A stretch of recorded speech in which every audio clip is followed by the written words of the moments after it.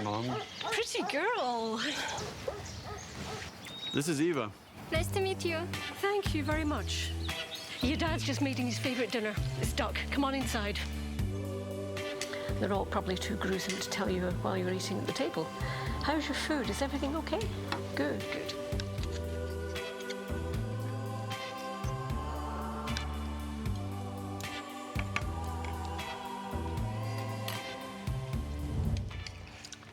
You seem to know each other.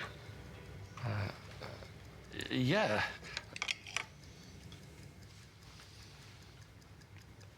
This is the new ambassador for 1xBet. Oh, I see.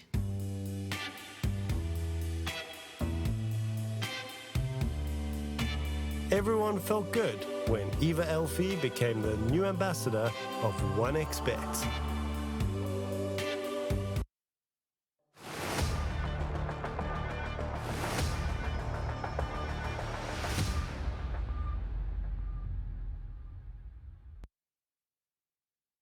Hello, everyone, and welcome back here. It is Exner. I'm joined here by Dat Paladin, or just Paladin nowadays, as you go by. But we are carrying forward here into the group stages of the RES Latin American Series number 4, the final series here in Latin America, and then we're looking to finish off strong here with some exciting action on the day.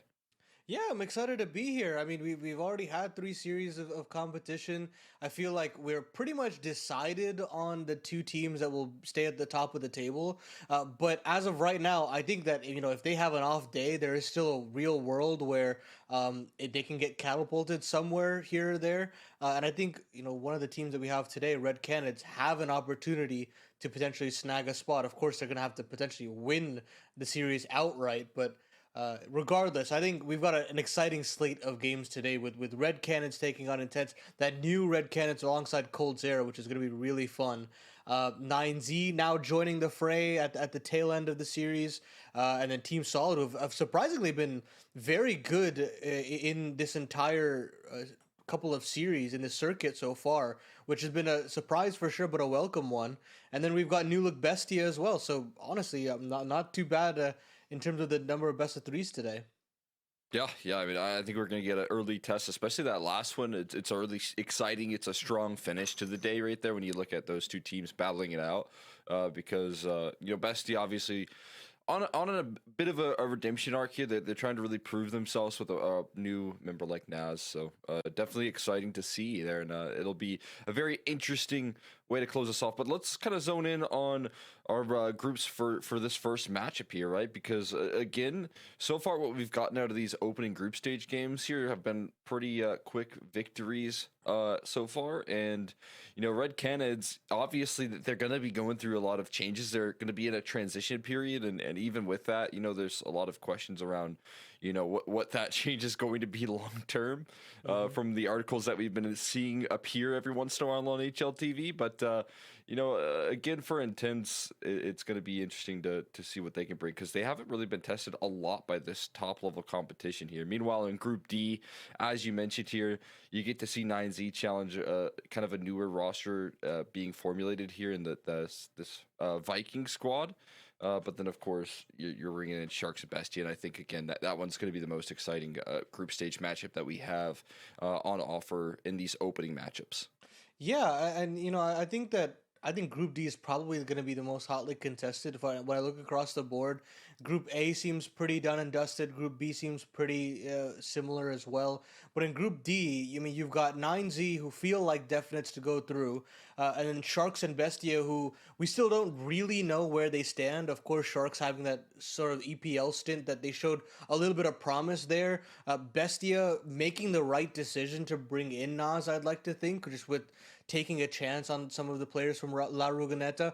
And then it's a Vikings KR squad that we have legitimately no idea about at this point. They've been together for a month, and they've got some exciting players. To see Honda to get another chance is exciting. Remix, Rialzin, these are players that have been around the block a little bit, and they're led by Xamp. So they have a pretty solid foundation. And now it's just the question of, can they actually stand up against some solid opposition? Yeah, absolutely. But again, locking in on this matchup, I guess we could take a look at Red Cannons first because we already kind of highlighted what this roster's going into, right? Because a roster that's full of firepower here. They have finally broken apart this core of Venom Zera, Nithon, and Destiny with this addition of Cold Zera. And while obviously, I think Destiny had a lot to give this squad. When you're talking about like changes long term that this roster needed and like opportunities, I think Cold Zera is going to be the right solution for this team long term.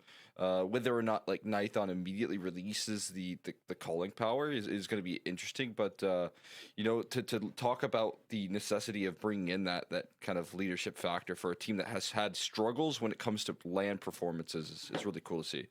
Yeah, I know it is just the logical jump up that Red Canids needed. And I think it's a great step for Coldzera to come into an already established core in Nithon, Davideus, and Venom Zera. But on the other side of the equation, it's intense. And in all honesty, to me, CK Zhao is the player that jumps out here, playing with alongside those Corinthian players slash the Hummer guys. Those guys were pretty strong maybe a couple of years ago, but then went through a significant amount of changes, and now CK Zhao lands his feet here, which I don't necessarily know what to think about the squad all too much. I have pretty low expectations from them, but how do you see Intense in the grand scheme of this group? I think they're going to be a roster that's looking to challenge, right? I don't know if they're going to be a playoff team long term. They haven't been able to pass the test versus some of the tougher competitions, so that's going to be the big challenge for this squad, I think, over the grand scheme of this group, and they've got some tough competition in it as well. But we can go ahead and zoom in on what our vetoes are here as we, out of the gates see not too surprising bans kick off here. Red Canids leaning in on a Inferno ban there out of the gates, but then we see Dust 2 picked out, and that is something that I really like to see from a team that is coming in as an underdog. Obviously, I mean, Dust 2 fundamentally I don't think has changed other than what I would say is some pretty exciting opportunities to get some cool BXX down.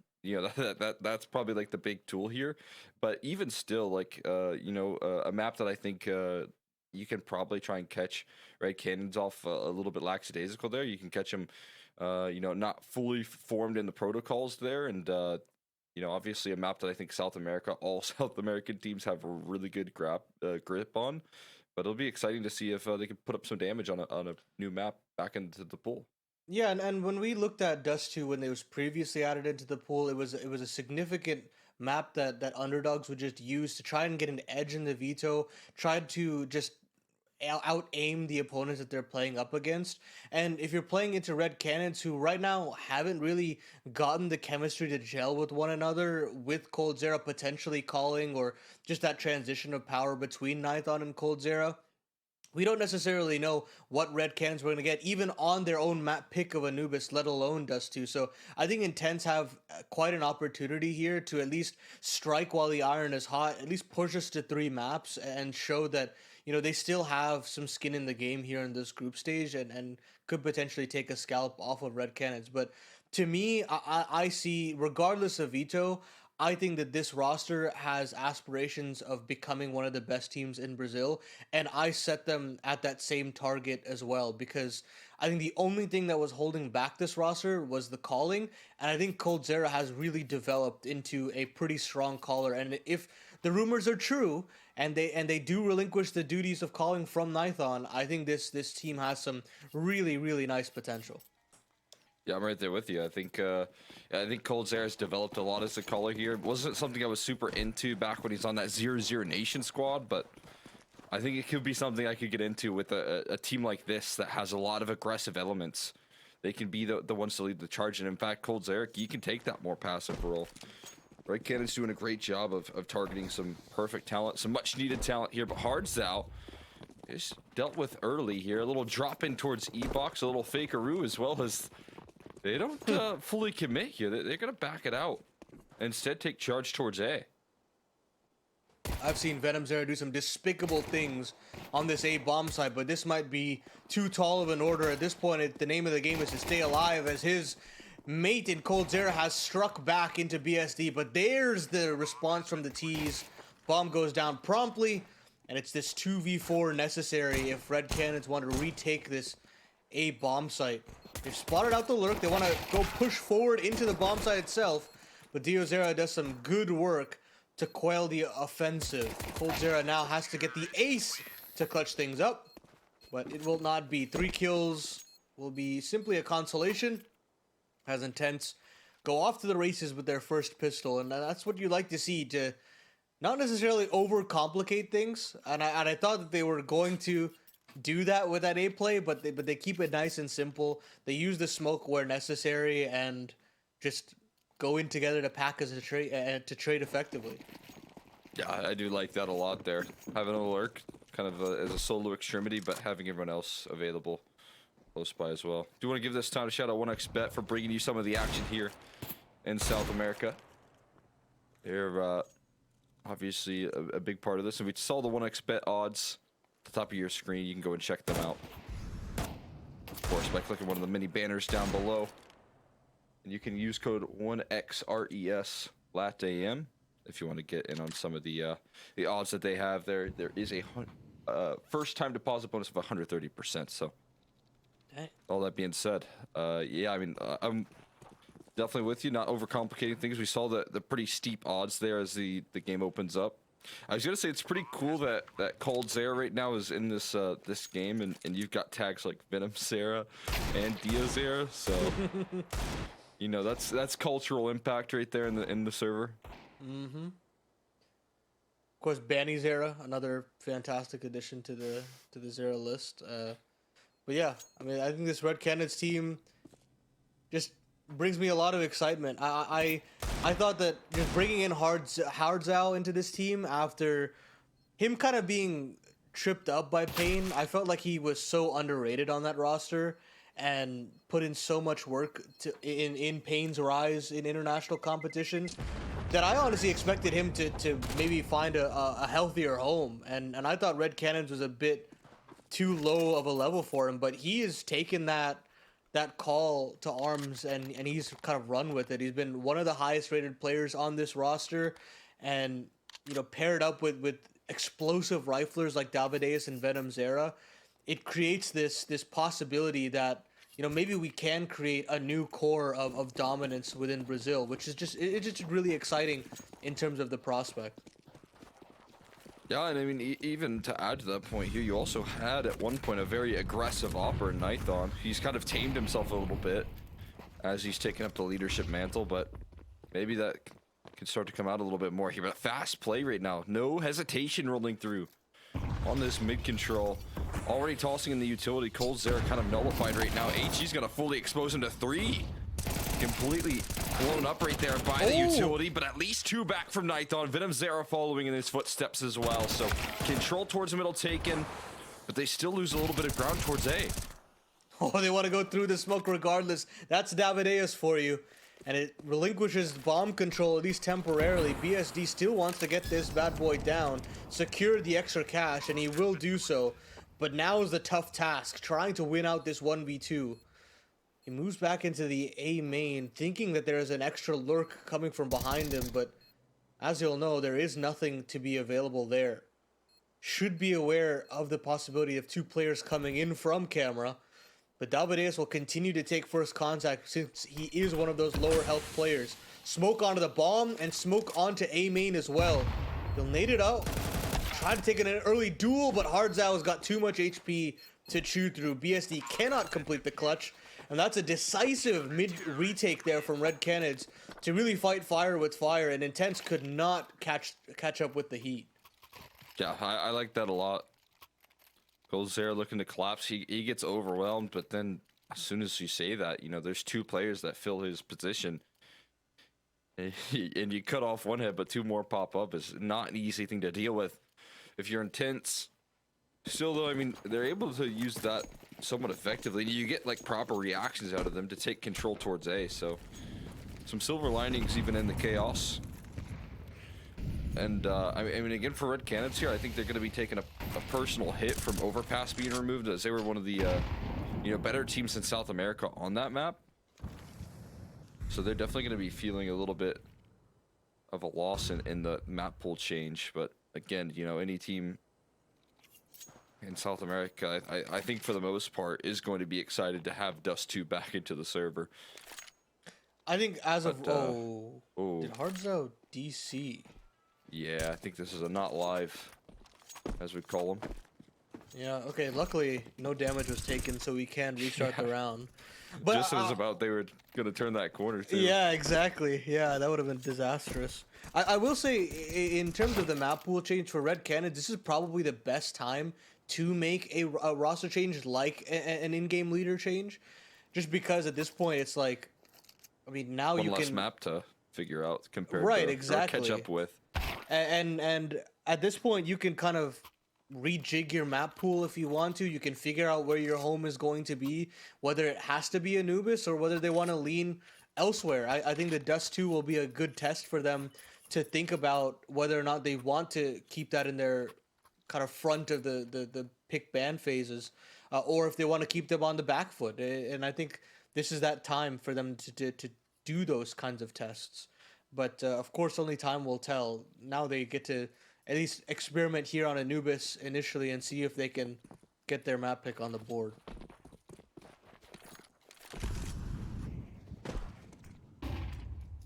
Bit of a different approach here in the start of the round. Then a lot more focused on mid control. coldzera evades the op shot, but the Molotov bounce is very awkward, and this mid control again is going to be conceded here.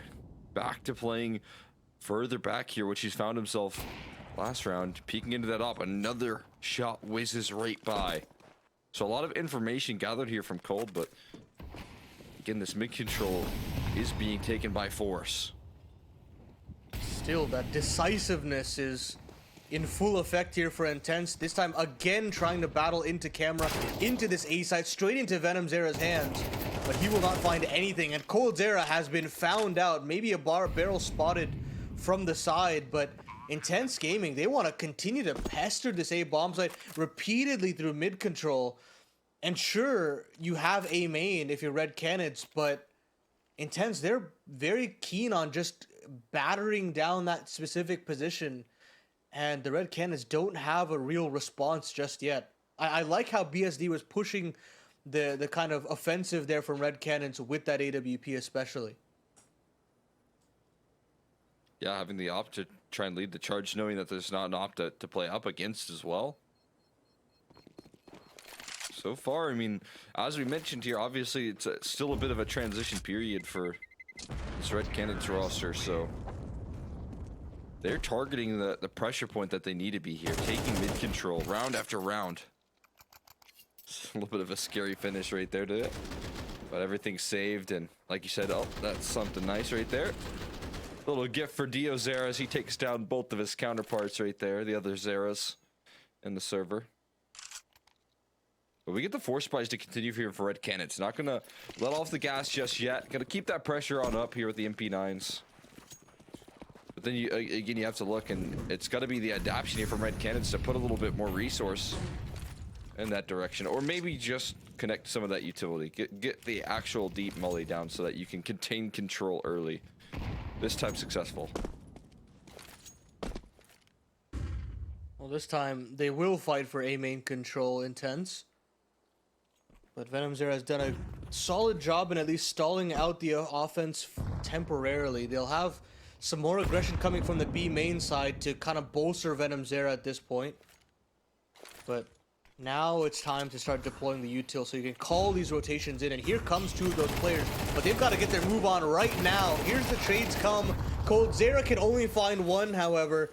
And Intense, they are so efficient in the trading game right now that these rotations, they can not be there in time. Python goes down as well, and I think it's just another save call. Intense looks so decisive on these A takes, and the CTs have no response. Ooh, they got to be careful here pressing the issue that far forward, because then these post plants can quickly turn around. 2 quick kills roll through as they try and chase down. Make sure that they can't save here. BSD exposed on the angle. He does wisely reposition right there. A Molotov leaning on in. There's a kit in Hards out though, so it doesn't secure a guarantee here as the op shot goes awry and repositions look strong. They've got to stick the bomb though. It's a tap rolling through, and it is BSD to convert in the post. Those shots finally do start to connect right there when given multiple opportunities. And like you said, Intense just playing a game of no hesitation here. Yeah, that's lovely stuff there from Intense. I was already starting to create the narrative of, oh, you know, this is where the inexperience can show, and you know that's where they run away with the post plant Red Cannons, but well handled by BSD in the 2v2. Unfortunately for Red Cannons, they didn't have a smoke, they didn't have a Molotov to push away some of these players in A main, but that is just how the way the cookie crumbles. And now finally a real save or eco here from Red Cannons. But of course, these are the rounds where I feel as though a skilled team as Red Cannons can get away with a lot. Double pistol kills in for Red Cannons, or actually triple kills in pistols for Red Cannons. I don't know how that happened. Maybe in disconnect. I'm not exactly sure. Yeah, you are right. Because there's only... Yeah. There's only one? Oh, no, 2 kills. And you can see a little outline right there on the body. It must have been BSD disconnecting right there. So it's up to MXA and Freck to save them. Flash is so well placed, but it's a little bit poorly executed when it comes to the timing of the flash. They're on the bomb, they're sticking it. And it will have plenty of time. Like you said, the high skill ceiling of these rounds, it can make things very challenging, and also the disconnect does not help at all.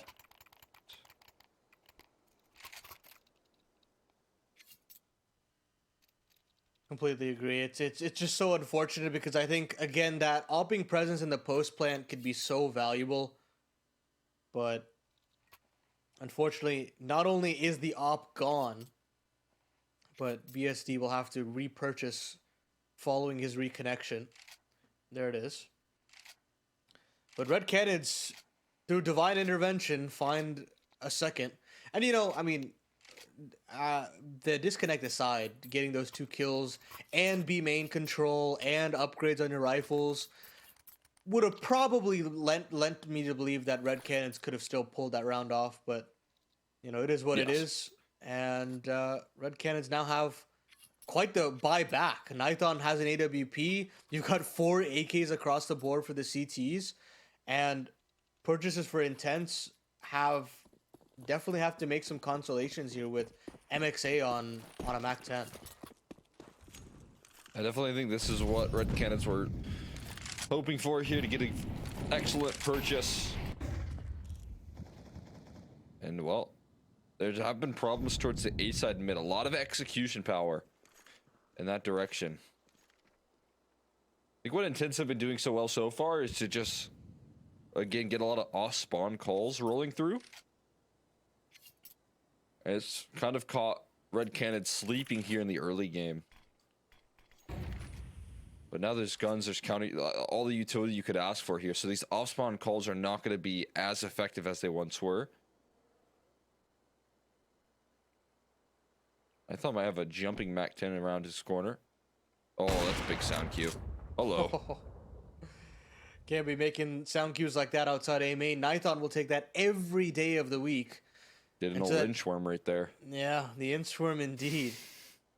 And now, first contact to be taken. Again, Nithon is still going to hold on to this angle. Coldzera is just shoulder peeking here, waiting for that early contact. He'll drop the smoke away. Connector presence has to be noted here, and I think Intense are well aware that their only choice with 35 seconds left on the clock is to wrap into B and leave a late lurk on A. I say that, and there's a possibility that they want to wrap through long instead. Venom Zera is very aware of this, however. 20 seconds left on the clock, though. They've got to hurry. Gotta get a move on. Wait a second. Oh no! They're going back towards A. They're transitioning. Free pickup right there, and they just need to deny the bomb plant. But no, wait a second. A last minute reposition. An absolutely insane call right there from Intense. What? Working some magic on the A site now. And they catch backs turned. Red Cannons now have to force a retake, and they have to force it around a smoke here. A little flashbang to go through it. Not dodged though. Beautiful popper, but still Breck just holds some House 1 spray and pray right there, chased down by Hardzao. And a 2v2 now formulating, but Bomb's getting past half ticking. He's lost his teammate now. Has no idea where Diozera stands, so gonna fall back and go for the save. He's lost his gun though, he dropped it. He should be good to just pick it up though at A main or pick up an op there.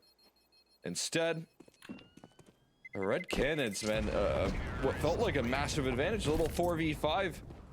It spirals out of control, and that felt like it was the entire game plan of Intense. That felt like it was always orchestrated by them. Yeah, they take that beach control, and I'm thinking, are they trying to wrap into B? Like, what's the game plan here? Are they going to leave that late A lurk, which didn't really make sense in the grand scheme of things, but they pull it right back into the A site, and Coldzera is just spoiled for choice with his target selection. Had basically 3 players right in front of him, but couldn't pick the right kills to go for.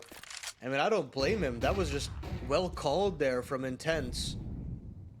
Showing signs of a team that can hang with some of the bigger competition here in Brazil so far. Of course, I think T-Side Anubis is not the biggest test just yet. We'll definitely see when they switch sides how they fare, but these early signs really look good out the gates. That is not a route I've seen often on an A side play. Going Temple to CT spawn to A in that sort of fashion. You gotta have some guts to make a play like that. And they sure do. They kind of give it an execute here. Throw a lot of utility on this B side exec, and they don't move off the back of it, but what it does show is a lot of players around that corner.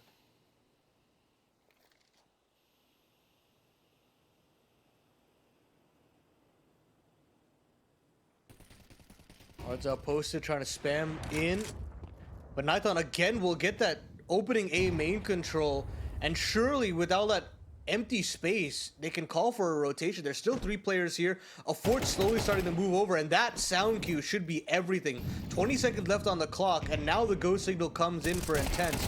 They can't clear out Venom Zera though, and they're lined up, but Davideus will actually be the only one to find frags on the B bomb side. They'll have to give over the bomb plan as BSD continues to roll on in with some kills. Still brings it into a 2v2. Still gives an opportunity for Intense in this round here. And as the dust settles, Coldzera has to start making moves. I thought moving in with his knife out here is being watched though by the rifle. Looking to turn that corner here. Can't do so super safely. Spots it out though. It walks straight into the hands of Coldzera. There's no smoke for this up though. So opportunities to take multiple fights now as the utility gets dispensed, and a quick peek rolls through from Nighthawk, but he sure does win it. A kit to secure the round. And Red Cannons, they can shoot their way out of a tough spot. Yeah, there's that flair that we're looking for from Nighthawk, that decisiveness that made him so exciting to watch on Pain. Of course, this first kill alone is a bold one to make, but it gets so much information for Red Cannons to pull over a third rotation into that B bomb site. And then it's again trying to walk all the way up through and then take that engagement into B main. It's a bold call to make, but it works out in dividends as Red Cannons strike back yet again. 3rd round on the board for them on this defense. Intense don't have the prettiest buy, but you know what's worked for them, Cole? And it's those A plays, and it looks like they're going to try to go right back at that first letter of the alphabet. Yep, absolutely. Venom Zera looking to line up some kills right there, but overwhelmed so quickly. Mac-10 chases him down, and again, that A side might just be their answer as the trades are just suffocating on the side of Red Cannons, and they don't have responses to it. Nithon's best move is to try and dive through a smoke. He's overexposed, though. Trying to play in between the gap of these smokes, but getting spammed down, whittled down slowly but surely, and BSD is going to make the round-winning play here. Makes a move to the smoke, but David's good on the adjustment, and David finds 3 quick kills, completely turning the tide. Red Cannons, again, they show their flair, they show that firepower. Well, this is what the most exciting part about Red Cannons is, right? You really can have a pop-off performance from any of the players on this squad right now. And, you know, Davideus is not necessarily normally in the clutch, but this time around, beautiful little 1v3, quick little 1v3 there for you. And that absolutely snaps the backs of Intense. All that hard work just being ripped away at this point with an equalizing round on deck here for the Red Canids. And boy, oh boy, what a round for it to come through.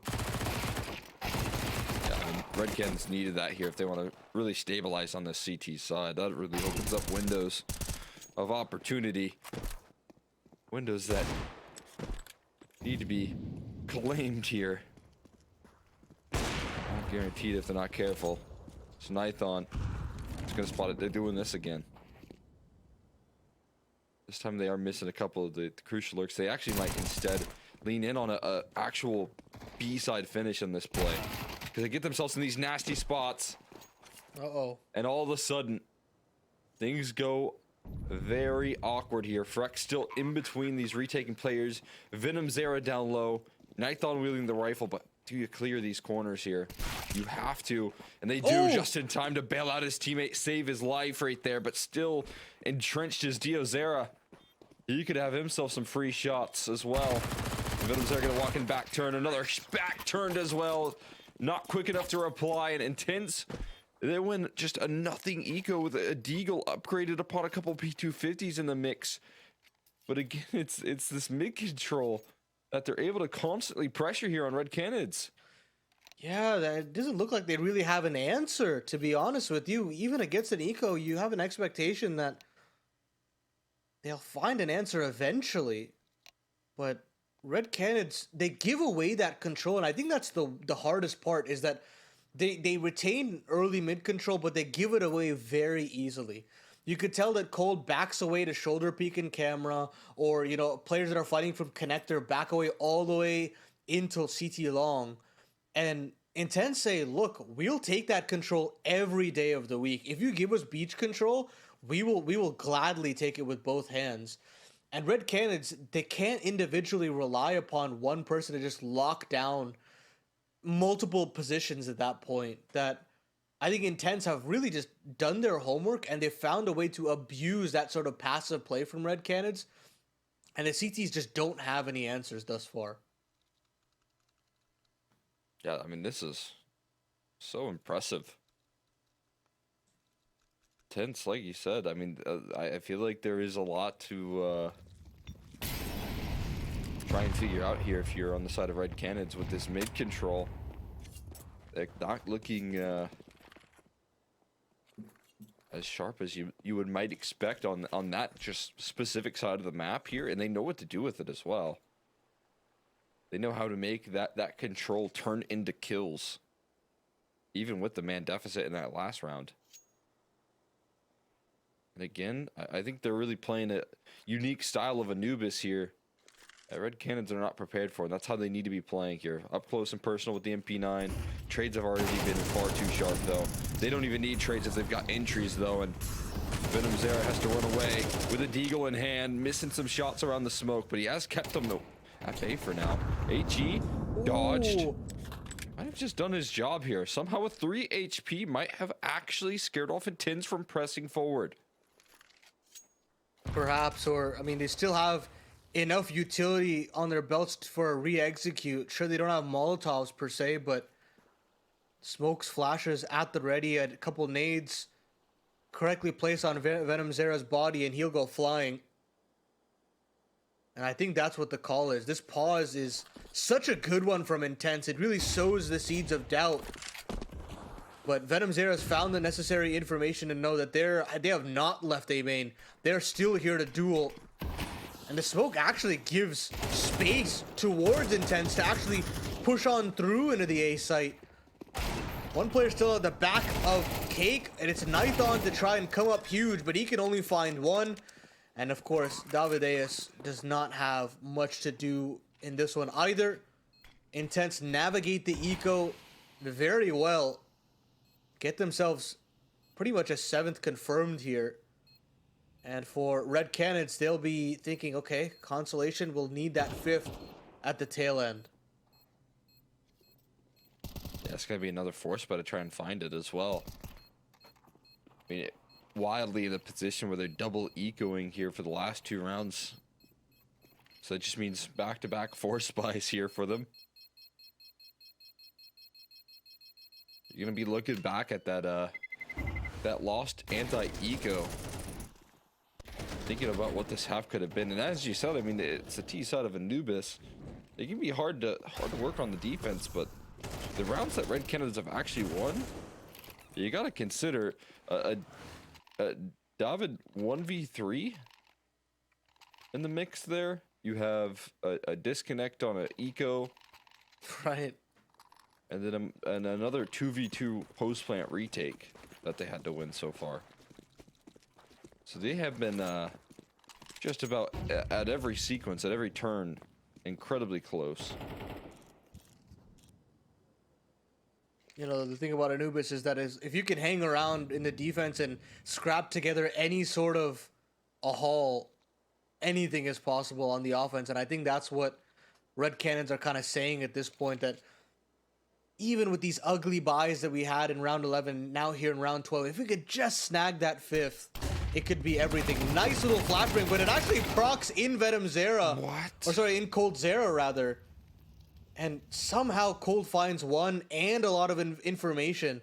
I think they should be aware that this A split is again a possibility, or at least it's a high likelihood.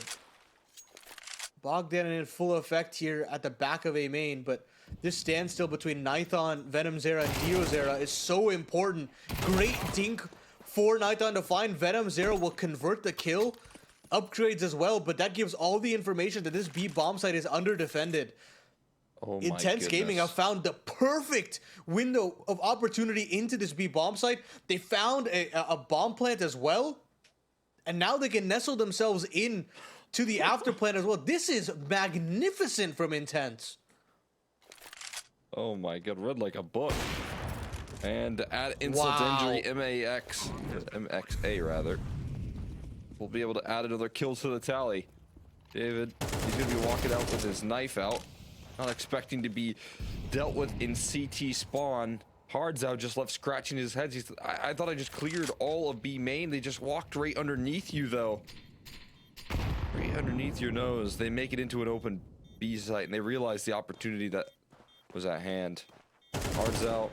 A near impossible round unless they give him moves like that, but still closed out pretty confidently by CK Zhao. And that's a very scary half there. I believe there was a defensive flash there as well, because Venom Zera got the assist. But I thought it was the T-side flash that ended up blinding them. Yeah, that's what it looked like for me as well, but it looks like that was all by design. It's unfortunate that Cold couldn't get more there. He had a couple lined up, but the crossers were in the right place from Intense, and that's the luck swinging the other way. 1xBet odds are slowly starting to creep back into the favors of the underdogs. And Red Canids now have a chance to silence the haters. It all really relies on this pistol here. Otherwise, Intense have got themselves teed up on their opponent's map pick. I'm just loving this gameplay here from Intense so far. Now they've got to do it on the harder side of the map. And unfortunately for them, they have made the wrong read. It's a wrap into the B bomb site as Venom Zera gets so much information outside A main.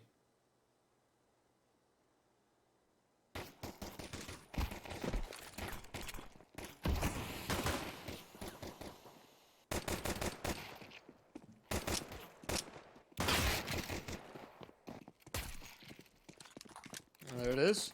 Kills go back and forth, but Red Canids will eventually come out on top purely off of the map control. BSD Freak now just left up in the clutch. But now that Freak's flank has been caught out, it's really hard to get nestled back into this round.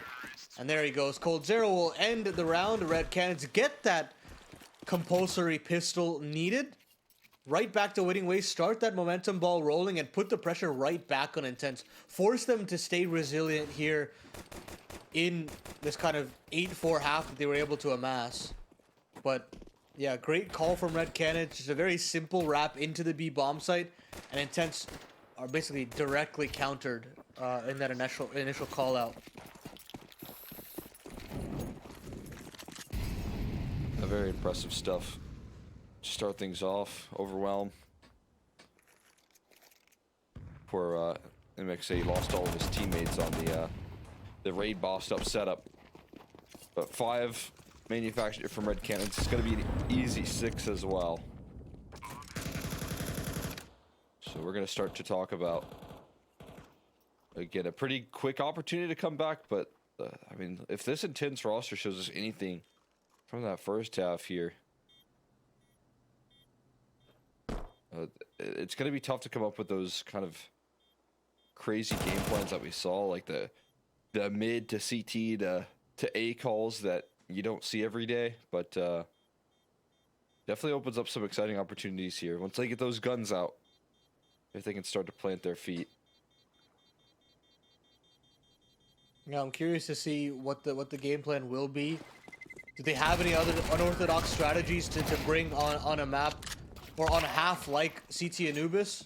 Hey, those 2 kills are not too bad. They can't recover the Galil, unfortunately, but any rebuys to force in is always good. And, you know, there will be no op for BSD, who, in all honesty, I thought had quite a bit of impact in the post plant, and I have a high expectation that he can produce that same level, if not better, on the defense. But we won't see that out the gates here on the first buy round for Intense. Instead, they'll have to make do with the 5 rifles and the limited bits and bobs of utility. Dio Zera trying to get a little bit of information before he has to deploy the smoke. And with that, Red Cannon's very focused on essentially copying Intense's game plan, and that is that mid control early on. Yeah, I mean, both teams putting a lot of emphasis in that direction. We'll see how Dio Zera can compare to Cold Zera and that control. So far, so good, at least in terms of not going down early, but honestly not as aggressive here from Red Cannons. Have one lurk about up in that direction. David's going to press on the B defaults here.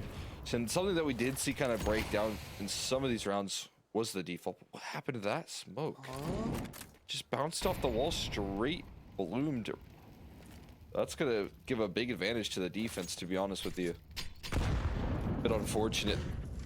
They're going to challenge A again, testing the waters in this direction. It's going to make the job very difficult here for this duo, but great counter utility offered up. A swing into the whole squad. Buying time for rotations to arrive onto the scene, but that's where Cold Zera can strike on his lurk right there. 2 big kills on the flank. But still a third offered up here. A bomb is dropped on the floor. You're exactly right. Time running low on this hold here. And in between a rock and a hard place, they have time to transition back in towards the B side. Oh, that is vintage Cold Zera right there, lurking up a storm. That's magnificent from the vet. And a great little mid-round call right at the buzzer. Red Cannons get that bomb down. Force Freak to save. And honestly, I mean, Intense did everything they could there. They stalled out the A main hit. They were calling for the rotation early. They called a bluff of that E-box smoke that was missed. And still, Red Cannons knew the holes that they had in their offensive plan.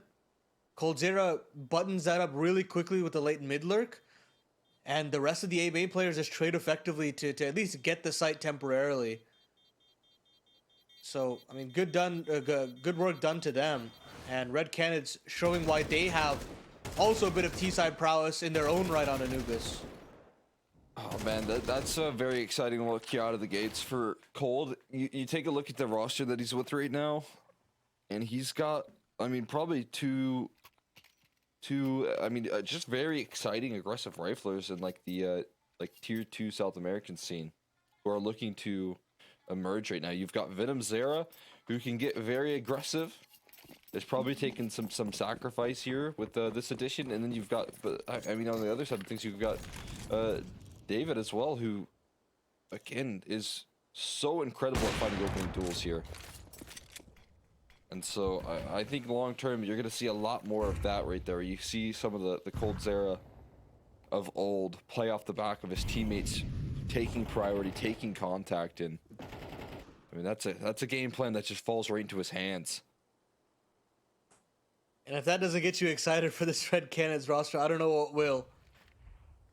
To see Cold Zera being given the room to have Anubis as his playground, it's very exciting. And now an eco for Intense to try to navigate. Nades through. Oh, near max damage nade onto the body of BSD. But the main hit is, again, this mid control, trying to pry into this part of the map. Diozera, I mean, what can you really do with just a P250? That, I suppose, just absolutely pre-fires coldzera and shuts down that mid lurk. Now, Red Cannons have to go into the 3-stack of this B bomb site, but Dabadeus, that's what he's known for. Beautiful entry pathing from the Chilean, and just absolutely decimates the intense defense. Yeah, breaking that down piece by piece. Incredible stuff. That is definitely why we were talking about how Red Cannons the whole half were saying, get me on T side. Because they had a little bit of prowess right there from Intense. They had some opportunities, but now the distance is closed. You get a tie ball game, and Red Cannons have the wind in their sails. They're going to see another purchase, though, roll out at the very least. So, I mean, maybe that can open up some opportunities to change things up a little bit.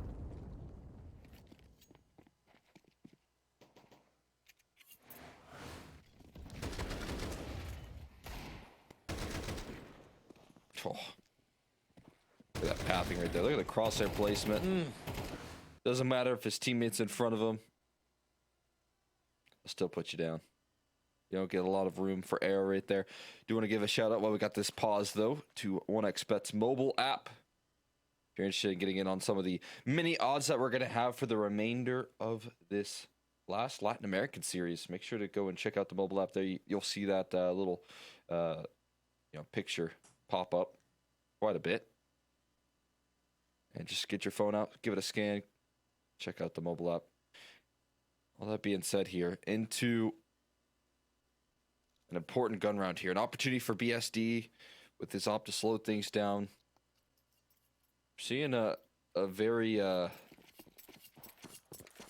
very quick T-side rollout here.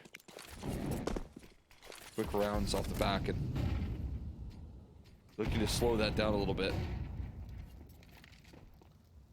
No front E-box smoke necessarily by the T-side. Nithon wants the opening engagement, but BSD doesn't offer that up. Instead, it's going to be this coldzera Diozera fight, and the young gun comes out on top. That means there will be no mid lurk this time for the Red Cannons, but instead they want to barrel their way into this A bomb site instead. Freak has been pushed aside, but he's going to still stand and duel. One kill teed up for him, but it'll only be the one. Two more rotations are in with a third quickly on the way. BSD has made his way over. Tripwire shot collects. And now Red Cannons are only down to 2. Ooh, a quick offer up right there. Dealing with the op shot missing, but I mean, Intense use that as a big wake-up call. Immediately able to strike back once the scoreline is tied. The op does help out, but a lot more resources on that A side to keep Red Cannons at bay.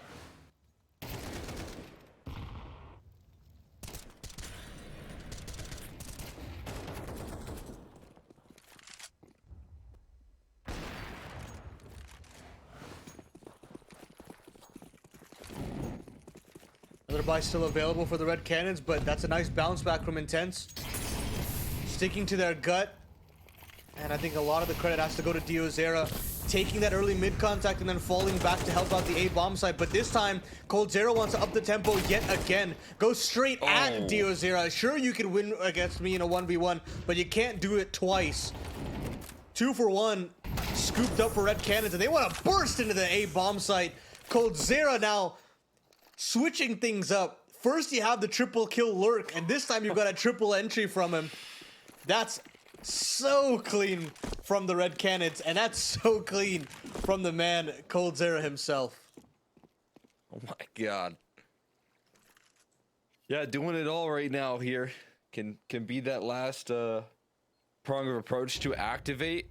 can also be the first to strike there, and is honestly probably pretty eager for some revenge. He's had a bit of a tough time in that first half handling the amount of pressure that was tossed his direction on middle, but now he's throwing that right back into the face of Intense here. That's what you love to see. Right back to a tied scoreline. Right back to a wake-up call here. These 2 save rifles, they'll afford another purchase at the very least, so still some good news at hand. Even an op could be included in that mix, but look at this from coldzera. Man. As aggressive as can be. Catches the little Molotov. So now it's just, again, target practice for him. He knows exactly where you're standing. And when that's the case here, you probably don't get to last long. I mean, I'll always smile ear to ear if we can get a vintage coldzera performance. I don't care what the competition level is, where it's happening. It's just so exciting to watch this guy play. All right, Intense right back at it. This time the bead call from Red Cannons. They want to go straight in. They're into a couple of Molotovs there, but Hardzao finds the trade necessary. CK Zhao will respond in kind. But here comes the rest of the cavalry. coldzera again will find one, but the nades are so solid here from Intense. This bomb plant will go down. Nighthawk will take significant damage on the fallback. And this 2v3 is still very difficult to navigate if you're Red Cannons. Oh. Now it's the vet core of Nighthon and Davideus to try and barrel their way back through, cycling these smokes in long. And now Nighthon can get nestled into the back of the B bomb. So here comes the CTs. A double flash right there offered up, but look at Nighthawk playing with the op on the site and able to escape the last trade there. Freck can't find it just yet. A smoke goes on top of that bomb. He tries to play around it, but David's so elusive. He's able to track him inside the smoke. He's got an HE. It's going to dunk him down. There's no chance. It's already too late. The clock is out. David just avoids contact. Everyone's going down to the server. But Red Cannons, they have enough in the tank to close out that round. I mean, I feel so bad for Intense there because they had the right protocols. They dropped the necessary nades to soften up the Red Cannons members. They even find a way to dislodge some of these players coming into E-Box. They hold on to E-Box for quite a bit of time, mind you. But regardless, Nighthon, once he gets that bomb down, I think that's where he feels so comfortable in the back of the bomb site alongside Davideus. And they just do such a good job in managing the angles very cleanly there. Intense will have another buy available, but we're running dry in terms of the funds. Davideus this time will take the initial contact out in mid. Has another kill up teed up onto Freck. And he'll go down straight away. This A bomb site is ripe and open, but the bomb is dropped outside B main.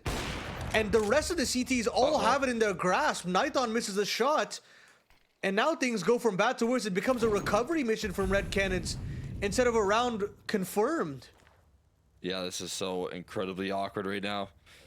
Opportunities arising to save this round just off of a big miscommunication with the bomb dropped in a really awkward location. Nighthon, a big whiff right there, but he doesn't get swung. He doesn't get punished. Another miss from the op here. Nighthon just can't connect. Finally does, but it's too little, too late. You missed your 2 chances, and you get punished. Just now up to coldzera in the clutch.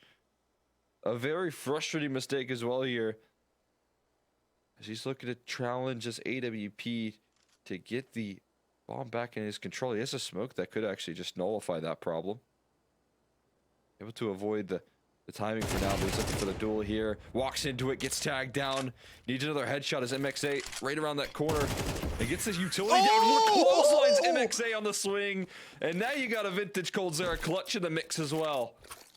Oh my god, the read. I mean, I'm 99% sure he threw that smoke purely to goad out a reaction. And that's experience versus inexperience there for Red Cannons. coldzera says, sure, I mean, you can make as many mistakes as you want, Red Cannons, but we'll find a way back in. I'll carry you to the promised land. And now, an 11th locked and loaded for Red Cannons. It snaps the economy for Intense. Red Cannons, trial by fire here on Anubis against a very capable Intense roster, powered by coldzera's multi-talented potential here in one of his early officials on Red Cannons.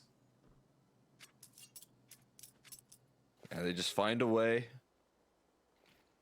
They find a way. And well, if Diozera opened up his eyes, maybe he could hold down that ace site, but unfortunately, unable to do so here. Fred getting boxed in right now. coldzera does fall, but the trade's available and instant. So it is going to be Red Cannons, believe it or not, here, despite, you know, a tough, intense roster, looking pretty clean in that first half.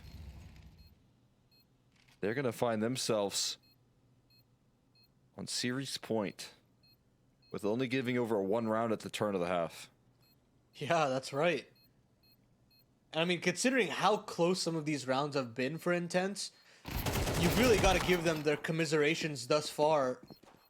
I feel as though they've done nearly everything correct in kind of the CT planning tree, and you know, things like this just happen where, you know, the CS gods are just not in your favor, and the clutch ability and the mid to late round chemistry of Red Cannons just seem to be a touch above what Intense can provide.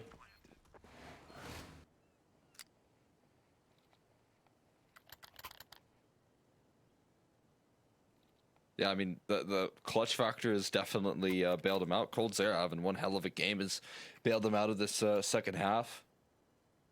They've got a lot going for them. And I think this is the Red Cannons I definitely wanted to see on Anubis. I think a lot of teams long-term are going to be fearing this squad. And as we talked about, I highlighted this a lot when I casted them in series past, but they missed out on the RMR, obviously. That felt like a big miss for this squad. And it was, you know, largely a big step down from players like Venomzera, who you kind of expect a lot out of. I think coldzera not only can give you this sort of performance in the server, but he can also give you some tips on how to deal with the pressure, right? I mean, who else but coldzera in the scene to give you those tips right there and how to handle that as one of the more exciting riflers. I mean, it's someone you base your name off of, so. Exactly. Well, coldzera will again be that mid lurk later on alongside Hardzao, but the A play still very keen in Red Cannon's eyes. That Molotov will actually force them forward. BSD will miss his shot. And they should note that Freck is also available here. And that's a fantastic entry there from Venomzera. That's the good work that you're looking for. Diozera is there on the other end, but Nighthon late lurks on late lurks, and it's working out peachy keen here for the Red Cannon to try and close out their own map pick. BSD being pushed aside, but he'll battle back. Davideus goes down, and Diozera will reclaim some more space. So it's this mid-prong that has to do it all. Hardzao and coldzera up in the clutch. coldzera finds the first kill, but the death camera should give away both of those players. But coldzera will do it all himself, and who other than the legend himself, coldzera, to close it out. 13-9 for Red Cannons. What a statement of a play there from the vet. Yeah, and it ended all off by catching fire right there. It was an absolute red-hot streak to end off that half entirely. And again, only giving over one CT round there to Intense. After Intense gave us a lot to be excited about in that first half. They had some really cool calls that required guts. It looked like they knew how they needed to play Anubis up against a team with a lot of firepower and a lot of excitement behind them. They were still able to deliver a whole lot. So the fact that, you know, again, you see such a dominant second half rolling out from Red Cannons, it definitely shows a lot of potential. And when you talk about having to deliver good T sides, well, that was a fantastic one. Yeah, I mean, I think there is still a lot of work to be done in terms of some of the cohesion on the defense, but for the most part, Red Cannon show why they've picked into Anubis off of those solid T sides, and I really think that just comes down to, can you create chemistry amongst your players and really slot coldzera into this roster? And I think as far as that big question goes, it's been answered emphatically. I mean, very clearly, coldzera is given the room to breathe in terms of his mid lurks and show that he can up the tempo with aggression down mid as well. So overall, great signs to open out the gates in this series. We move on to Dust 2, where I can only imagine the fireworks to get even more intensive. But of course, we're going to have to take a break before we can actually get into it. It'll be a short one. And when we come back, we'll have that second map, the newly added Dust 2 into the map pool.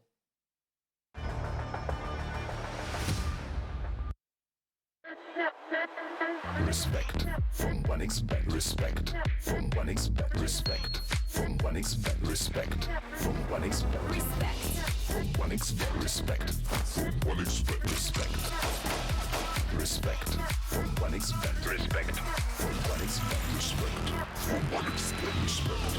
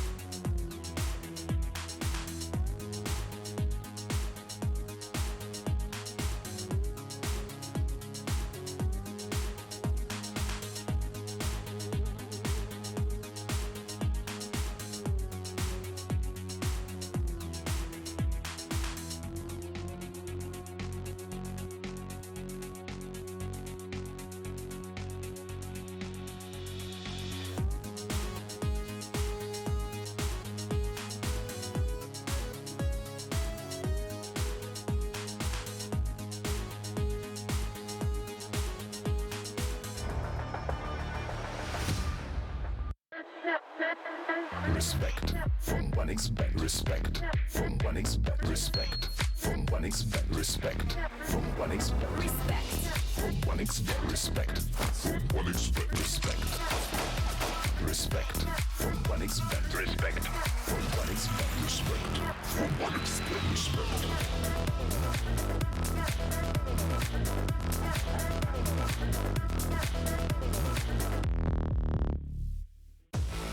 1xBet and Eva Alfie present betting on all esports events on the website and in the 1xBet app.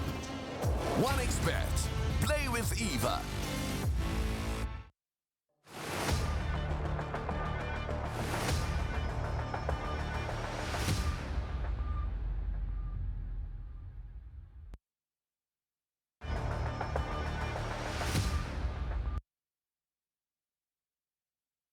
Welcome back, everybody. Here we're hopping into map number 2, going to be played out on Dust 2. Red Cannons, they gave us a lot to be excited about there in the second half of Anubis, and now they got to keep it up on a very exciting map. This is my second time casting Dust 2 since it's been reintroduced, but it's going to be an exciting one here because it's in South America. We know South America, it delivers some of the most exciting Dust 2. Yeah, this is going to be my first Dust 2 since it's been reintroduced. I'm really excited to see what the changes are. And as you said, B executes are probably going to be something really interesting to keep an eye on. But I'm very curious to see how the nades are going to work out in kind of cracking open some of these smokes and the long spawns, the long crosses, the mid doors with the hinge smokes potentially. I think there's a lot of possibilities with what can come through with the grenades. And I think when we first introduced CS2 just all together in beta, it was only Dust 2, and I couldn't tell you how many clips I saw from pro players like JW who would just crack open the smoke and have 4 players on the other side just staring straight at them, or they'd have one free kill on their plate. So I think the opportunities are endless, and it's just going to create for some more chaotic situations that Dust 2 is known for, and I hope that we get that same kind of chaos when we have Red Cannons take on Intense here. Yeah, I'm right there with you. It's going to be an exciting one, that is for sure. As you said, and it gives me the throwback to when this was first coming out, and Dust 2 was the only map in the pool. It was very like just wild. Like you said, you'd see like people run up top mid, HE the smoke open, and then 4 players. I remember there was like a Freakazoid clip of it happening. But speaking of pushing top middle on a pistol, here BSD put down right there. Hard saw the same fate. They have some really good reactions right there to punish the aggression, and they perfectly catch Red Cannons on that proactivity here. But they still gotta get past Venom Zero with his USP, and as you said earlier, he can be really sharp with this gun. Oh yeah, but it's this cat play that'll be the main point of attack. Cold Zera continuing his good form from the map previous, but he only gets one. It's only Venom Zera at the back of car, caught between a rock and a hard place, knows where everybody are. Somehow he still finds a third, still staying alive, and now the cavalry is here. Amadeus from the sidelines, and it's a pistol for Red Can. It's powered through Venom Zera's triple kill. Wow, that is unbelievable. What a save right there from Venom Zero with the lifeline bot right there. We'll take a look at those 1xBet odds at the top of your screen. You can see that they have even more so gone in the favor of Red Cannons as they close out their own map pick. Hopping into Dust 2. You can go and check out those live odds by checking out one of the many banners or links posted in Twitch chat as well. And check out the odds. We have a lot of Counter-Strike left, and again, we talked about that first time deposit bonus of up to 130% for your first time 1x RES Latin America. As Venom Zera sprays them all down, they try and run past the smoke right there, but he just catches them with open arms. The Glocks get sent spiraling, and Red Cannons off to a good 2-0 start. I'm very curious to see how this map plays out in terms of like star roles. Do you necessarily feel as though maybe the mid player takes a little bit more onus to make some big plays? Is it going to be that cat player still? I'm very curious to see how it pans out. So far, it does feel as though Venom Zera is very keen on just holding long on his own and having backup from Cold later on. And then as Cold this time actually decides to continue his lower aggression as he did in the round previous.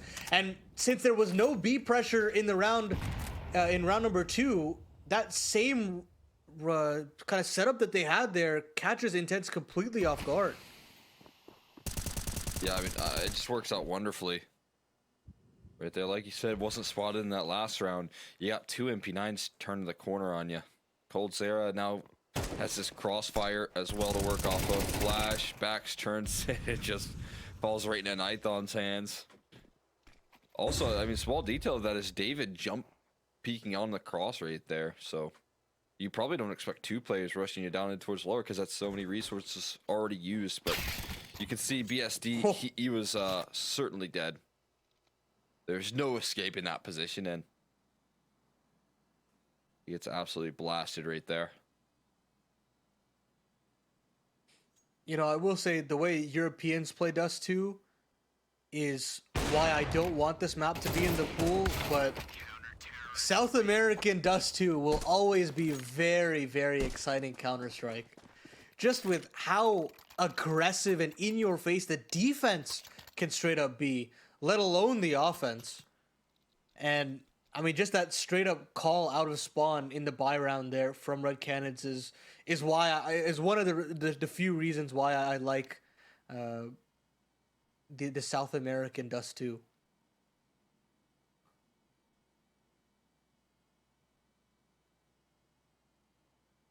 Yeah, like, ability to get aggressive right there. Also the CT side opping that I've seen out of South America, like that is some of the best opping that we get out of this region. Is I feel like CT side ops on Dust 2.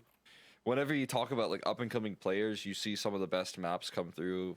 I mean, this has always been like a really strong point of contention for oppers on this map. Nithon was one of those players that would be willing to run it up middle and take a fight towards suicide. True. Again, as I spoke about in map 1, I feel as though this is a great testing ground for Red Cannons if they really want to welcome this map into their main rotation, considering they were willing to play Overpass. And of course, it's against lesser competition, but to see if their protocols work in fine fashion would be great long term if they are able to make a deep run at a close qualifier and they want to use this as a pocket pick. Of course, it's still very early doors, but it's time to see whether they can really stand the test of time. CK Zhao will find a solid trade, but that Molotov takes so much damage, it doesn't matter. CK Zhao moves all the way through that, finds another kill, and should be able to find another bomb plate off of it, but they're through mid as well. Freak finds one on the Davideus. Nithon caught between a rock and a hard place, thinking that a player's gonna drop down, and it definitely does. Venom Zera held on too long for God knows how long, but it doesn't matter at all when every single spot has been eradicated from underneath him. And Intense, out of nowhere, just off of a cat play, find themselves their first round. Yeah, that's a bit wild right there. Getting caught aggressive, so much damage done, and everyone just wants to convert those sweet eeks, right? But miss out on those opportunities, and not the first time we've seen Red Cannons on the CT side kind of get themselves caught in an awkward position. We're talking double ops already, though. Oh my goodness.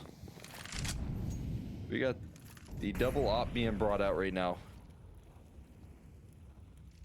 Here for the 5th round of play. Nithon holding off versus Cat, and actually Hard's out, interestingly enough, playing out towards middle. Maybe expect the reversal.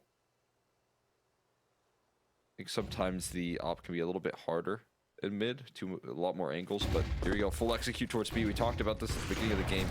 And David, is he up to the task? No. Not quite. Seems to be the resounding answer. And this is the problem that it comes to the B bomb site, is that I mean, you don't really have an answer once your anchor is gone. I mean, you can try that kind of Hail Mary play to just full send it through the utility that's being dropped.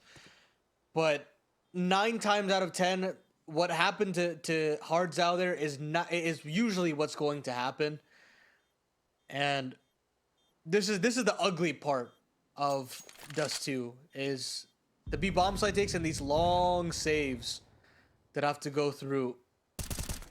Venom Zera teed up for one on the CK Zhao. Good, decent little economic damage. Has another on offer here as well, but BSD will not miss that shot.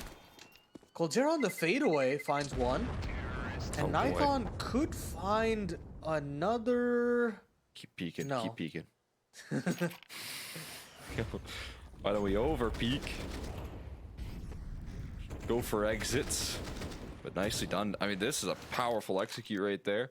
As mentioned, that's going to be something that you know, teams are going to have to get adjusted to. I think there's going to be more love towards that B bomb site when it comes down to how strong these execs can actually be there. And when you can see the amount of flashes David gets tossed his way, he absolutely cannot handle the pressure without a Molotov or anything of that nature to kind of keep them at bay. So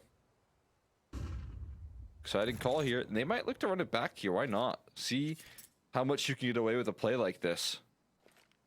And again, no Molotov as well, as you said, for Davides. He's got an MP9. Sure, you've got Hardzao available close by, but it's going to be a tough task. We've seen what kind of damage the MP9 can do close range here in tunnels, but it's the FAMAS of Hardzao to do the heavy lifting instead. That means Plan A is over and done with. Intense have to rejig Plan B into lower into the 3v5. Minute left on the clock, so they've got time to mid-round here. But Nithon, Coldzera, they've got the setup to deal with this. If they want to jump back up on an Xbox, they're going to have to face casualties. The barrel is spotted and the shot is good from Nithon. Great work there from the CT defense. And now Intense kind of just get bled out from all ends, leaving CK Zhao in an awful, awful position. The B site never changes, right? You can still just spam down to the smoke. Yep. Trying to turn the corner. Doesn't matter how many good bits of utility you have or good flashes or the full smoke exec. It is a very small corridor into a bomb site, and you can see why. It's a little bit feared by the T side. He's gonna wait until the time expires here to get on the move. Maybe try and upgrade that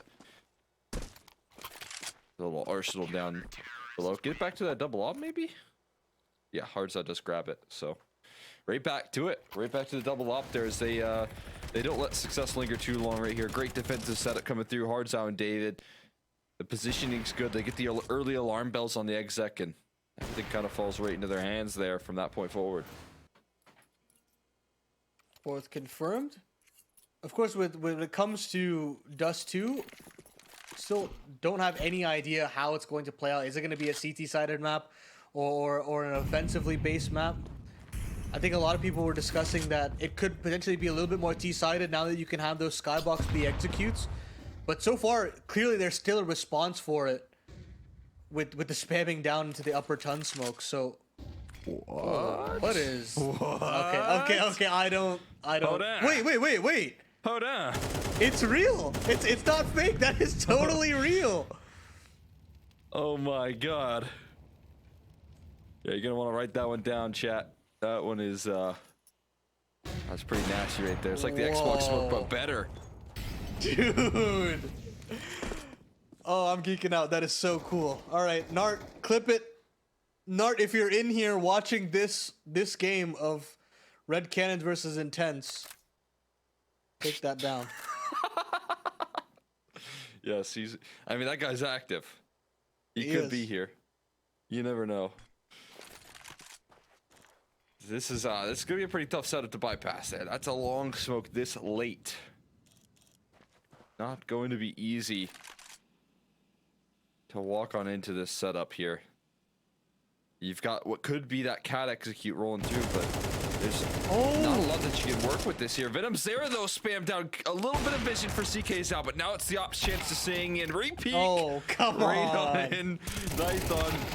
He does like to get a little bit aggressive, but it does cost him his life, and they got a cross with bomb, though. Good flash will secure that much. Wow. Excellent work right there. And another op shot rolls out from BSD, really putting in the work right now. David still giving this one a bit of a look-see. But not so interested now that nothing more is given to him. Yeah, BSD doing work there in the later stages of that round. And I mean, I like the idea there from Venom Zera to kind of cross into the doors at that point. But that late into the round, it is just a very risky call to make. Oh, nice little exits there from David.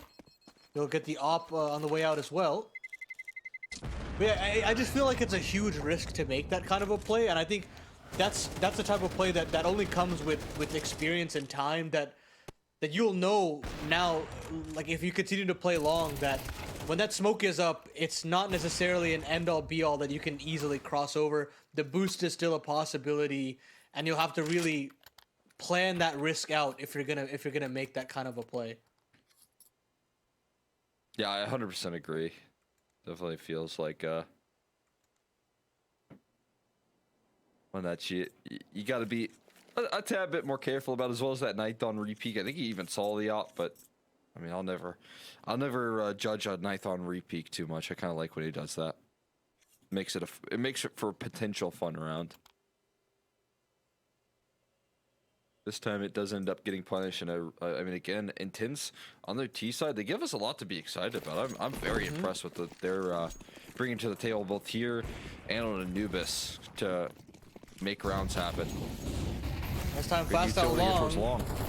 It's not gonna actually work out. Instead, Intense will get out of the long doors, but Hardstyle actually lines up a double before he goes down. And do they know that Coldzera's made his way into the corner? I don't know. Nithon is there to take first contact. As the smoke fades, they should be aware to set up this crossfire. BSD's on the angle, so Nithon can't extend. But Coldzera will actually take first contact. Surprising that he doesn't want to hold on to that corner just a little bit longer. But that does prime in Nithon. He misses his shot. But the position now noted, Coldzera is pretty much on an island here. He's got to go big or go home. Had one teed up. Who put that wall there? Yeah, who put that wall there indeed. MXA, BSD in the 2v2 have pretty much everything that they could ask for. They have long control. They've got smoke double molly. If they want to take long here with these flashes, they should be clear to do so. Yeah, they got it boxed like a fish right now. Trying to get a little run boost action. Oh, Nithon gives it a bit of a go. But again, that's the op further spotted. Multiple smokes to get across here. Multiple flashes as well. They're not missing that utility. And it is dispensed properly. Into the site they go here. MXA on low HP. That's a quick headshot there. That's what happens when you're going up against David. If your head's on his screen, it won't be for long. Air rifle retrieved, but op shot missed. An opportunity to go Zerai here. Can we get a Kukuli? Not quite. Not going to go for it here. Nithon. It's taking a slow crawl up the ramp here. He's in a very exposed location, and he knows that he feels the pressure, but that little spot out is a lot of information, and the no-scope rolls through at the edge of the smoke. Red Cannons to continue success here. Yeah, that's clean stuff again there. The long take is nice from Hardzao and Coldzera. And I mean, just Cold holding on to long for that long is so nice. It's a huge boon for Red Cannons. It allows for Nithon to shift his attention back over to help out. You know, sure, he misses the shots, but it's enough to make Intense scared of taking long outright. And of course, Nithon doesn't give away his life after Coldzera goes down as well. So in that 2v2, just him surviving gives Davideus the room to play off of Cat and then move back into long. So nice little dynamic defense here from the Red Cannons. And it's again this Cat play that works so well for him. Oh boy. And again, BSD finds the opener. Yeah, not the first time we've seen that. And I thought, no, they already passed you. Blasted out of the server by the same 1S. And again, Venom's there, so sharp with those headshots. Eventually cleans it up. They gotta be a lot more careful than how they're playing some of these anti-ecos. It's catching them, man. And this fast Cat play, a little Xbox smoke El Clasico, but all is safe and sound here. Op can be recovered as well, the secondary, that is, if they want it. No. No, They're okay, going back to the single op here. Yeah, I don't mind it. Sure. But that's actually how Hardzao found the kill back. Nading open the Xbox smoke. Maybe it was being called that, like, they're not up Cat yet. I'm about to HE the smoke. Yeah. But it felt like Cold was, he was definitely not expecting that catwalk play. Go, Look at a fast cat. again. We're hitting all the classics and we're finding some new Yeah, I hits as know. well. Here's that molly I was talking about. For the B exec again, but oh my god, Cole's there. Not only fast cat, but fast up cat as well. This molly's gonna do a lot here to slow this play down. They're throwing a smoke from T-spawn. Wow, you're right. And it's hit door and window. They've gotten the utility down, but as you said, that Molotov has done so much work. It's stalling out this offense. Now they're gonna have to go full green screen straight into Hardzal's collapse. But Nython only finds one alongside Hardzal, meaning a 2v2 firmly favors the T's here. Venom Zero was thinking about getting frisky through the smoke, but instead, he's waiting on Cold Zero to take contact instead. CK Zhao gives himself up, and Freak should surely be noted in the back of Plat. This Molly should be good, but it'll have to be a straight up aim duel. Freck will come out on top, and now Venom Zera. This is a tall order.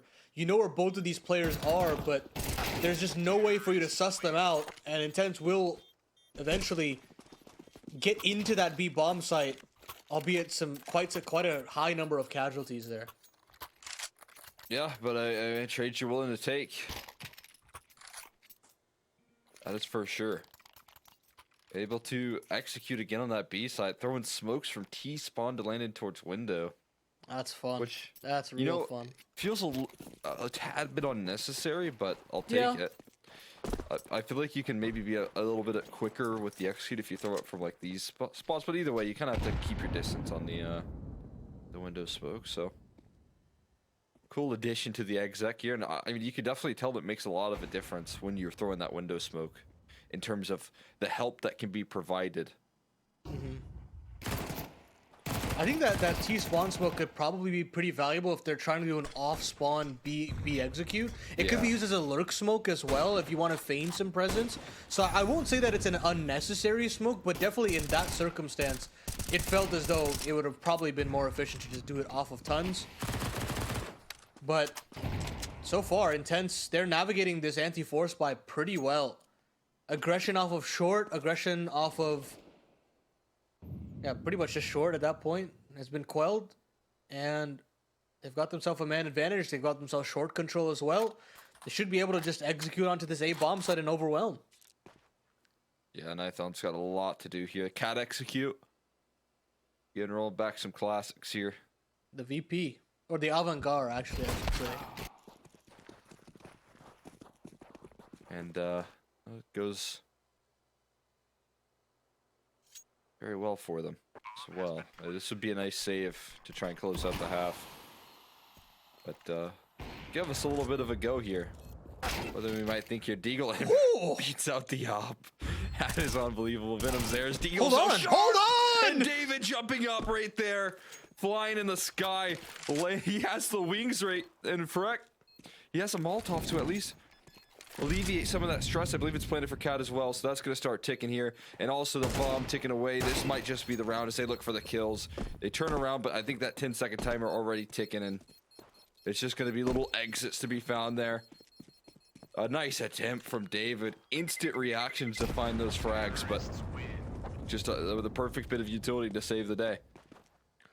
Oh, I mean, that is a $400 Molotov that is so valuable there for Intense. Man, what a round there from Davideus. What a shot from Venom Zera. I mean, all three of these kills were just absolutely ridiculous. And the fact that they find the last as well just bums me out, because I feel as though they've played that well enough to net themselves the round. Unfortunately, Nython will not be able to recover any of that AWP that they found. It's again B straight in. Called out of spawn. Oh. But this time, Nython's hit the headshot. Hardzal full blind. And again, Intense finding the right place at the right time, but just cannot find the kills. CK Zhao will try again, but Nython too strong with the scout. Cold Zero will finish it off, and it's 7 rounds for Red Canids. Wow. What a finish right there from Nython. 3 kills with that scout. Headshots rolling off the docket, and what a deliver. Look at this. Giving it the old classic swing right there. The scout always wins. and that angle, I feel like. And he doesn't stop there. Holds the B site too. Take a look at those. Also the top of your screen. Given the favor to Red Cannon's still out. I mean, as has been the case here for the series, but it does close the distance as Intense deliver a decent little half there. You can go and check that out.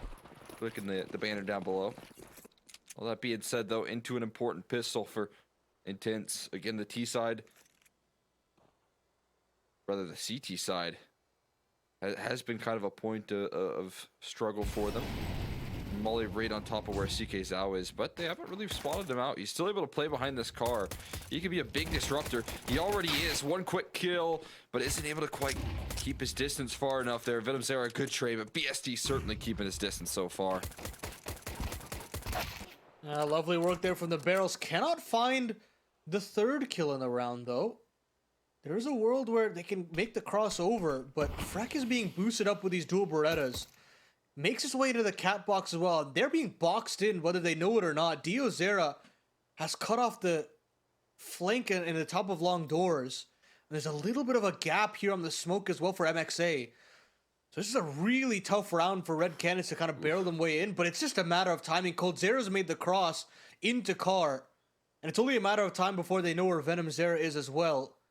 40 seconds left on the clock. Red Cannons have to make the first move. It's all just a matter of timing at this point. A game of cat and mouse. Cold Zera continues to walk his way up. A dink, but it's only for 7 HP. But at this point, Cold Zera made his way all the way up. Do they know? That jump spot is perfect. But they can't actually convert. I say that. Venom Zera will get the job done. And now Dio Zera, he's got to come up through with the flank. Oh, not clean on the kill, but converted eventually. Cold Zera, though, has time to reposition now.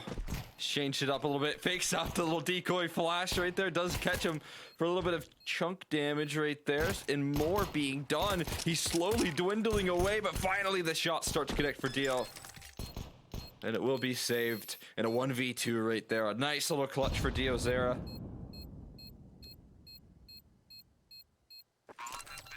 And the defuse is secured as well. Some extra little victory shots right there. I like that. Yeah. Dio Zera rubbing it in up against Cold Zera.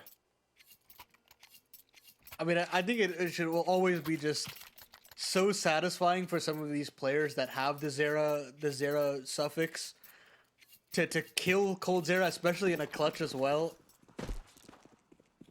But, you know, job's not finished at this point. So a long route to go here as Red Cannons, as they get the buy-in,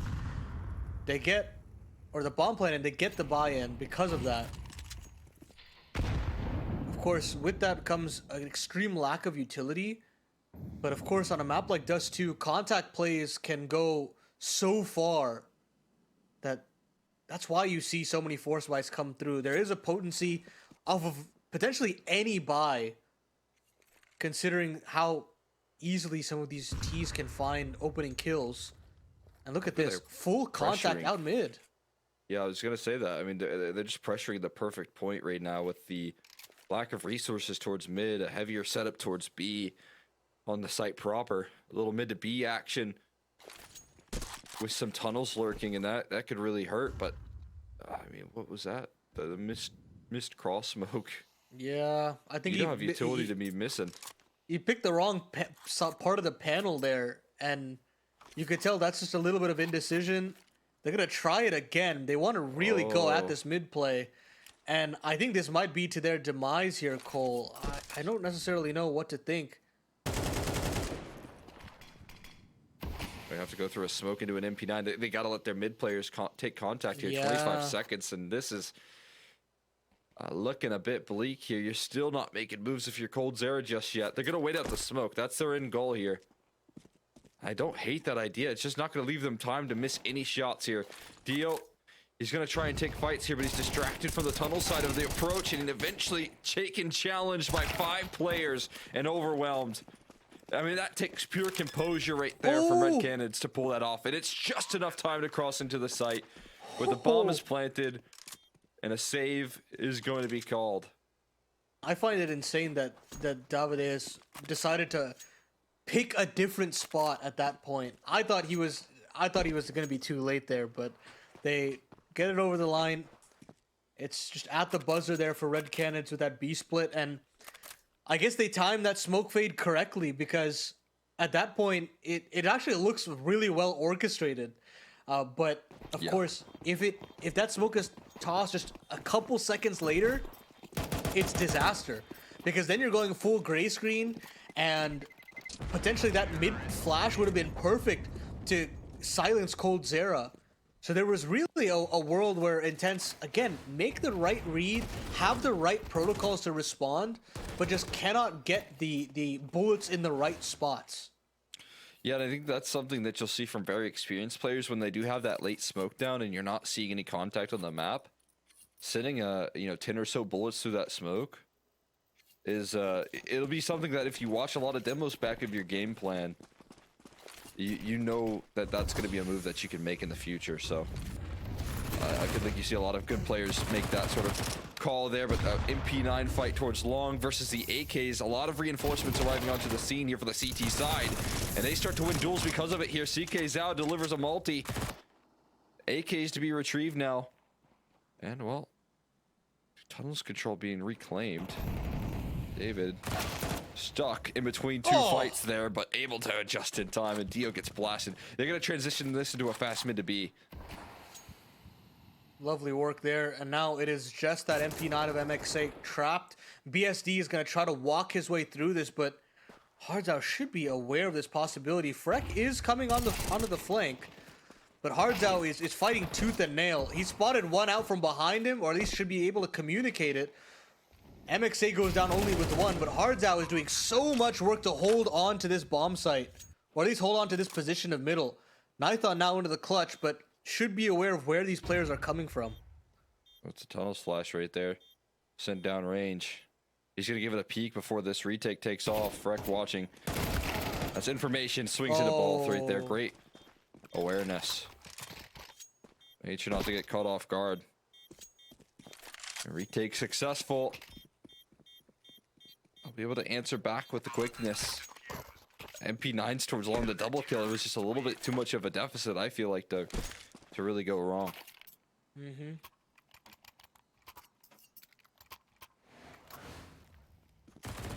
It's unfortunate that, they tried to push the issue here on long, but I mean, such is the life of a T. If you can't get out into blue bin early, or at least hold on to blue bin control, that's where things can kind of spiral out of control, and that's where the CTs can have a little bit more of an easier time in dueling. But they're going to try their hand again with these long spawns. Somehow, BSD actually misses the shot. Venom Zera makes his way into the pit, finds the kill on a Freck as well, and now BSD is hot under the collar. He's trying to stay alive for as long as possible, but he's getting absolutely pinned towards this car position. Just trying to dance between the utility, hoping that this long player can help out. CK Zhao finally chimes in, but now that Nython's made it into the pit, CK Zhao has to fall back. Davideus, meanwhile, here into the lower tunnels, finds one of his own, and things go from bad to worse here for Intense. David's not making it easy for this CT side to commit on these setups. That's everything. But there's more information gathered here. Again, you can kind of figure out that this is a lone, long setup. It's still delivering the shots to back it up, though. A kill and a tag. And a 2v2 now. As the round kind of calms down here. 50 seconds, and so that means all the time in the world to reposition. We'll see if Intense just stay grouped up. That definitely is the right call in this given situation. Playing a high-low setup up against this op. Nython doesn't have enough HP to tank a single shot either. But are they starting to fade away here just as the movement's being made up long? This timing couldn't really be worse. But back could be turned. A free kill for Nython. He can't believe his luck, but CK's out still hanging about. Again, in a quick position to react here. Spotting out the rifle close by. Again, they give this one a double swing. He's looking to make a move on in. Dancing on top of the catwalk. CK's out, just not giving any duels. Long-term spam around the wall, getting that reload off here. And now Nython able to escape into a different position. They're doubling up in the back of Goose, and CK's out has a brutal multi setup right around this corner. Back is turned. He didn't even catch that fadeaway. A small window of opportunity from Red Cannon's perfectly capitalized upon. I mean, I will say the most exciting part of Dust 2 will be those 2v2, 3v3 post plants, especially on that A site, where genuinely anything is possible. And Red Cannons, although they had low HP, as you said, that small window of opportunity that they reclaimed there, just off of one smoke that was left over, is everything. And it's just a matter of mere moments there for Intense to potentially claim themselves an equalizing round. But instead, now, they're relegated to an ugly force buy. Pistols pretty much across the board. BSD on a scout. Diozera keen on trying to take some lower control. Standstill at the boxes here with Coldzera as well. But so much footsteps being made. It doesn't matter. Diozera fast on this fadeaway. But Davide is there to reclaim. Doesn't allow him to run away with the gun. And it's into this long execute instead for Red Cannons. Oh, they've lost David though. Smoke on the site's going to complicate the matter. Oh, Another no. brilliant headshot. Look at this contact. The push and pull has put Ardzau into a 1v3. He doesn't know what's hit him. Utility being dispensed here. Stuck in towards elevator. He's going to hunt this frag down. We'll be able to find it and find it clean here. Want some more though. Smoke for the catwalk. They're going to try and move past it here. Tag and a one shot will do him in. MXA positioned right behind him. It feels like that molly came so close that Hardzo has to know he's right around that corner. Gonna fake the bomb plant, but not fully stick it. Finally is gonna make the decision to stick in the digits. Try and get a reposition. Looking to commit on these headshot angles as he needs to here. And looking for the swing here. That timing not working out well though. As he scales up towards Cap. Oh! A quick burst out of his AK right there. Hardzo, he completes the mission. A 1v3 for him. I mean, I think that might have just even potentially been a 1v4. I'm not exactly sure, but Hardzau doing it in the clutch. Off of, honestly, again, I thought that was a very well called round there from Intense. They get lower control. They find the Deagle headshot. They find the trades to get Davideus out of the lower tons. They have the proper rotations in. They play around the smokes really effectively. And yet still, it's the individual prowess of Red Cannons that works so well. And Hardzau will continue his good fortunes with the kill of his own on that AWP. A flying MAC-10 for Nithon. Bomb is recovered. Venom Zera should be able to deal with the rest of this eco momentarily. And that's 11 rounds locked and loaded for Red Cannons. Off the back of some serious heroics there from Hardzau. Yeah, no kidding. I mean, just an incredible round put together right there from Hardzau in the clutch. Had to deliver, otherwise it could have kind of turned. Game could have quickly gone a little bit sour. And to start it off and look to finish with that clutch factor, something that they had so well on Anubis. Such a massive asset.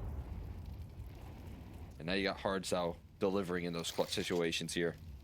Forward angle gonna be tested pretty early. Flash is so perfect. Everyone's blinded. Oh, That no! doesn't help right there when Hardzau, he just continues to dominate in the server there. No head Kevlar for Diozera, so he gets overwhelmed. This is a save. It has to be. But now you're not in a position where they're gonna let you save for free here. You're gonna have to work for the save. Oh, yeah. A lot of cash to splash here Oh. for Red Cannons, but it's just a matter of mere moments there for Coldzera. He potentially had 2 on his plate there, but instead, that's honestly just going to be the hunt called off straight away. I thought they would expend more, but I think in the 3v3, they're thinking maybe there's a possibility they bounce in for the retake, but of course that will never come. That being said, series point locked in for Red Cannons. A chance to move into the upper bracket here in their Group C. And so far, I mean, this is only their second official together as a unit, but I mean, the signs are there to be excited about this squad. I mean, you can see the promise in the roles, and it seems like everything is working. They seem so much more cohesive compared to their previous iteration when they had Destiny. And I don't necessarily know if it's just the willingness for Coldzera to take a lot of space, or if it's just, you know, this honeymoon period. Of course, we'll still have to wait and see, but so far the promise itself is there for this Red Canids roster. So they're doing the Pythor boost right there. Not as well executed as Adam and I, though, as they don't quite stick the landing. Miss an opportunity to try and get an opening duel right there, but yeah, I mean, I have to agree, it's an exciting prospect here. I want to see them make a deep run, because obviously, again, you talk about Intense in their history. I think they've just been a team that's been losing pretty deep in open qualifiers here in 2024. But the signs are still there, the clutch factor's still there. It feels like there's a lot of intensity out of the squad, a lot of effort being put together here. Motivation looks to be at an all-time peak right now. And starting off well in a RES series could be a big motivating factor here, as well as a flash. No. Just brutalizes CK's out as he turns that corner, fully whited up. And another headshot out of David, doing what he does best. Quickness with the rifle, and wants more. Is he gonna walk through the CT spawn smoke? He just has no respect. He's already through. He's looking for another one. He's cutting off the entire team right now, playing right around the smoke. You would never expect to play like this. They've lost their B-side anchors, and David is right behind you. BSD doesn't know what hit him, and Freck now left standing with it all to do. Does He might just execute make it happen. Davideus, yeah, maybe there really is a chance, but the cross is being held from the AWP of Venom Zera. 13-7 reads the score, and it's powered by just a fantastic game here from the Zeras. Cold Zera on Anubis and Venom Zera taking it over here on Dust 2. And that's exactly what you want to see. I mean, you want to play a little bit more tactical if you're Red Canids on a map like Anubis. You can slow the rounds down and allow Cold Zera to work his magic. If you want to play on Dust 2 and start to get a little scrappier, that's where you can let these young guns off the leash and have players like Venom Zera and Davideus just pop some heads. So I think in practice, this veto worked out perfectly for the Red Canids. I'm just very curious to see how that upper bracket matchup is going to go, because I feel like that will be the real test. Yeah, upper bracket and potential like playoff berth as well. Again, if you're Red Canids here, in the point situation, I was trying to look it up, but I'm pretty sure they're standing pretty in that department. They haven't gotten any wins just yet underneath their belt, but they've been making consistent deep runs, which can stack up those points and again get them back to a LAN opportunity. So, this is one of your final opportunities to try and gain those points and make it to this big LAN opportunity. And with Cold Zera joining up with Venom Zera, I think that they're very hungry for redemption. And again, this is just a start. This is day one for them, but I definitely think a roster that can do it again. They can make another deep run. Yeah, I'm very excited to see the prospect of the squad, and I'm excited to see whether or not Intense can bounce back as well. But that is the first best of 3 done and dusted here on the RAS stream. We've got another best of 3 from Cole and I here, with 9Z taking on Vikings KR. Of course, Yawara Team Solid Sharks Bestia to close out the day. But of course, we do have to take a short little break here before we jump back into the action. And when we do, it will be that 9Z Vikings opening matchup in the Group D.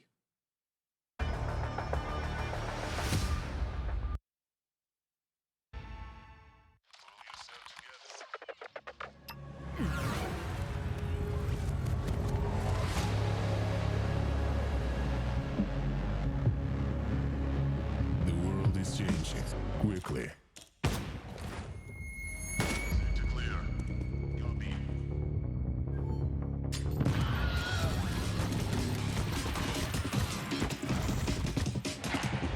Sector clear. Copy. Shoot it.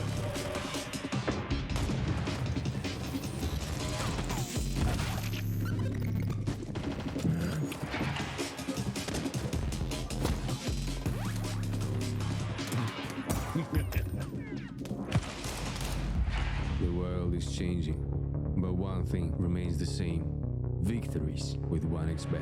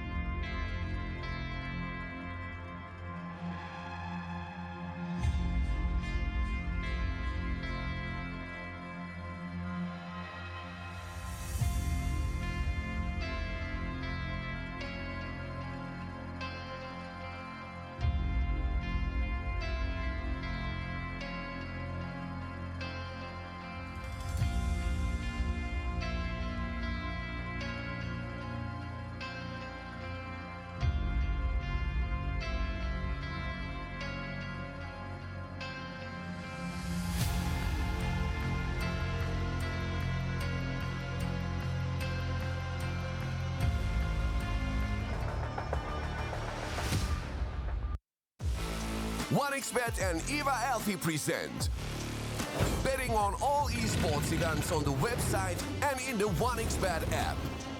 OneXBet. Play with Eva.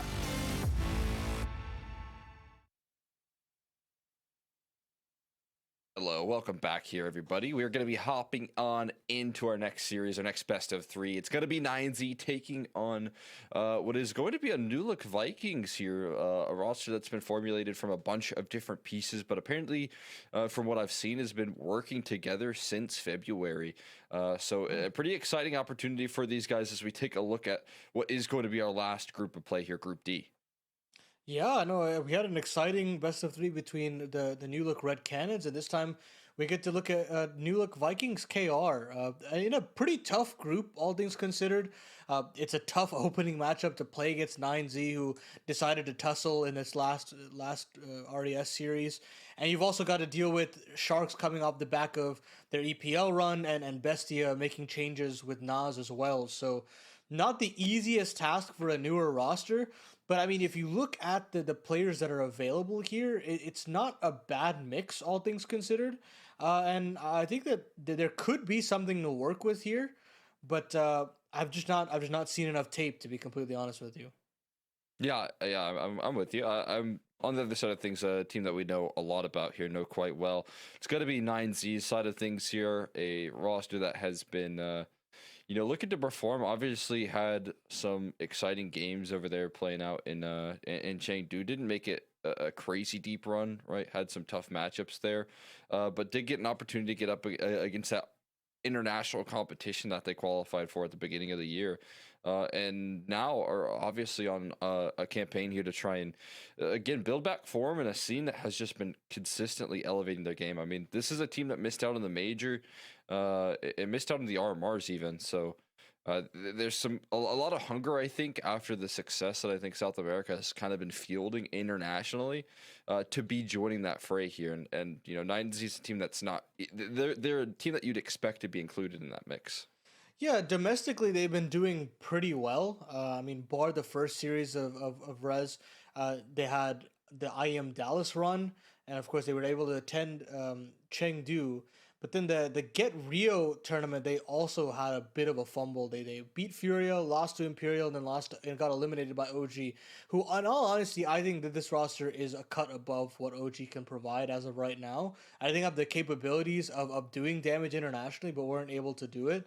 So I'm looking to this kind of RES series as a litmus test of them grinding back to the top of South America and showing that they deserve, a potential another land spot. Of course, they can't actually qualify, I think, at this point, but just trying to get a title or make a deep run is, I think, the name of the game for them, 100%. Yeah, and there's definitely opportunities here to try and do that. And again, I think trying to reach that regional dominance is something that is a massive goal. And you look at MIBRs of the world, another team that missed out on the major. The fresh look that they came out of the back of the major, that little 3-week break that they had, it looked really good. And I think that 9Z, they want to find themselves in a similar position where they've had some time off to kind of hit the grindstone and start to hammer away at some of these reasons as to why they're losing some of the chokes that we've seen from this roster. And so I definitely think and expect some improvement. The issue is, I mean, this is a pretty tough group. This opening matchup is definitely something 9Z probably looking forward to. But outside of that, there's no guarantees with the three teams, being Sharks, Bestia, and 9Z, that who's going to be the two that make it on through here. But we'll take a look at Vikings and what they're bringing to the table. As I mentioned, this is a team that's been working together for a little while, I believe. Maybe not quite signed to the org. I believe they got signed to them at March 11th. But we're able to bring in Remix here into the fray as well. And, not many officials wrapped in underneath this banner just quite yet, but it is going to provide some hunger, I feel like, to try and get those reps, try and get those opportunities as time goes down. And already got a pretty exciting victory over Galores, which, isn't necessarily the strongest of competition, but it is a good way to start off your campaign here. Yeah, I think it's a decent bar to clear. When you look at some of these players that have been around the Brazilian block, you look at Honda, of course, had that little stint on Furia and has never really found his footing ever since that first nuke game where he got 2 aces. He hasn't necessarily blown on to the scene as a prodigy as we were expecting. He's now 23, believe it or not. And you look towards the other end of the equation, you have Realzin, who's been across so many different Brazilian squads at this point, most notably, I'd say, Flamengo. And Remix now joining the fray as well, again, on that Flamengo roster. So I think you can look at this and say they've made some smart decisions as to some of the players that they've picked out. You know, it's a very hard space to navigate if you're a Brazilian GM, considering how tight knit the contracts can be and how snapped up some of these prospects can be. And I think for all things said, it's not a bad roster to pick up considering the free agents that were available.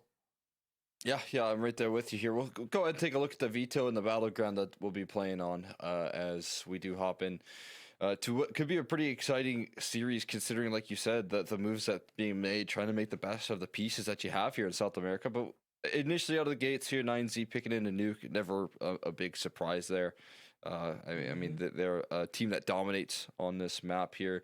Definitely struggle up against the upper echelons of competition when it comes down to, playing the MIBRs, the Imperials of the world, but can still show their strength here in this series. Then we get Dust 2 again. I like these underdog teams kind of leaning in on this map here out of the gates and trying to catch them off guard. And then a decider on Mirage here to finish things off. Yeah, I don't mind this at all from Vikings. It's smart to go to Dust 2 always. I think 9Z are very heavily known for how they prep into best of threes.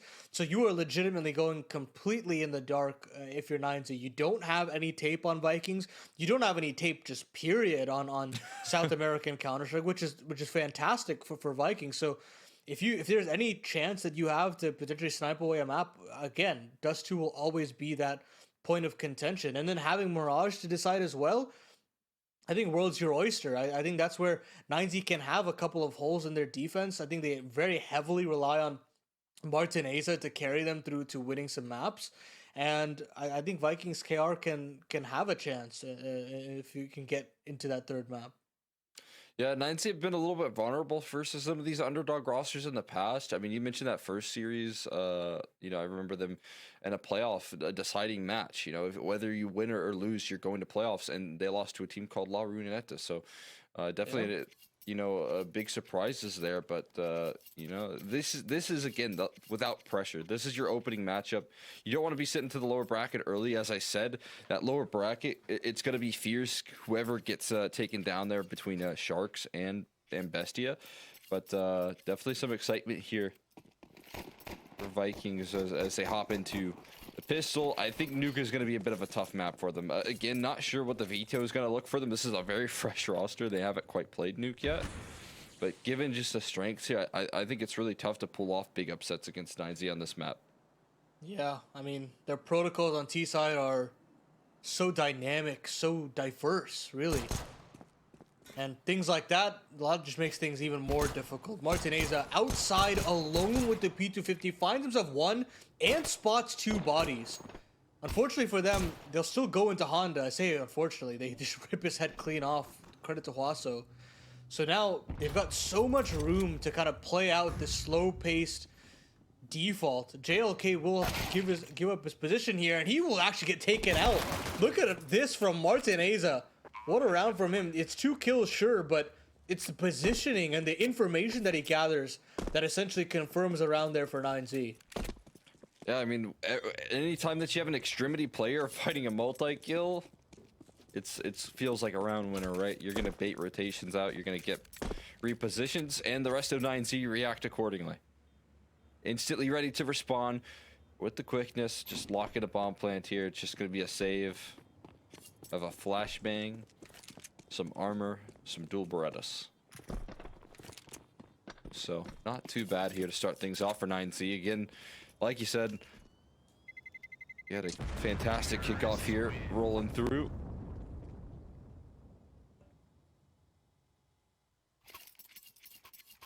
Buddha gets MVP. That's a bomb planter right there. I like the rules that we place. Wow. Okay.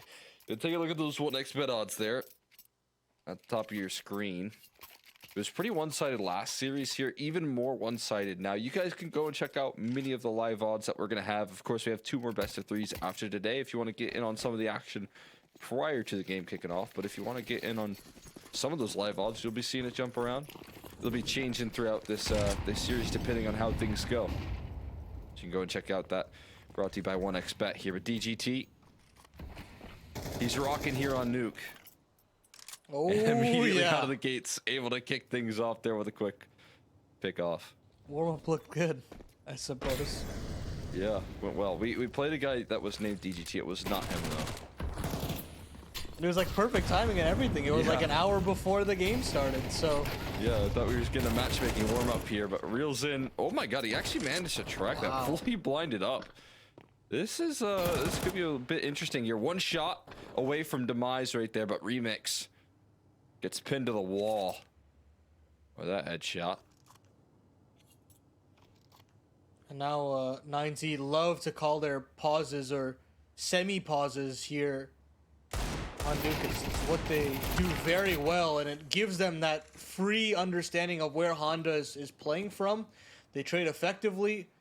Caselox moves back up the secret stairs, and will pretty much just go about trying to save this, and the dual Berettas. Anything to really hold on to would be keen, considering they fully invested into this one. And 9Z show that discipline in their opening T rounds. And I think a big issue from them in the first series was taking easier competition for granted, having that early exit, and now I feel like that has kind of shaken their system to suggest that they're a little bit more prepared here, they're a little bit more dialed in for this game. Yeah, I definitely think they've used that as a pretty big wake-up call. That was one of the lower points I think I've seen out of this team. It's kind of right around the time of them missing out on making the RMRs as well. So I just feel like there was a lot of lingering frustration in the mix that you don't like to see for this roster, because again, I mean, the RMRs have been a bit of a specialty for this squad and for, you know, the core of this team. So you have that high expectation for them to make those moves. Again, you've been able to bounce back, and you've been able to introduce yourself into international competition, had that lower bracket run at Dallas, like you mentioned. Whew. But especially when you talk about the start of the like high that they felt at the beginning of the season, like 2024, bam, you're right into IEM Chengdu. Like, that's a massive deal. They missed out on some of the capitalization of riding that high. Of course, for a lot of these South American teams, trying to nab as many qualification spots as possible, cycling through those IEMs, so you can, you know, get that momentum of getting invites to some of these events is so important. And I think that just 9TA being able to attend these events regularly will create a lot of resistance and resilience for this squad moving down the road, trying to play through these online qualifiers. And I think in their eyes, of course, they'll be looking at this as this series altogether as trying to refine the squad and trying to bounce back from their earlier LAN tryouts, basically. 100%. Saul at one point during the RMR said it's a big goal just to be the best in South America here, so that you can get as many spots as possible. Makes a lot of sense. I think that was Nekiz who said that. I felt like that was very true here. Competition is looking more and more fierce as we see some out of yard smokes here. Huaso Peak. We're looking to get activated here. Remix has the double zoom on him. And the barrel spotted. Oh, single zoom now. Wants the fast flicks. He's glass cannon though, so a shot to the body would completely rattle him at this point. Nades also, he would be super susceptible to, but he backs away, thinks better of it after he gives away his positioning. But Max has made it down into secret, and Colossal Peak has reclaimed that outside control where Remix has rescinded it. And Remix is now caught between a rock and a hard place, trying to duel between the fire and the flames, and he finds a double. Beautiful dancing there from Remix to give the man advantage over to Vikings. As the round peters out, Martineza will have to come up to bat. Big kill from him on the trade back. And K-Slox has actually given away a lot of room to Max to work.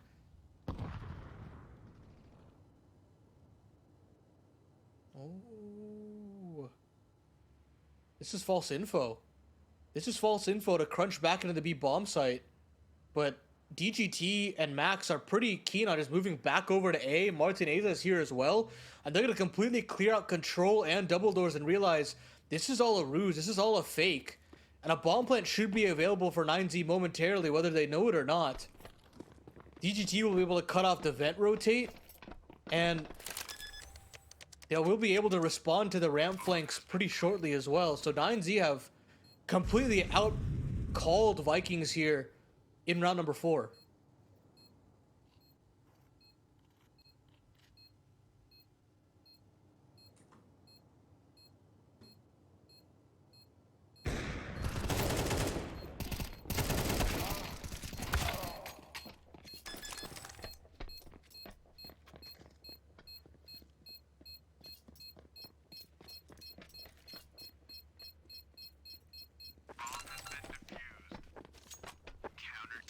Yeah, it's not the cleanest. I mean, I don't know. Okay, they can't actually recover the AWP. Nice from Realzen.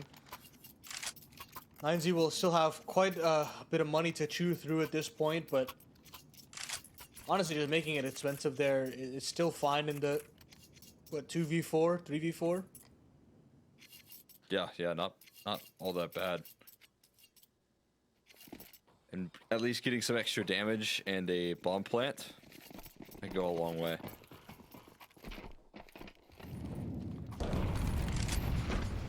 See here, gives them another purchase, gives them more ability to invest once again. Max taking some charge, sorts that out a yard, and right behind him is Swasso Peak, back on a mission. In fact, he's got the whole squad right now following suit, and it could be just fastened towards mini. This could be a bit explosive here. Yeah, they want to take Max with that first contact. Honda is still not swinging outside either, so they're actually going to slow it a little bit more down. Get Heaven control, maybe some Lockers control either, but now Honda's moved back over. Oh, they inch for him to give the sound cue away. That's unfortunate. Cheeky sound cue right there. Going to give up. Would you imagine some rotations here, but there is just zero map movement at all from the Vikings camp here. They are completely posted up. They're camped up there. And Max, I mean, you can give a little warning sign. With shots like that, you got no time to react, even if you know they're coming around that corner. Spots out another long-range duel. Wow. He's reading this round like a book. Flushed out into the open. Now collapsing on Mini. Orchestrated beautifully by Max and then converted by Rosso Peak. Remix. No other option to save here. I mean, you could try and make your way up Heaven. Maybe you can make it through Mini as well. But they're not going to give you too many opportunities here in this post, and you have no kit. What a beautiful round for Max, though. Yeah, I don't even think that was the end goal there by 9Z. I mean, they had secret control. They had a late mini lurk as well. They could have still really gone wherever they wanted to, but Max just single-handedly dividing up 1v1s. And I mean, the pre-fires and attention to detail in that sequence is so clean there. I mean, sure, he's got a call on this roster, but sometimes individually, let's not forget, he wasn't necessarily an IGL always. He was a staple on this roster to support players like Try when they initially started off this team.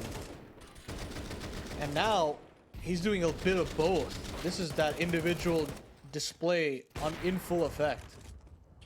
And never took a big hit, I feel like, in terms of the fragging. That's always been a massive asset for 9Z, is that this IGL factor has so many capabilities for pop-off games. Let the rest of the roster just kind of work about the map here, and Max gets free reign on those fights on A and reads it like a book. Again, just perfect. All pieced up. Yep, 5-7. It can do some damage close range. Perfect distance right there for a while. So Pete to take a shot and still walk away. Calculated. Yeah. And right back to it again here. Going heaven once more. I am a little bit worried here about the small lack of map movement that I saw in that last gun round. Yeah. You know, full out of yard control, and we're still having 0 players even watching outside, let alone like rotating down towards secret, right? I mean, that's again kind of the flow chart of Nuke. Which is so odd because I don't even think I'm seeing them fight for outside control altogether, bar that initial round there from like Remix on the AWP, but he didn't have any support from the mini side as well. So there are a lot of fixes necessary from the Vikings here if they want to battle back here against 9Z, because look, if Max is going to receive outside control that easily, garage, lockers control that easily, he is going to run you through the ringer at this point.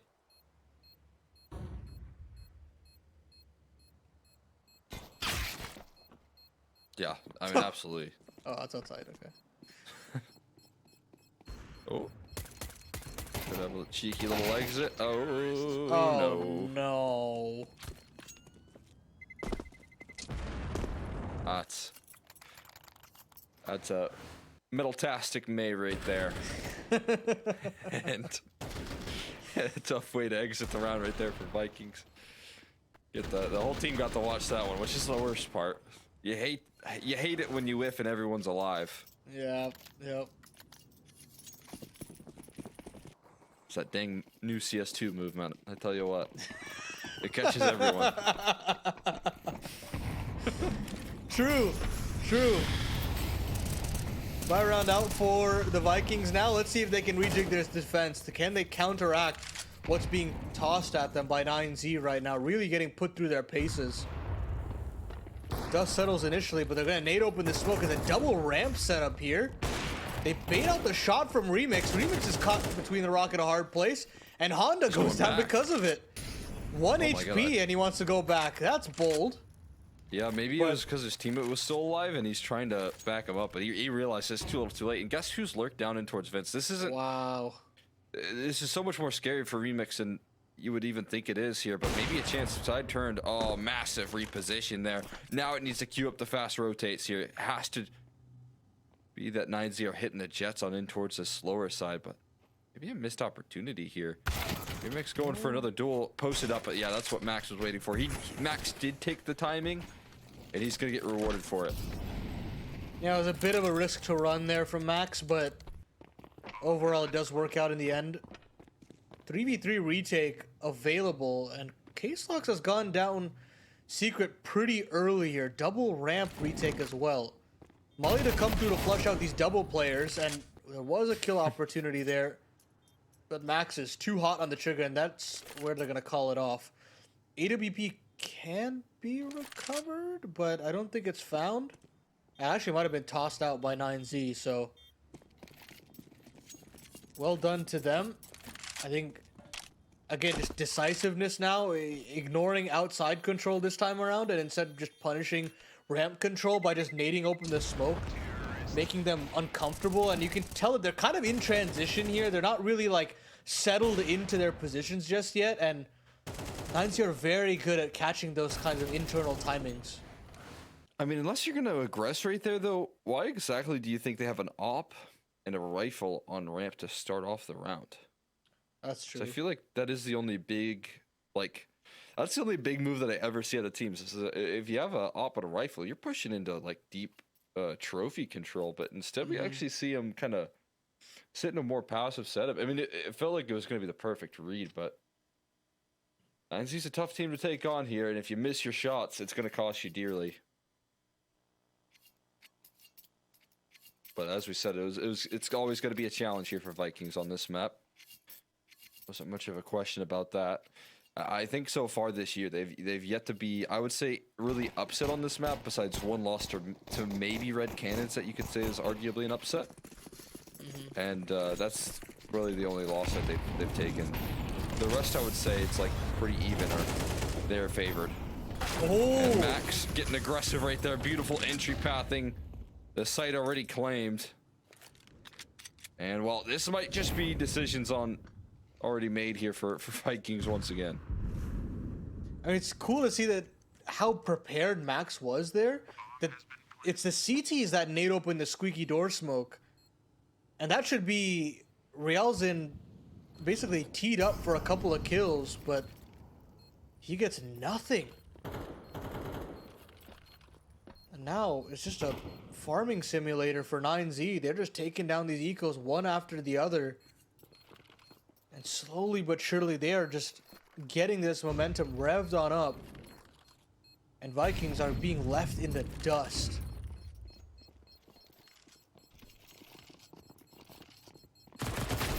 Running. Oh. It's getting a little bit out of control and fast. Here's a trade and an extra kill. That's good damage on the way out. It's not about damage though anymore, is it? It's about rounds on the board here, and the Vikings kind of getting steamrolled on their defense. Like you said, definitely teed up right there, but Max with the absolute quickness. TGT just giving him a little vision around that smoke. He's been a menace in this kind of lurk about towards Squeaky Door. He's been giving them a lot of trouble. Yeah, so he really has. I mean, the amount of time he's being able to get down into vents as well.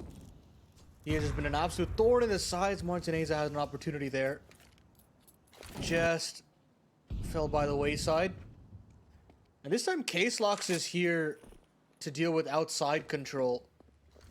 Not necessarily the player I would want here, but Remix is there on the AC event as well. So it's a triple setup outside, and there it is. It springs into action. Every single player in that triangle does their job in spades. Finally, they find a way to deal with the outside presence, but that's not without its casualties. Max finds one outside, DGT on ramp. So this round's not over just yet. Remix actually gives away a shot, but DGT can't capitalize. You really need to win these rounds here, so that second opportunity from Remix. Massive lifeline. Huge relief. I don't know how much Max can do. He's on half HP. There's a sound cue that alerts the defense. You know, well, he's going to give this op another go. He missed last time on you, so surely he'll miss again, right? Max's logic. I like that logic. Oh. Oh. Which worm? you did miss again. Textbook. No, it's a Textbook. chase. But I think it might just end up being a save. Yep. I mean, you got plenty of cash. Why not? Minimal reinvestment needed for him. Martineza will probably get the op out in the next, but Vikings finally find a round to celebrate. And really it just comes down to that outside setup. But the question is, how long can you hold on to that much of the map with 3 players and not be punished elsewhere on the map? That means that you might have just one on the A side itself. You might have only one ramp. There's a lot of work that can be done with pulling across these rotates. And I'm sure 9Z are aware that, you know, in the kill feed straight away that they found 3 players available.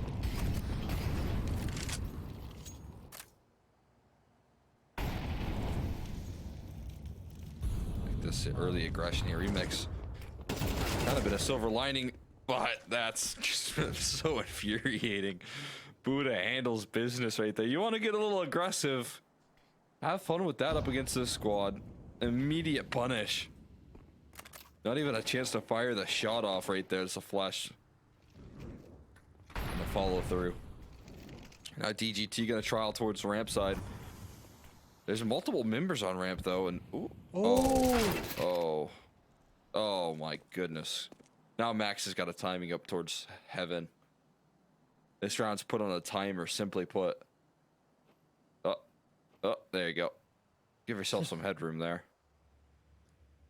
And luckily for him, he didn't make a real sound cue, so Not this time. player in the back of the site is still very unaware of what's coming, and as soon as he goes down, this round is just done and dusted. And there we go. Max settles it down, and 9Z should have themselves an 8th here, considering the rest of the members are dealing with DGT, who just feigned a little bit of presence earlier on in the round, and now they have to suffer the consequences because of it. Yeah, Buddha starting off that round deadly. Gives him a wide swing to think about. With some extra details there, the good underhand flash. Rielsen's going to have to either expose to Max or, well, I guess Max will expose himself. A little bit of a sound cue right there as he falls into the fight. That's both players spotted. And again, there's money to hunt here. And hunt they will. They'll take down both guns. Success will not linger here for Vikings at all. I mean, they'll still have, considering how healthy that they were in the round that they did win, they'll have another purchase available, but that's not really the issue right now. It is the fact that right now, your aggressive maneuvers in Squeak Door have not worked. Your ramp setup is being basically read like a book in the sense that they know that there's a double setup there.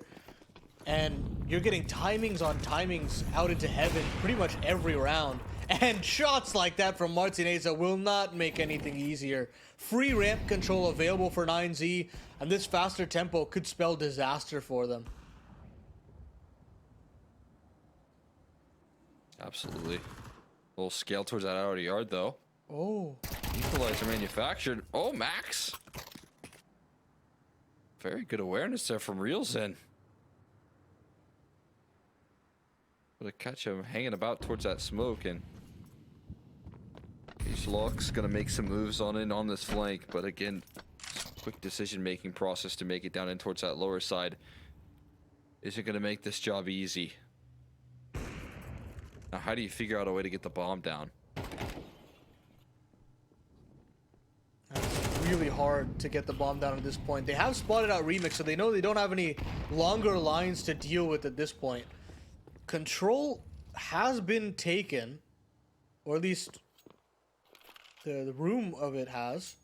Remix has been pushed away. And now, actually, JLK and Rialzen have backed away. They've backed all the way back in events. 30 seconds left on the clock. They're trying to just let Buddha work, try to get a little bit of information. But instead, it's going to be this bomb plant surely coming through eventually here. I think they have to swing open the single door. Oh, just kidding. It's already open. But now, the onus is on the Vikings in the 3v4. I feel like this is still TT favored. Oh, never mind. Yeah, I don't think you were too far off the money right there, but I think the low HP bars did not help either. So as you can see, as soon as they go for those duels, they do win them. I will say, you know, in that sort of situation, it felt like Vikings were really willing to give all the space over to the T side, and that's where I think you start to talk about the tables being turned right there, and it being more favorable for the side of 9C, but still claimed. DGT dealt with here has been a big problem factor, and then again, Rielsen very aware on that possibility. It's good stuff to see. So we'll be able to put up a small resistance on this defense. Yeah, it was something at the very least, and still it's very clear to me that mid to late round 9Z are just a cut above to at least secure these bomb plants and try to play out some posts. And find good positions, right? Yeah. And this guy, man, he is just getting away with so much at this point. Playing ahead of the smoke. Honda goes down. Luckily, Case Lock stems the bleeding a little outside. And that means that they will have to slow down considerably at this point. 9Z will back away, shirk back in the lobby. Look to potentially go into the upper site. JLK has been left on an island quite a number of times here in this defense. but Remix will be there to respond in kind if that contact comes through, but contact is that key word. It looks like they want to go in dry into this site. It's a little too late now. Mission for more map control from Case Locks and Reelson has kind of been complete. They went on a full lower site clear. But now the utility's being dispensed and they are kind of somewhat out of position. Still 2 defenders standing strong on the safe site. Smart for Remix to get involved on the bomb site proper. And DGT hits the deck. There's a player ready to catch them inside the vents. Awesome peek. Something. Being spotted out right there. Cleared and What? a great opportunity from Buddha to catch a back turn. And they cover Heaven. Buddha finding them all. Again, I mean, as you said, the late rounds here have been all 9Z. And Buddha is now the one to elevate the squad here. Reelson, you got to go for this clutch your last round of play, but he doesn't have a kit. That's missing. I picks one up. Oh, yeah, there's one. Off the teammate's dead body, but at this point, I mean, sure, you can get up Heaven pretty quickly here, but time is slowly starting to dwindle, and Buddha has single-handedly just ripped away the 9th round play for 9Z. I mean, I just don't know. I felt like that is an unlosable round if you're the Vikings. You've got a player in the Raptors, you've got a player back silo, and a Heaven player to deal with as well. That is a great crossfire to deal with, but unfortunately for the Vikings, they never really get to play with that crossfire. They're just getting segmented into these 1v1s that Buddha will take every day of the week.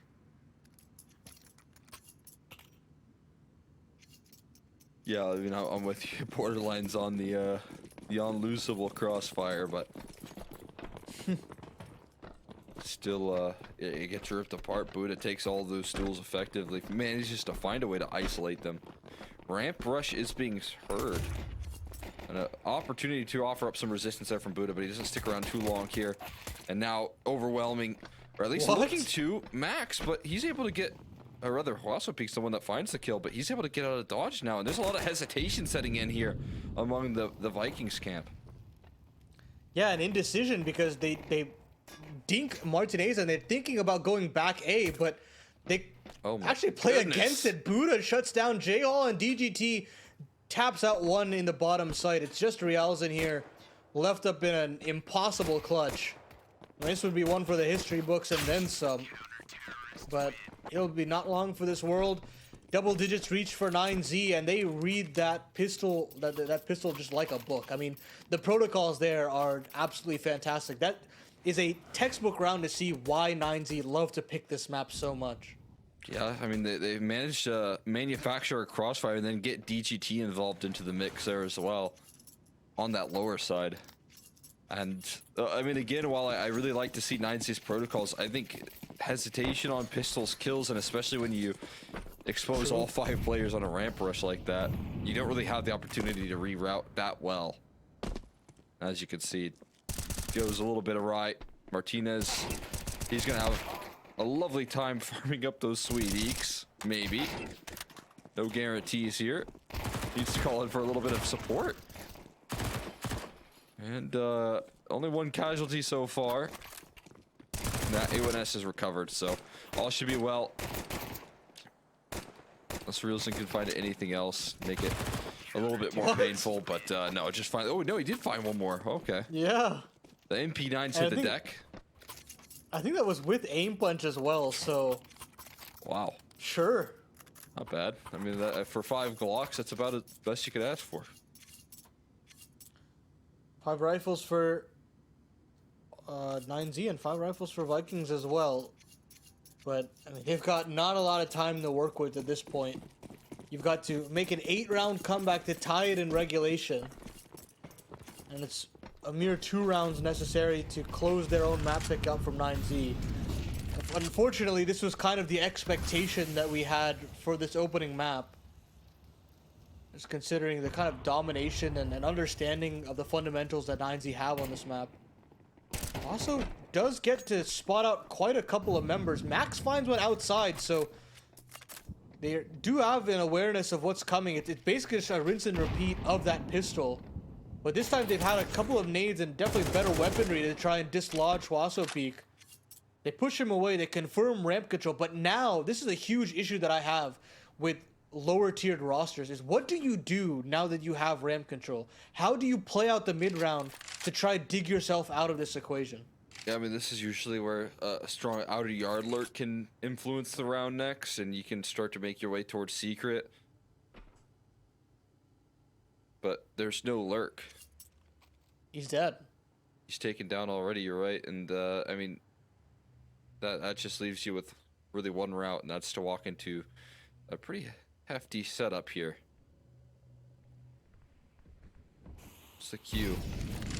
Waiting for Reelsin to cause a fake. Cause some concern. It might work here. As contact finally being taken, entry found. The lineups there, but there's two big kills back, and Reelsin able to kind of facilitate some repositions. Oh, it actually works out somehow, but Martinez is trying to fight tooth and nail, finds a double, takes down JLK. Bomb still goes down, and a man advantage confirmed, and Reelsin, they were aware of the lurk. You can't just hide from Vikings, or from the 9Z like that.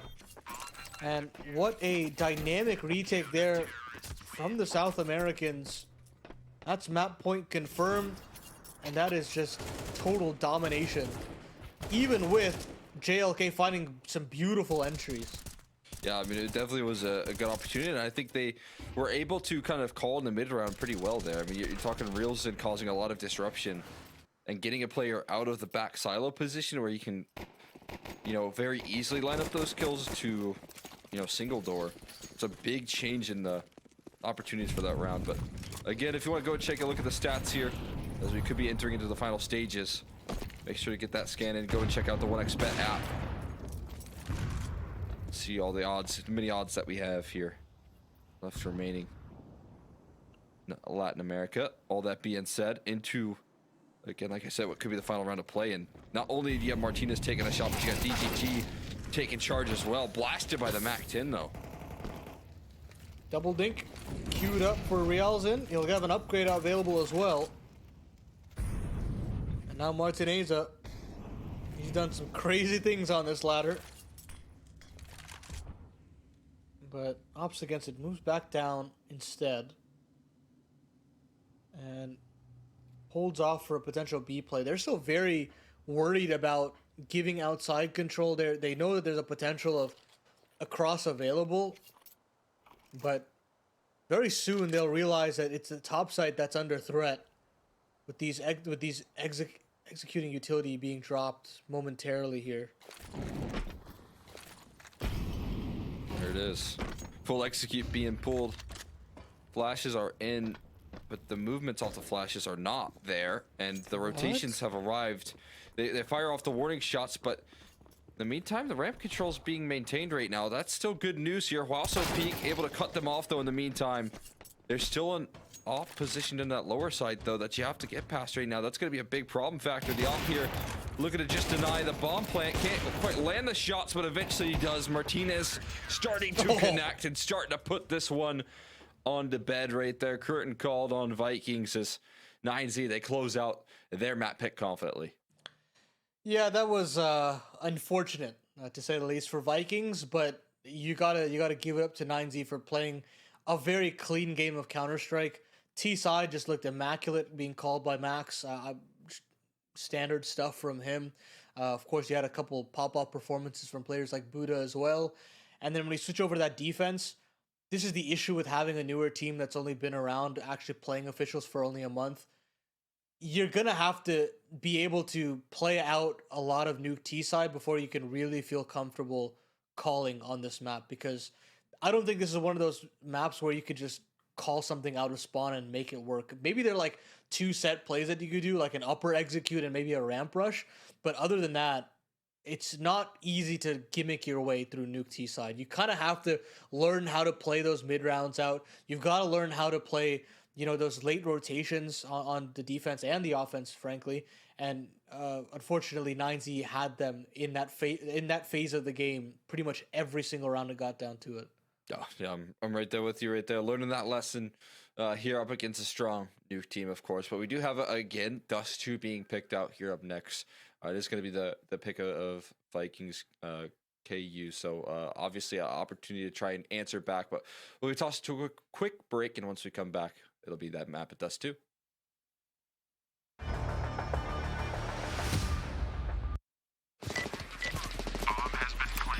I have very complicated job, but I love simple things so much. One move, one push.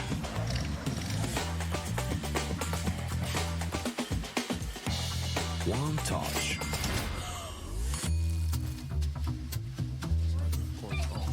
One love. One click. One XBet.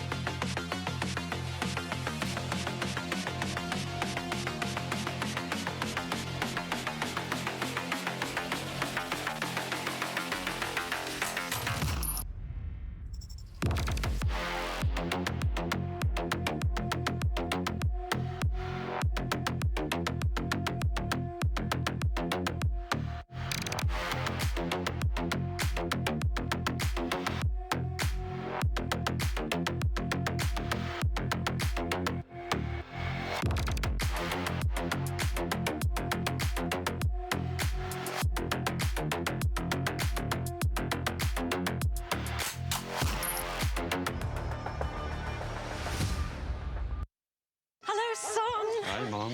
Pretty girl. This is Eva. Nice to meet you. Thank you very much. Your dad's just making his favorite dinner. It's duck. Come on inside. They're all probably too gruesome to tell you while you're eating at the table. How's your food? Is everything okay? Good, good.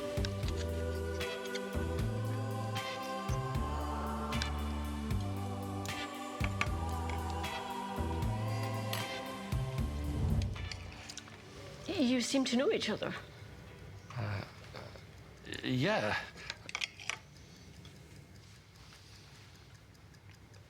This is the new ambassador for 1xBet. Oh, I see.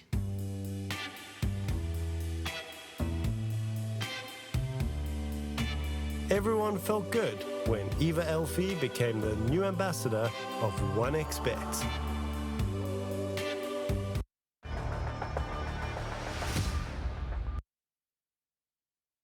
And welcome back here. We're going to finish off what could be the potential final map here of the day here on Dust 2. And obviously there's some opportunities to strike back up here for Vikings KR, but definitely not like ideal circumstances playing up against Nuke, getting dominated by this 9Z team that we kind of held in high regard heading into the series. But again, you know, Dust 2's unknown territory. We talked about how this is a prep heavy team, so there's not going to be any prep to do on this map up against this Vikings KR team.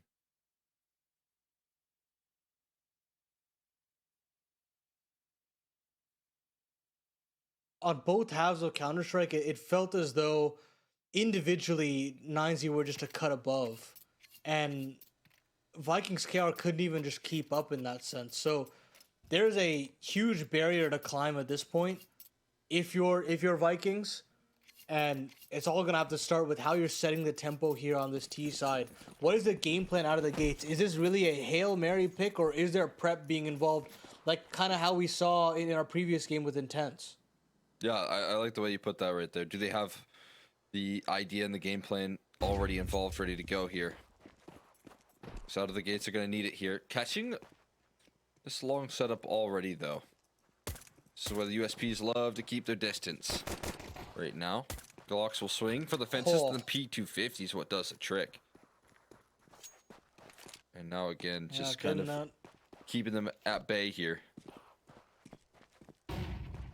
Getting that P250 in pit is so powerful. He does move out of it now. They try and take some duels.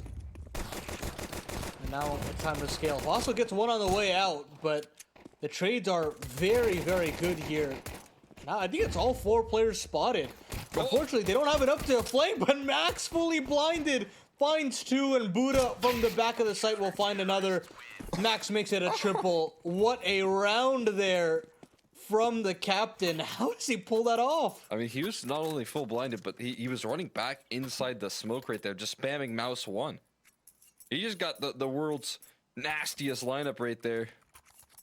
Straight on through that smoke. He'll go ahead and take a look at now the 1xBet odds. They're a little bit more favorable for the side of Vikings KR. Got some more hope for them, but definitely still a bit one-sided there. As we hop in, just no respect given. Max looking to stampede his way through this round. Deals with the scout. Blocks turn to the corner though, and cheeky bit of damage there, but it should be contained, and that rifle should be picked up.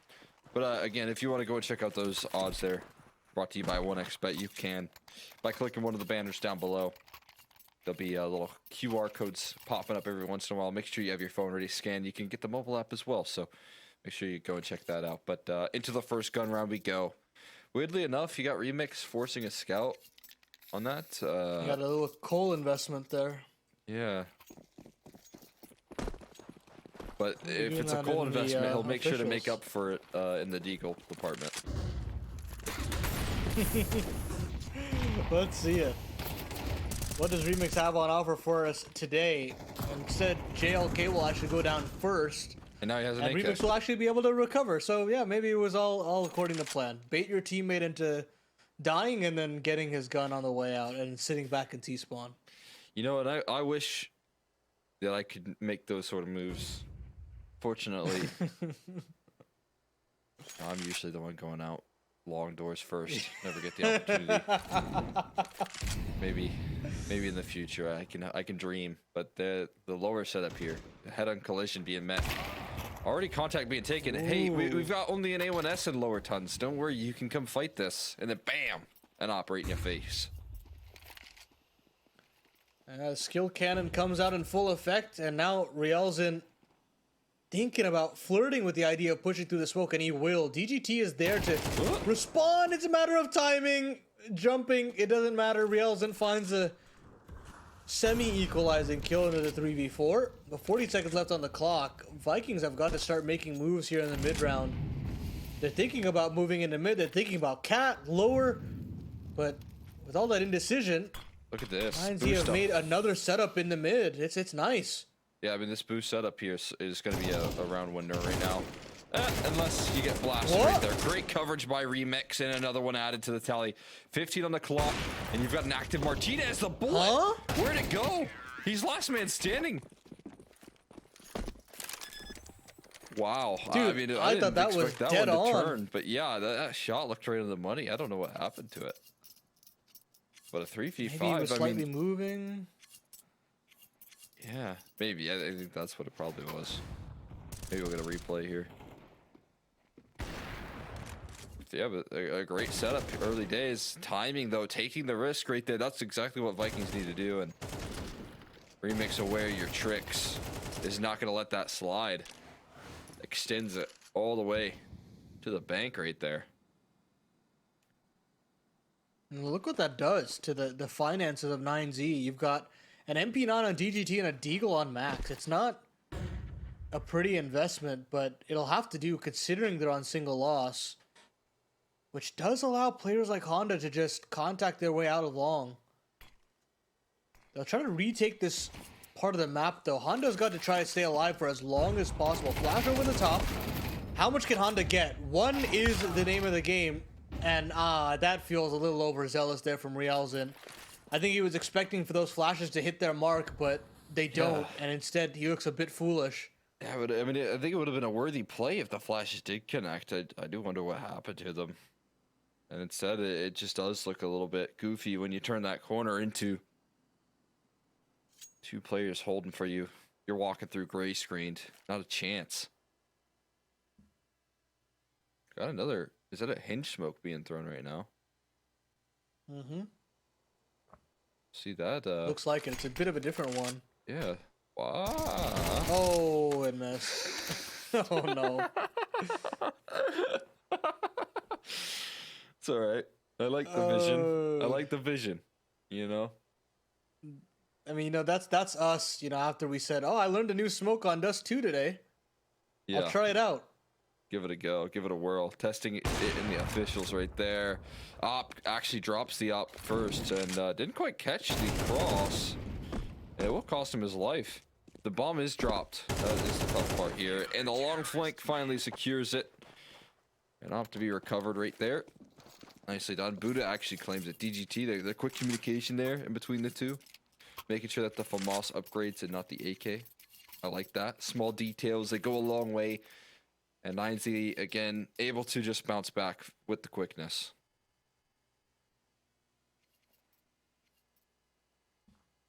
Yep, clean work. 9Z getting it done.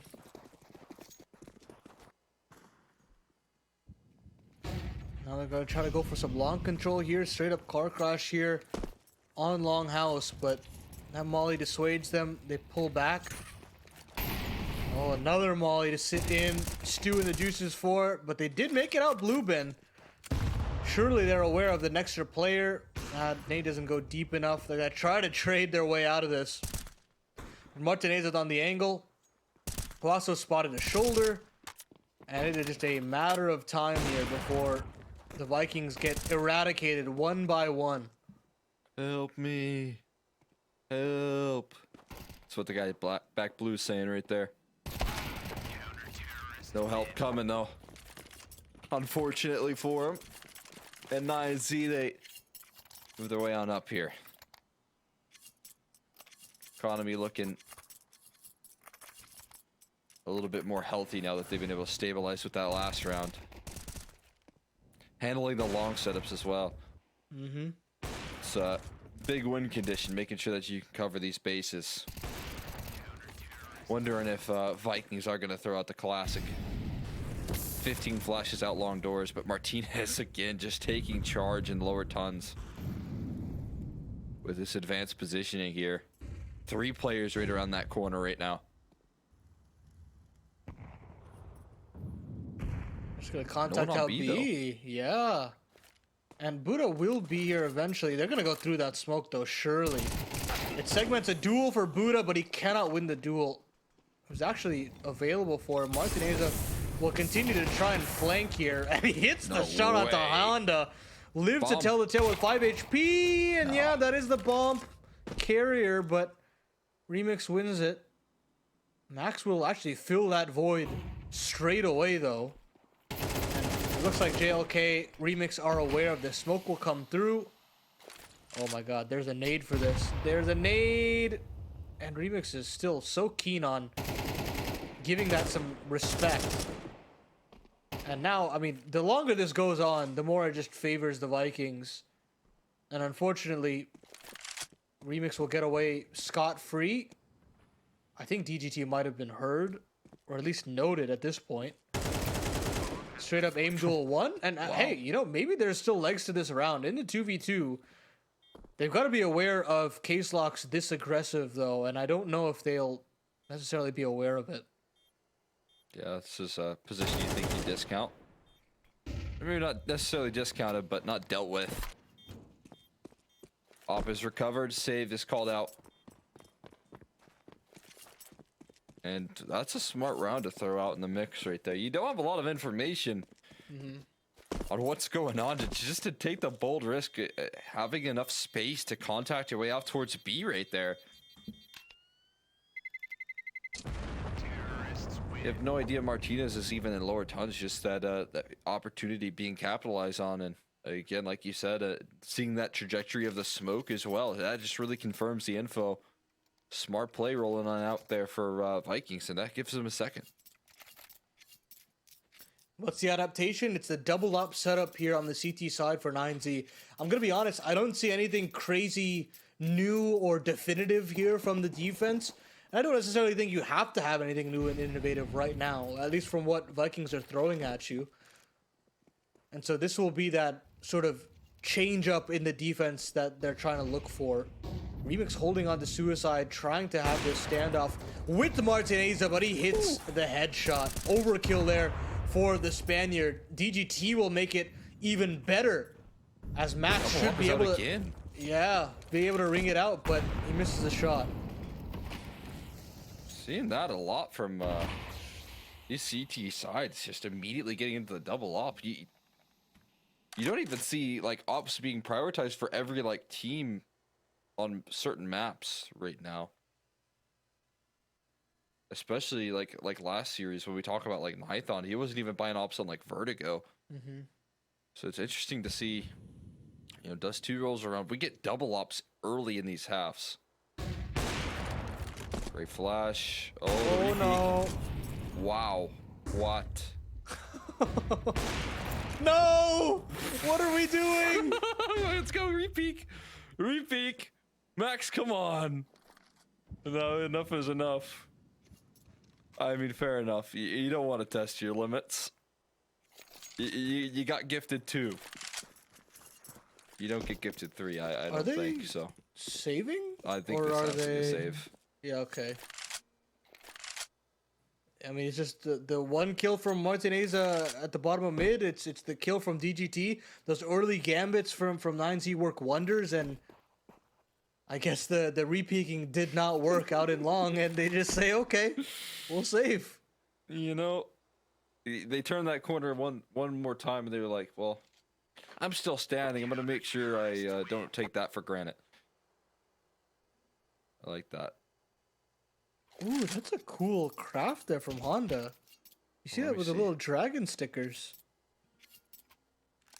Pull it out, bro. Bring out the AK, man.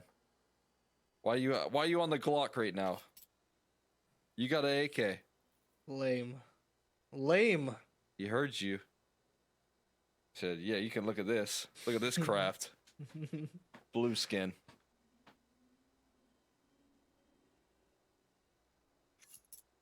Come on, man. Come on.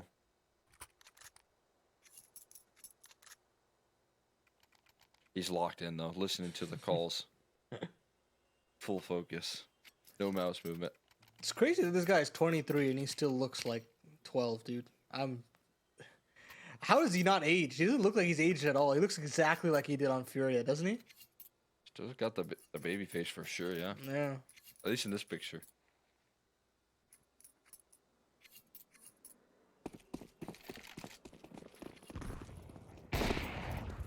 Still not seeing that AK out. Let's see it. Come on, man. There it is. Oh, wow. That is Isn't that sweet. cool? That is sweet. Wow.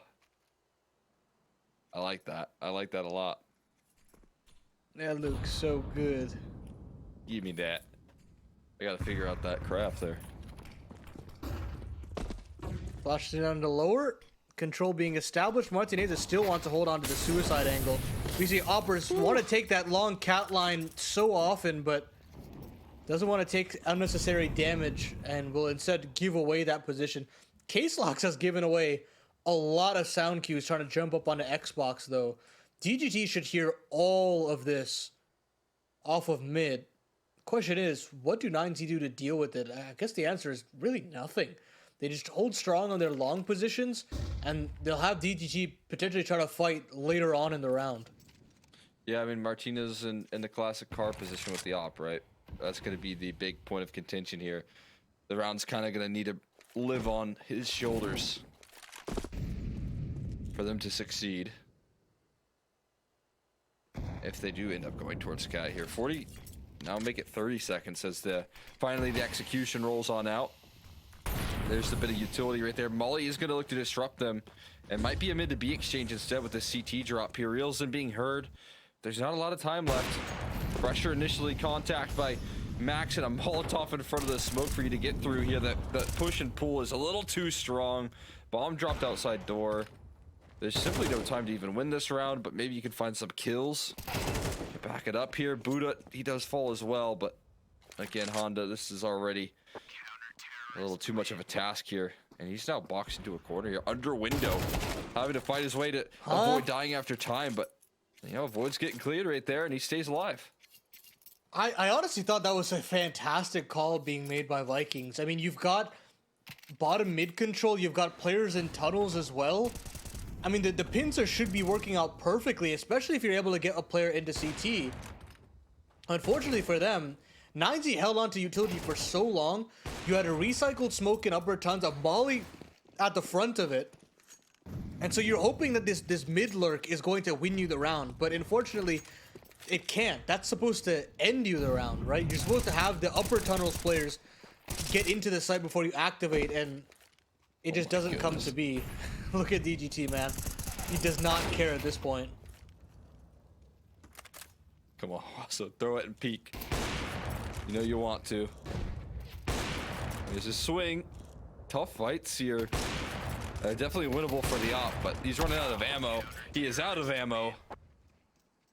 And he will get overwhelmed here.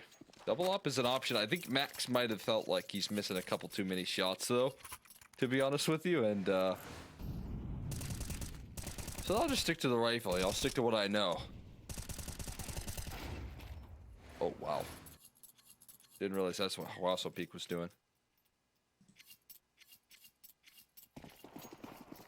Well, 7-2 now leads the scoreboard, and man, it's quickly just spiraled out of control. Regardless of some of these reads, this looks a little bit better though from the Vikings. They get into blue bin, they get that long corner smoke down and ready. JLK not too far off the mark there, but cannot connect, and unfortunately they'll just have to hold on to this long control instead, because elsewhere on the map, Max has found Max one of his own. pushed up top mid. Yeah. Just destroyed Remix with the op. That's no fun. Winning out that duel is a bit brutal here. And then, of course, Buddha takes control of B tunnels. They collapse, kind of converge in on the the upper ton side of things. And, well, it is a one-way street on in towards A. Not fully boxed in, but you don't have a lot of opportunities to reroute here. Well, there's a little bit of grace offered up there. They do love a good swing. They just don't relent. Oh, That smoke's gonna fade here. You gotta be careful playing around it right now. Also peak, full ammunition, sit down range. Another pick from Honda. In pit with 7 HP, finding impact here, managing to find a couple kills. Reels in, complicates the matter even more. Honda looking to offer up coverage, but the bomb plant is secured. A boost, and CT spawn spotted out and knocked down. What has gone wrong here for 9Z? Piece by piece, Honda and Reels in rain in a 2v5. let me peek. No, let me peek. No, let me peek. We keep doing that for 45 seconds, and then we all die, and we ask, why did that happen? I don't know if they can even manage to ask that. I think they know exactly what happened. Guys, what on earth was that? There's an up in pit, man. That's it. That you don't have to swing long. Yeah, that should be the end of the story. Up in pit. I mean, I guess unless you have an up, okay.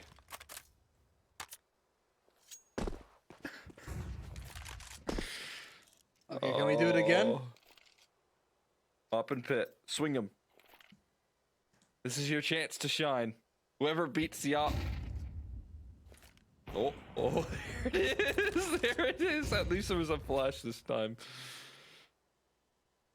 I like it. The skill off the back of it. Good Molotov here to slow down the offense. Martinez flashing for the angle. I cannot believe it. The gall on some of these plays, and Martinez will get away with it. Repeat. Gotta have the repeat. This is unbelievable. Who's next? Who is next? They've crossed again. That could be an asset here as Honda does get his chance to strike on the lurk, but that is bomb dropped on the B site. And Max this time has a different route to clear the flank.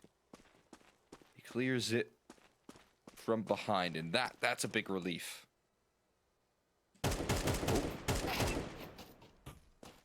Spotted. Jeez. Oh, yeah. Take it Oh, easy. yeah.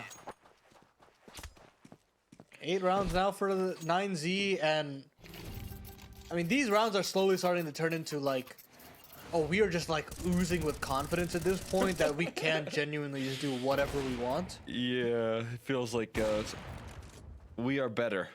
Yes. Let's make this quick. Let's end these rounds at the start of the game. I mean, again, it was hinted when Max pushed top middle, and when Max is rocking a deagle only on the last round of play. Okay, he sells. He won't go that far. He says, "All right, my bad, coach. I'll show a little respect." But now that we're in a 4v5, can I sell again and go buy the deagle? He's thinking about it. It's too late now. Missed his opportunity. Unfortunately. Missed his window. And What a now shame. he's actually pretty dug into the middle of mid. Has to take that initial contact against JLK. He wins it.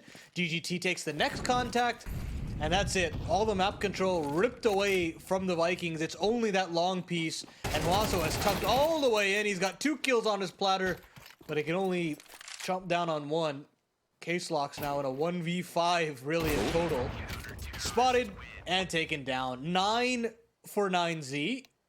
And they're looking to just storm through this opening round in Group D. Yeah, this is definitely the 9C that I was hoping to see when we talk about this roster up against a very much so unproven Vikings KR roster, right? I mean, they've got a lot of room to grow, that's for sure. I mean, again, as I said, this isn't even like a roster that's, you know, a new TO that's bringing in a new core from other teams. I mean, there's some familiar faces and some old teammates here and there, but this is very much so like, let's pluck some strong South American, strong Brazilian players from different teams and different organizations that are currently sitting on the bench, and let's make something, you know, brand new as you know, Vikings, I think, is a Valorant organization initially, or was in Valorant. Maybe? Not I believe sure. so. That's what, at least that's what Dust2 BR said. And Okay.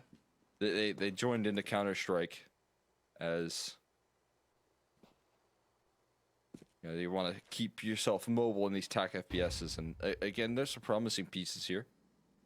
But they're up against the best in some of the best rosters right now in South America here, so it's going to be a tough fight. Now, building a team from scratch is no easy feat. And this is, again, building a team from scratch from every piece. I don't believe any of these players have played together, like, at least as a core. Yeah, right. And I don't even know if they have a core. I think it's 2 players that maybe played on Flamengo, right? yeah, That's it? possibly. Yeah, there might have been a crossover there. Yeah, maybe. That's scary, right? Because again, the experience is lacking. The headshots are not lacking from Wildstyle Peak. But wow, Realson on the fly able to land a big one. He finds another. Yeah. Not a bad attempt there from Realson, but there's just too many numbers chasing him down. I gotta box in onto Max here. But They know he's here though. yeah, I don't think they do. Oh, now they do. Well, there you go. And he's gone. Full HP bar still here peak on the window? B side. Yeah, let's peek window. Let's give it away. Yes. But Montaneza, he is in fact better. Gets double digits. Gets that momentum right back into 9Z's favor. And they are looking just so clean right now.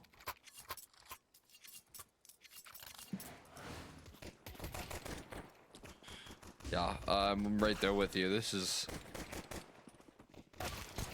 again, this is what you want to see when you're going up against this squad. Dominance and having some fun with it too here in the server. A little bit of a fun mix. They're giving us a lot to be excited about on these head-to-heads here as they fly up middle. Flashbang and Max messing about with the utility. The scout tags are not missing though. But neither is Honda.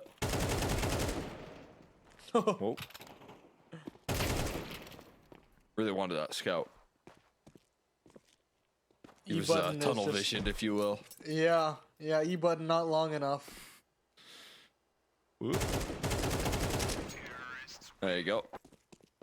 Max careful about his approach right there. 2 HP, couldn't afford for anything to go wrong.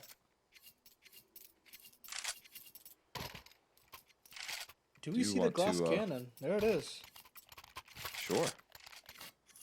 Let's bring it didn't- out here, remix. Didn't really work on Nuke. I guess it's a little easier to make work on Dust 2. But, I mean, even then, like, just one flashbang and you are just toast. Gonzo. They're going for the long smoke here. This isn't going to be respected. They're already through the doors, and Real Zen tries to pull a Max, but instead walks right into DGT, and that like you said, just quick body shots right there. It does the trick. Back side turned. Wow, what an adjustment from Honda. That's a quick spin right. Oh! Ow! There's an HE on cat. The HE cat. Be careful. Who put Be that careful. there? Who put that? They needed cat, guys. But over within a flash right there, and this is series point now for 9Z. I think they so far only given over 6 rounds. Is that right?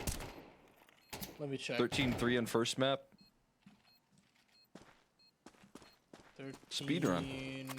Yeah, 3. You're right. Hey man, I'm not complaining. Quick day at the office. DGT just Too wants bad. to get back to playing some more matchmaking. He's doing a lot better in this game.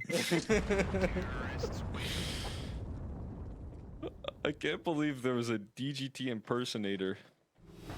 in our Yeah, right? matchmaking Like, game. Pretty niche player to impersonate if you're not super into like the South American scene.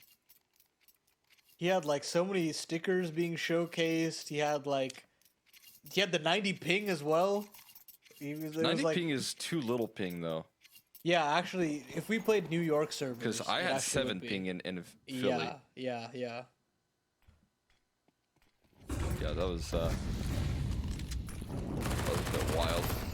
Funny to see though, considering that we ended up casting him just a little while later. But either way, Max looking to challenge mid, and Honda just already put on pressure.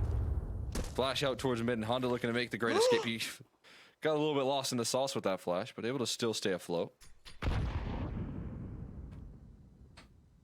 Head back the over the CT spawn.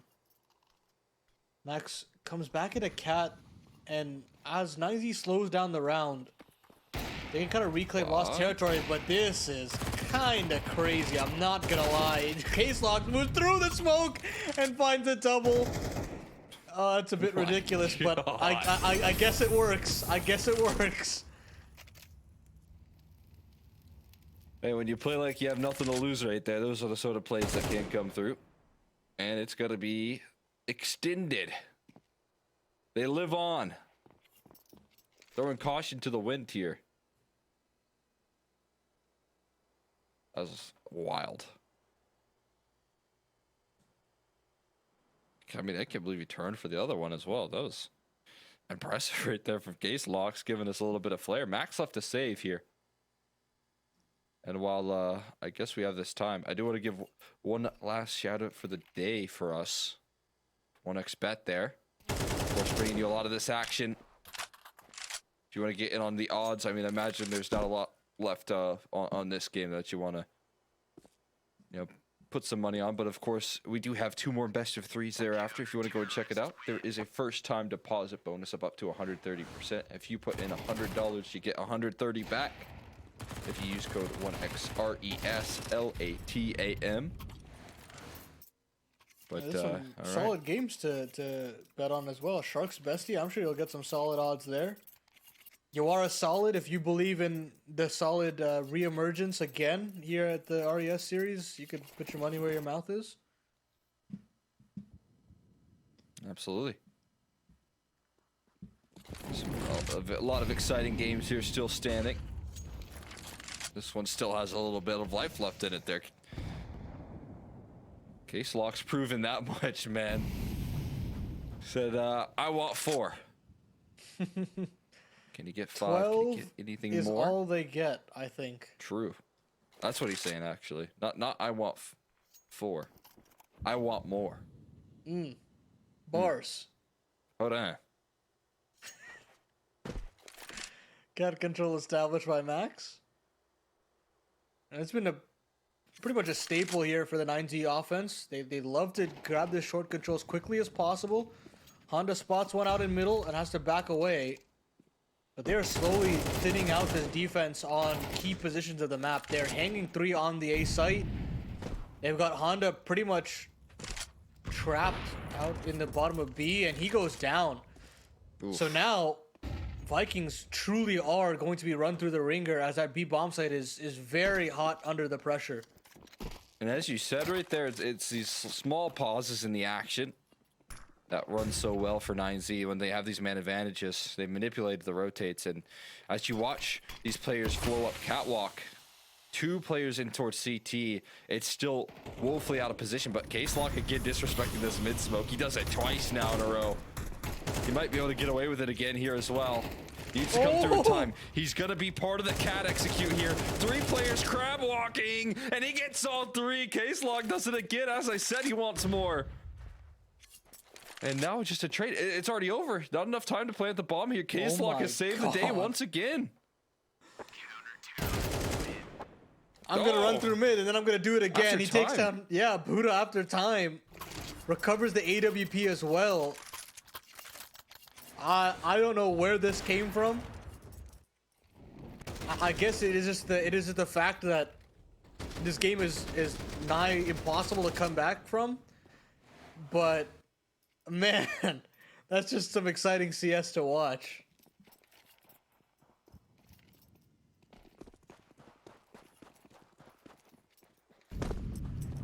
Absolutely sick right there. Was part of the execute with the squad.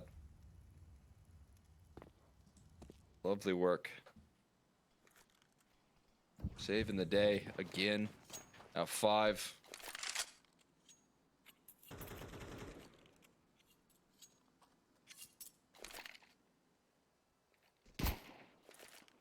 Oh. Big tag defined for for Martineza onto Case Locks. And now Honda is here to try and help out. They're going to try to bait some players in, but the spacing is a bit off. And unfortunately, Buddha's death is pretty much useless at that point. Now they'll try to swing out. DGT will try to line some up, but can't get it done. Max now up to bat on the Deagle, but he can only find a singular kill as well. So Vikings, they get through, and I think it'll be just another save here, to be honest, from 9Z. And with that weird purchase situation for Buddha, they'll rather just get everybody on the same page.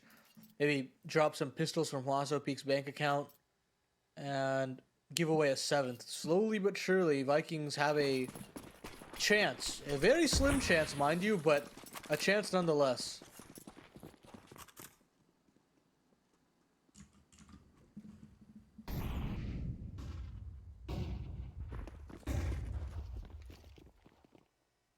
I gotta make some fast moves towards long. I mean, definitely, MR12 comebacks can come through quickly. Whether it's not a comeback or, again, just a little bit more of a respectful scoreline, could be a big deal. And a smoke to offer up the cross right there. Oh, it's gonna disrupt the long smoke. That worked out well. Just worked out perfectly. Waiting for that flash to be primed there from Martinez. He's got it held on to right now. He's thinking about it. But you know who's not thinking about it any longer? It's this 9Z squad. As the smoke doesn't work out for them, they want nothing to do with crossing. We got a Deagle in the pit. Not necessarily an op, but it'll do. Hoping for a swing out from one of these CTs, but nothing's being offered up there. Very keen on holding these post-up angles. Here comes that flashbang, and it's absolutely immaculate. It pins Honda to the wall, and DGT with the double D. Magnificent stuff there from him. But there's Case Locks to save the day yet again. It's only Huaso Peak left up in the clutch. He's got to recover the bomb. He's got to plant it in 15 seconds time. And that nade will not add any hopes here for him. He'll try to plant, but there's a Molotov available. A nade as well. Yeah, there it is. We got it. Touchdown. Wow. Great bomb plant right there. Great eco idea. Never rushing into things right there. One of those rounds that you just feel is a throwaway, but DGT's Deagle, you said it wasn't necessarily an op, but still 2 kills provided from it. Huaso Peak able to provide another one. Not that the kills are the biggest of deals here, but what matters is that you are at least able to punch in the digits and give yourself all the tools on this gun round here. Everything at your disposal, all the utility, and then some. Max cash is stacked up as well, so even if you lose this one, you might be able to even afford some good investment in the next.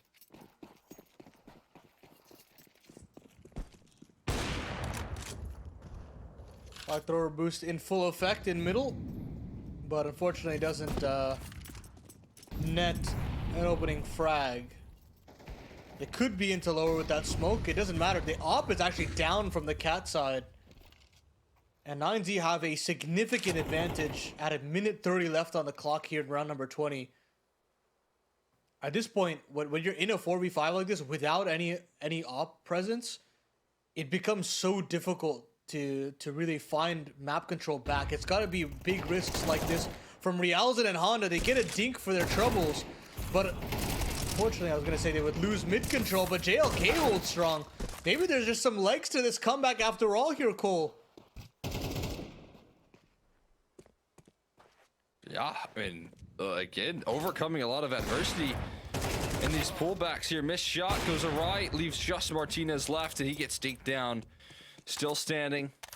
Reverses 2, but I'm right there with you. This is it's become a whole lot more interesting and quick. But wait a second. Wait a second. Okay, Realzen swinging right there. 5 rounds now on the trot for Vikings KR. Not willing to give up on this one just yet. And a 4v5 just falls right in front of them. No bomb plant, but yeah, as we said before, the saving of all of the guns previously allows for this purchase to come out. Not that much utility though. Case Lock's relentless with his mid aggression, and finally he's dealt with. Max has seen that quite a bit of times, considering he did it all throughout the defense, and finally puts an end. Another 5v4 for 9Z to tussle with. And this time they don't have case locks, but Remix will do one better. Shuts down Buddha. And Waso really wants to just get this hinge smoke down. But he's terrified that he's going to get swung. It's information right there. You hear the utility, and a chase is in right there. Honda filling the role of case locks, and now the cross being covered by the rifles here. Ops rattle off. This is complete lockdown defense in another 4v5. 9Z can't find a way to finish. I mean, 12-3 up, and now it is a close ball game here. We have a game on our hands all of a sudden. A bit odd that I don't necessarily know. Did they have a smoke for the cross there, or did they not? I mean, I would assume they wouldn't, but maybe it was one of those things where they're hoping to catch him off guard. And it just is a game plan that falls right into their favor. But yeah, I mean, that is the big question. I can't quite remember. Timeout called. 9Z need it. They didn't think they needed a timeout in this series. But a little pause in the action here to try and slow down. Yeah, we were talking about how it looked to be 6 rounds in total for the series on Vikings KR side, but now we're talking a real chance to maybe send us to overtime. Look for a chance at sending us to a third map. I mean, to do it against a roster like 9Z would be stupendous for the morale, but they're out long. They're gonna try to bully their way in. Unfortunately, they can't catch Remix on the fallback, so they'll just have to hold on to long control instead with the Max as a late cat lurk here.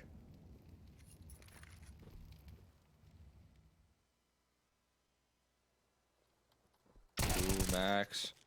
Oh, it's just a quick adjustment from Case Locks. Beautiful headshot rolling through there. Gap in the smoke is wide, and it's the AK that drops instead of the Tech 9 to add insult to injury here. Not recovered. Bomb just going to be prioritized on the plant.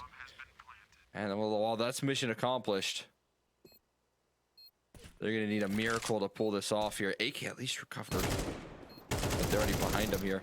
They do reveal themselves, but through the smoke, it's handled. Martinez.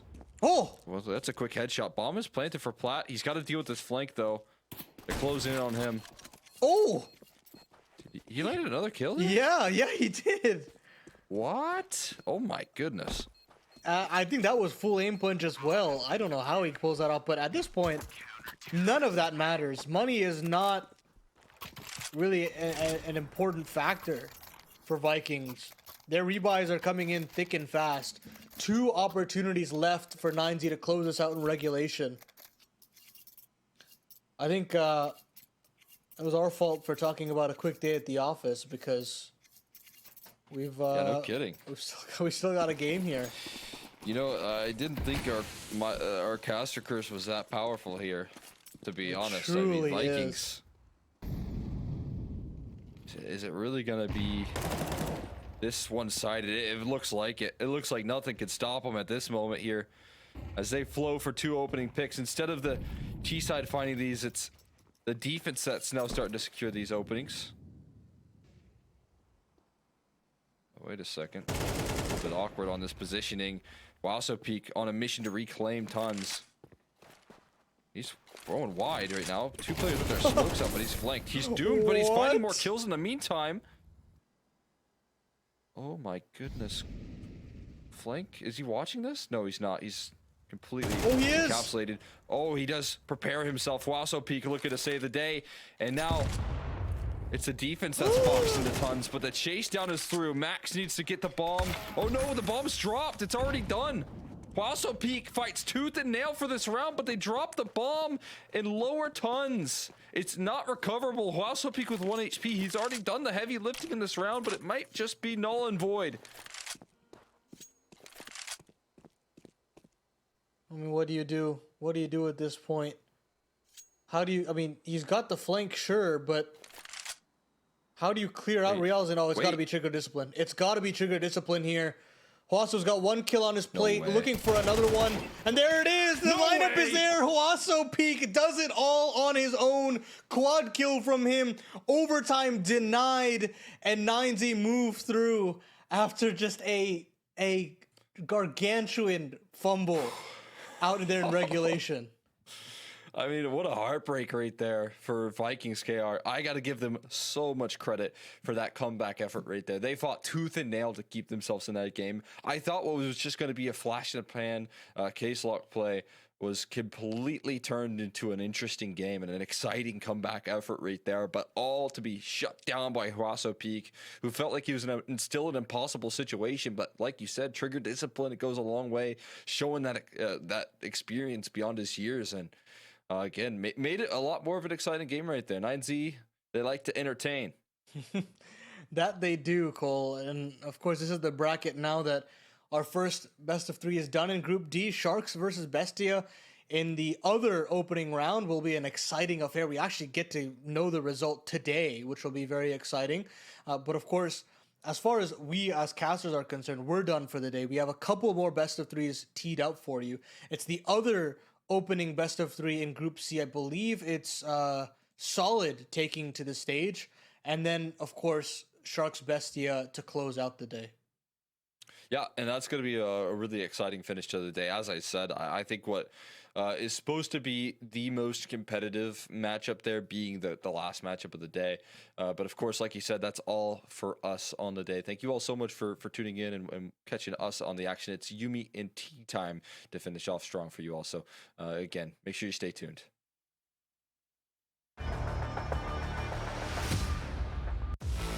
OneXBet and Eva Alfie present betting on all esports events on the website and in the OneXBet app.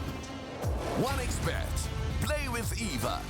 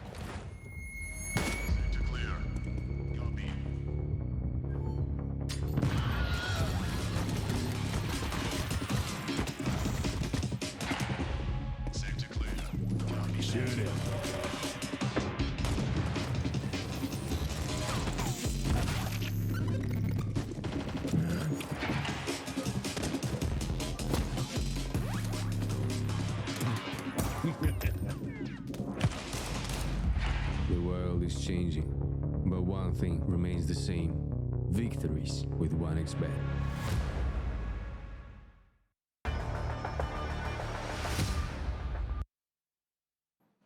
Welcome back to the RDS Latam Series number 4. I'm Tea Time, joined by Michael, Yumi, Cassidy. We're done with the first half of the day. Time to move on to the spicier second. But before we can make that recipe work out, Michael, how are you feeling? How's your how's your spice levels doing? How are my spice levels doing? I don't really know how to... Yeah, I mean, I'm feeling pretty spicy. I don't know how to quite respond to that, if I'm completely honest with you. But, you know, I do believe you are right. We are jumping into further games within Group C and D that are going to deliver in being more spicy. That much I will recede to you, or I will kind of concede to you, I suppose. Well, listen, let's take a look at the full schedule as well before you can get, too zested up. We had a quick 2-0 and another quick 2-0. Red Canids with, I'm sure Venom Zera had a fun time playing with this idol of Cold Zera, taking down Intense Game, making a quick work of it. 9Z do the same with Vikings. Again, not Korean Vikings, even if I was hoping that that's what it would be. Yavara and Team Solid will be what we start things off with, and then obviously we move on to a more classic matchup in Sharks versus Bestia. Michael, I'm not going to pretend that, either one of us probably knows the most about Yara, but that's one of the best things about this circuit, isn't it? We get to deal with these up-and-coming teams in the Latin American region. Yeah, I mean, in terms of actual results or what they've been able to sort of show across the organization to players, this is, as far as I'm aware, a project that has kind of stemmed from the end of last year coming into this year, and is fudged of a fairly young squad that don't have a lot of rapport in terms of being on other organizations or have competed largely in the upper sides of the circuit. So to see them here is actually quite a nice thing, I think, for their own development, but also they could be a name that we see represented in future tournaments, I think, as well within the South American region. So I think this is about getting some fresher faces, some new starts for sure. So I am excited to see what they can kind of deliver against, I think, what is more of a known quantity in Team Solid. Let's zone in a bit more on the matchup, though, and let's zone in maybe a little bit more on the teams in particular. Let's start off with Team Solid, Michael. They've already come through with a fair bit of success in the relog circuit. And, of course, if you guys aren't aware of how this one works out, we do have two teams going from each group forward to the playoffs, and Team Solid has already won one of the RES Latam series, and they've made it to the playoffs in another. So they've got themselves a good amount of RLG points. Now, the top two teams, as far as relog points are concerned, will be going forward to the LAN that is being held in October, the $250,000 LAN that's going to be taking place. And Solid want to continue to try and maybe get a couple of upset wins and see if they can sneak in on that second spot. Their playoff campaign in the previous one didn't go that well, and this would be where they want to start off over here. Solid really want to make it to playoffs again, really want to guarantee themselves those RLG points. Yeah, I mean, making it to second would be enough if they're sort of able to overtake some of the other players or some of the other teams within that circuit. So it is actually very important that they do well, they make it out of groups, and they get into those playoffs so that they can have that kind of a finish. I do like what Team Solid offer up in terms of their gameplay very typically, but when we see them in this game, and they need to look very confident if they're going to have any real chance of sort of guaranteeing that playoff berth, because the Red Canids are a side that are probably the favorites within this group just based on the new acquisition that they have, but also the form that they had even prior to the Cold Zero move. Well, listen, we'll zone in onto the Solid players, but let's quickly go over the Owara side. And again, like I said before, guys, we aren't coming into this with the most knowledge of these guys. Now, they have shown us some reason to be interested in them. They had a best of 3 versus Sharks recently in the ESL Challenger League. They were able to get a map off of Sharks and also take the other to a double overtime. So this could have actually been a team that takes out Sharks completely from the ECL. So they definitely coming into this with a lot of promise. I'll say that at the very least. Lash looked like he was really a solid foundational opera for the team, and they're really building around him well.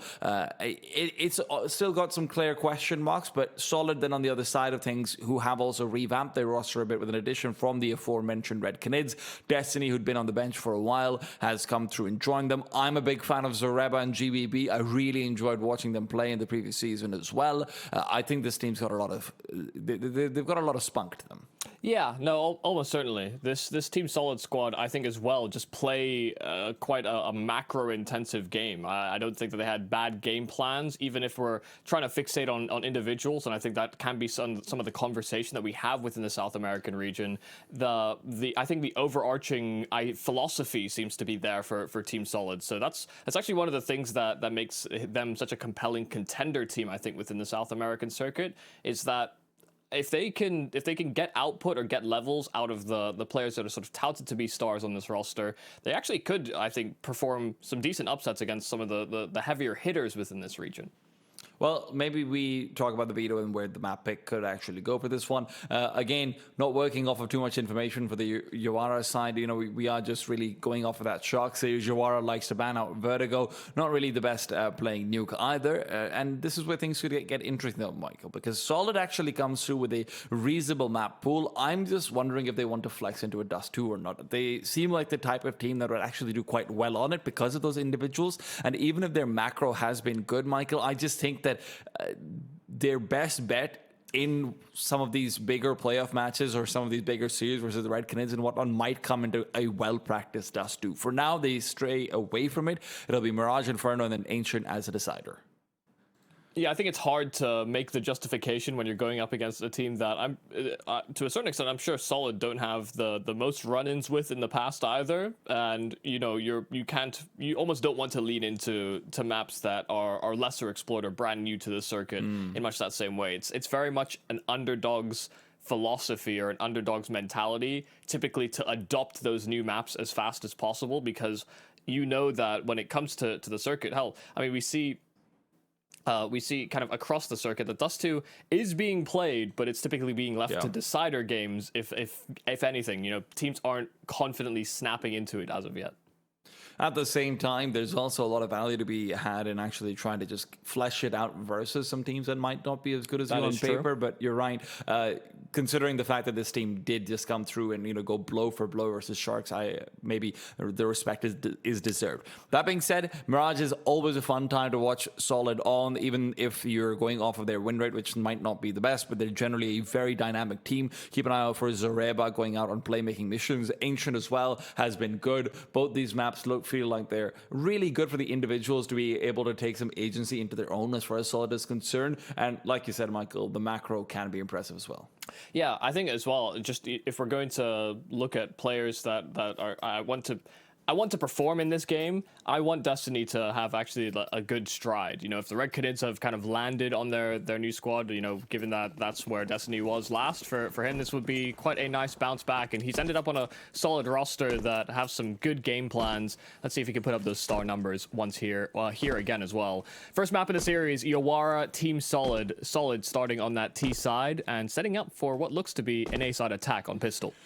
A rare incendiary in the hands of Stacks, but that won't be the most useful as they're not heading over towards the B-bomb side. It'll only be the one in Ritz to try and contend, but the A side's been given up completely for free. They'll have to play full retake with a single flash. It's not the easiest thing in the world. Not to mention, Murder Hole hasn't been broken through, so they can really only come in from CT spawn. Now, mid could be a threat, and that's what the Connector players are aware of, but for now, their focus is on the crossover that the CTs want to go for. It's all 4 players, and they're setting up for it. A flashbang needs to go through. A Molotov to Connector could really ruin their day as well, but Zareva's going to take first contact, finds the first kill, or at least he should have. Zhao takes him down. The flub means that they're down already to a 5-on-3. GBB finally fighting back, and inside the smoke is able to pick up Ritz as well, and Lash fights back, able to stick the defuse, and Yawara get there first. That definitely gets scary for Yawara. Their entire plan is predicated on getting that smoke play and getting the defuse with the kit, but as soon as they found the kill onto Ritz, Stacks was very quick to jump on that body, grab that kit, and immediately stick the defuse again. But I love the idea. I love the approach there from Yawara.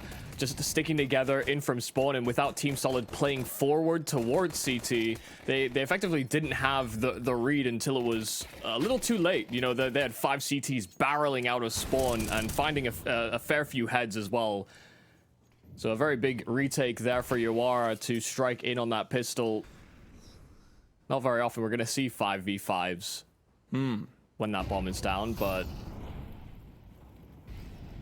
It was all a part of the plan. Still, force buy in from Team Solid. They got the plant in, so they'll have rifles out. And it's actually the Deeg that strikes first. Perez hunting for that opening duel, and while he does succeed, goes traded. That was one of the more high-value weapons as well on Yawara, so the fact it's left in a compromising position, I would like to see someone try and retrieve it, but for now, that's solid territory. Ritz is in a very good position, though. Trying to play up close to bricks. They don't have any Molotov to flush him out should he try and retreat back into Under Palace either, so things could go from bad to worse if you're trying to go out from main or Palace. Now, Lash needs to come in and provide that support. They're very well aware that there could be just a full circle around into Ritz directly. Lash is waiting, dodges out on Ali's peak, and Ritz is there to give him the backup necessary. Does get taken down, but that's the crossfire coming into play. Lash looking very good again, starting things off. Yeah, timing looked good for Yawara. Lash wasn't actually in a position where he could support Ritz, but just as Team Solid were creeping out, decided to drive some attention that direction. Stack's in a position to just close the round entirely. Zareba, no real chance at this. Wanted to try and retrieve a rifle, and that bomb was just dropped in no man's land. A nice cleanup for Yawara in that second round. Team Solid's forced by netting a fair few kills, sure, but they're really hoping that they could get into a round-winning position.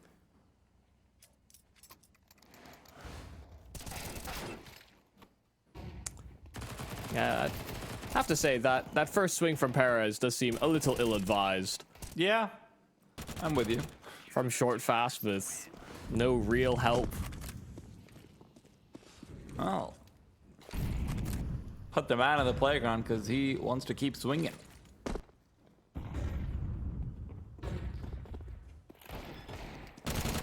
Triple drop down, and they're trying to get the bump on it. In fact, they've gotten a lot more than that. 2 quick kills, and they're still fighting. No one dying yet, even if LCM is low. Stacks getting scared off by Ale. Ale can't actually get the quick decapitation, though. With a Glock, it wouldn't have been a kill regardless, but still, damage could have been good. Now Yawara again turned back to what gave them success in their pistol round, a retake through CT, but with a flashbang going a bit too deep, and LCM not being anywhere nearby for it. They have to take the duel directly. Stacks keeps it going. Second one picked up. He's making it look easy, and it might be with the HP where it is, but the timer's not in their favor, and they had to accelerate. Destiny and Zareba shut them down. Yeah, I mean, that's a huge round from Destiny. Not only being able to flush out that player from triple, but then just sitting at the back of the bomb site as security. You saw Yawara heavily grouped up inside of jungle. They understood as well that if they tried to approach from jungle and there was someone spawned, they just walk into a crossfire. And they give up critical time as a result of that. This wasn't a full buy. This wasn't a force. These players did not have armor. And still are able to get so much mileage out of those pistols. That is a very disappointing round to lose if you're Yawara, and I mean, just massive stuff really being delivered by both Zareba and Destiny. Now, that's the kind of round where normally I look at it and I'm like, God damn it, guys, you need to stop buying these Deagles and the P250s. It's not going to do anything. And yeah, well, I'm glad I didn't say that, because I would have looked like a fool. It's also one of the early gaps being exploited. Yawara have been leaving that A-side player alone in an effort to sort of play double con or run towards window as well, and you know, that extra attention that's being driven to mid. You know, you can't watch everything as an A-side player, and they didn't pick it up quite quick enough before the plant started being threatened.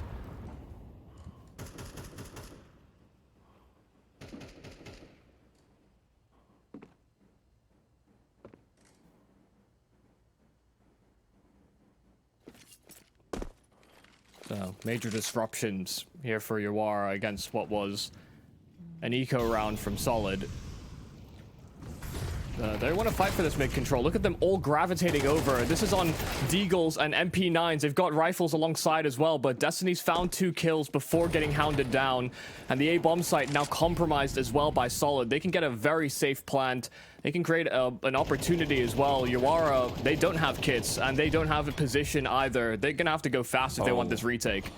That smoke might seal the deal. They might want to back off over here. No, Perez finds a kill through it. Ale responds sure, but his position given up, and Lash just needs to turn the corner, pre-fire him, but who's he pre-firing? Ale is already letting loose on the spray. Perez now 1v1. Zareba hidden away.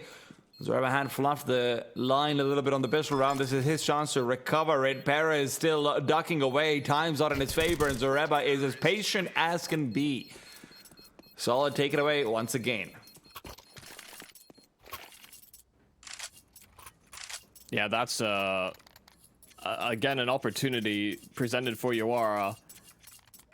The idea to go in for that mid crunch definitely could have been fruitful, but Team Solid were very quick to react once they realized that the sheer numbers that Yuara were throwing their direction.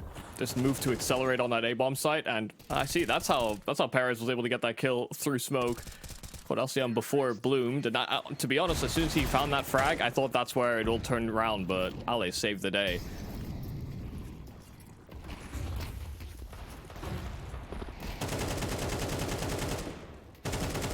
Well, connector side stack for Yuara, but they've gone up through short, even while having a sightline over it.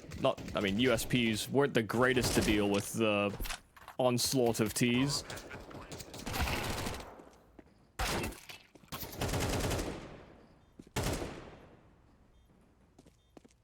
That's good enough damage, I'd assume. You're kind of aiming for 2. 3's ideal. I mean, 5 is... Yeah, 5's kind of pretty ideal, actually. Yeah, 5 is the real ideal, but, you know, if we're thinking about the economic ramifications...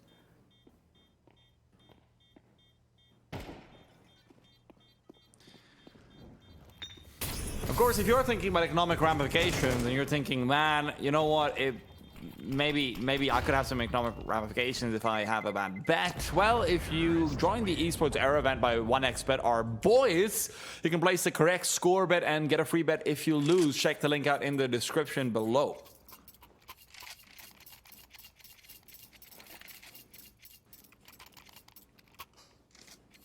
Also, girls. I mean, I feel like I don't actually know what the 1xBet staff is like. Yeah, so you know what? They're partners. Yeah. Howdy ho, partner.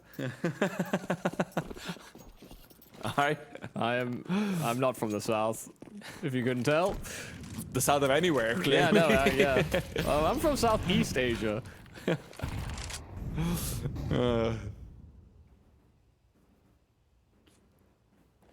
Back into weapons. Across the board. You are certainly close on their previous force buy attempt, but you can see them still going for this sort of gravitated mid setup. Oh no. Yeah, things getting awkward. The smoke fading right in front of Lash's eyes, but they decide to go for the swing anyway. Destiny, left to his own devices, that underpass player did not converge with them, but Yuara are fully aware that Team Solid have taken space towards this A-bomb site all the meanwhile. Everything really hinges on Lash being able to get a good sideline in from CT, but he's not got the right weapon to do it. There isn't a flashbang available for Zhao to actually provide either, so this is going to be a very difficult set of peaks. In the meanwhile, GBB setting up for a flank in from middle. This round's about to go from difficult to impossible if GBB gets his kills, and he does. LCM and LA as well. Not doing any worse. I can guarantee I know the comms are there, Michael. The comm is, hey, wait for my call, and throw the molly, the flashes, and everything. Lash just freaks out because the smoke's obviously finishing up. They flash and try and go for it anyway, but at that point, it's a little bit too late. Zhao, good for the kills, but doesn't really matter if you're losing out the weapon in the end. I'll be totally honest, as much as I might agree that could be what happened for Yuara, I feel like they just missed the timing completely themselves. You know, if while that smoke is up or as it's going to fade, the Molotov should have been thrown and they should have been ready to swing from short and con simultaneously, but they simply weren't. You know, I think they misunderstood what the timing was on that window smoke. And I think had they gone a little earlier, they may have been able to clear middle a bit more efficiently. Maybe prevented Destiny from even getting his one kill. Hey. That would have been ideal. I've been learning, Michael. Good word. We don't live in that idyllic world. Team Solid, though, have been playing some pretty rounded Counter-Strike. Once again, you know, coming in with, you know, nice site executes, good reactions when they're getting pushed in by this Yawara squad. And making some economic choices. SMG taking over space in towards jungle, but it's the boost that strikes in from CT. I don't think they're really thinking about going for this, but I guess why not give it a good old college try, keep them contested. I mean, that's an interesting smoke to come to, and Destiny is getting real hungry. Wants to fill his stomach up with some empty calories. This is bad snacking, Destiny. Yeah, this is really not worth it. That's a lot of damage. That's actually insane. There's no way that was worth it. As soon as you said, "Oh yeah, they're hungry. They want these anti-ecos," I'm just thinking, yeah, but why? They still had a sightline on the bomb, even because the smoke was bad. And Yawara didn't even try and run into the site when they threw the smoke. It's like they looked at it and said, nah, actually, that smoke isn't where we wanted it. Never mind. We'll see you later. Sometimes you're just hungry. You know? There's no reason for it. You've already had your meal. It doesn't matter. Problem is, Solid doesn't have that much left in the fridge anymore, so this could be a long winter if you lose over here. Should be enough for a buy if you get a bomb plant, I suppose, but that'll be a little bit straggly. Yeah, I'll have to make a couple concessions, but hey, it's all about whether or not they get into that scenario in the first place. You are need to show that they can actually punish the decision making of Solid, not sort of thinking forward into their economics. See if they can win a round. Destiny's coming over. Stax is there to cover it up as well, but Perez gets a trade. Stax' demise. Perez, actually, they don't know Zhao is here. Zhao now reveals and Ritz is nearby as well, but with the MAC-10 rounding the corner, Zhao's being chased down, hunted through by Ale and his pea shooter. And Lash has nothing to offer. Rotate in, flashed up as well. Team Solid deterring him just by util and the numbers that they hold. Ali's been on that SMG a number of times, and now getting some great value in a what could have been an important round here for Yawara. Like, the man's name is literally Ale. Of course he's running around with a MAC-10. Yeah, no, I mean, that is fair. Live and die by the branding. But for right now, for Yawara, they're the ones getting the lashing.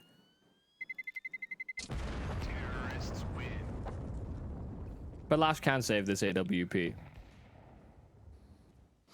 I think right now, from what I've seen, Yawara do have plans for the mid round, but the problem is that when they're going for those executions, when they're inciting that plan, Team Solid are finding good understanding of the fast reaction. I think Yawara are very much of a pack mentality. When they've gone for these ideas, they have done them very typically with 5 or 4 players, and that does leave a lot of strain and a lot of open territory on the map, and they've just not been able to get into positions where they can sort of have these successful retakes as of yet.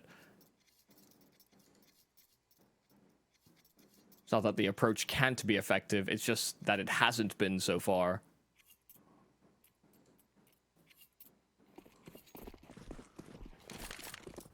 I think, unfortunately, based on the way that Solid are playing, so reactive, they would have to, you know, still, I think, try and make use of those same plans, but try and be a bit more sort of personnel effective. Keep tabs on both sides of the map, at least.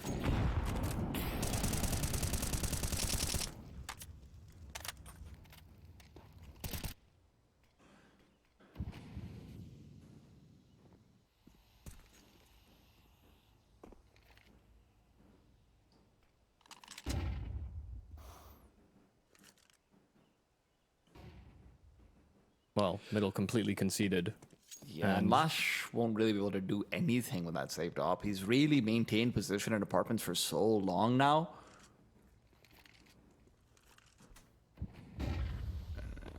Well, based on what GBB sees, they're very likely to finish towards the B-bomb site, but this is a interesting position for Stacks. Connector was open for the longest time, and his teammates didn't do anything to really help him. Jungle was smoked off as well, so clear method of intent. And, well, I'm not sure that they really wanted to finish towards this A-bomb site, but now they realize an AK has been taken in towards spawn. They could still funnel towards Lash's site. No, they just decide that, hey, GBB, great job, you've cleared out some space. We'll just hound down this extra man on A. I mean, they're very well aware of the saved AWP, so considering the fact that he's gotten multiple kills over here and contested into deep CT, right, they know the op is nearby. So if you're picking your poison in an AK where you know where it is and an op that is going to be undeterred by smokes because you've already used all of yours, yeah, Solid knows which cup to drink from.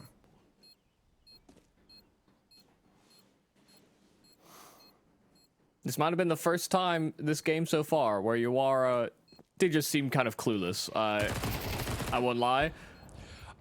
I mean, you can't really entirely blame them either because it does feel like, oh, well, they've used all their smokes. Surely they're not going to come A anymore if they don't have ramp pressure. If they're going to have a lurker, it's going to be in palace or ramp. Yeah, but they did. There was a lot of mid util, and then there was a con to jungle smoke, and no one even considered it. But no one saw the con to jungle smoke. But they would have heard it. But no one saw it. I guess.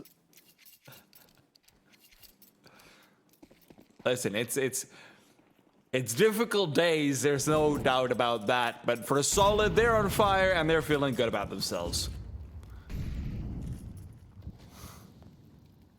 Lash now finally at the correct port of call. Good for one, could be two, but the quick scope doesn't really give him much beyond the ability to actually just leave the stairs. 5 versus 4 in the CTs are already starting to recongregate back to A. They are hard committing to this rotate, and Stacks is just asking, begging for a flashbang. He wants to go in so bad.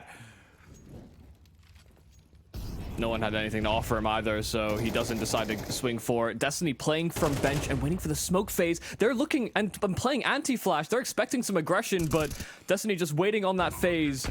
Brings it back to equal numbers. AWP line here held by LCM, and he sees just a slither, hits the tag as well. But they can't cross. They can't make a safe venture out from spawn. It is going to be heavily contested. Zareba fighting from the site. But they do deal with Destiny, and Zhao finds his as well. But this forward presence here from Ale, he still has eyes on the bomb. He can keep them away from that package, and he can spam them as they go for the defuse. Even in this 1 versus 2, he holds all the cards. Zhao low HP, and Lash trying to stick it inside of the smoke. The tag lands, but Lash is still on it, and he sticks true to the defuse. Yawara steal this round away from Solid, sure, but it is still coming down to the last little bit of strength from either squad. I mean, that's all Zhao over there. The fact that he's able to find the Firebox player and the wallbang as well is beautiful stuff. The 2 kills coming in on the retake into triple is really nice to see. It really felt like when Destiny found the kill onto the anti-flash player, when Yawara weren't able to keep track of smoke timers again, they were going to have troubles, but instead, it's all A-okay. I'm sure we're going to get to see those Zhao kills on the replay as well. At least I hope we do. Yeah, look at that. Very important first frag out of LTM. Yeah. Oh, nade open. Perez wants to fight. He's got it done. But unfortunately for him, trade is a bit too quick. And no one on the CTs is ready to assist him in his crusade. Can definitely be one of the problems with fighting from those spawn smokes. Team Solid have been very consistent at throwing that off of their spawns, and you know, once Perez falls, Stacks feeling the responsibility of keeping tabs on mid, but hounded down around the edge of the smoke. So what started off as just the 1-for-1, now a man advantage. Zhao will try and take matters into his own hands, but GBB's already holding that line, so it goes from bad to worse. This is a save decision for Yawara. They'll double up together, and if Solid head their direction, they'll put up a fight, but I think they're hoping that they finish B.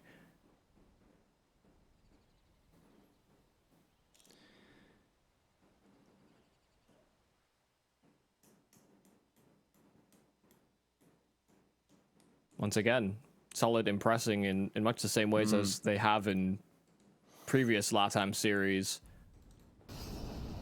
A good macro philosophy. Yeah. Good understanding of how they're going to approach their early round game plans. I love it when a team lives up to their name.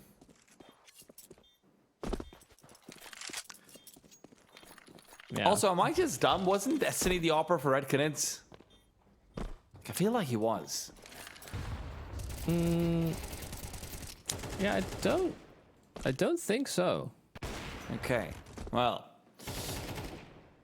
Guys, if you're new to listening to me cast, I often ask the question, am I dumb or this? Generally speaking, the answer is the former.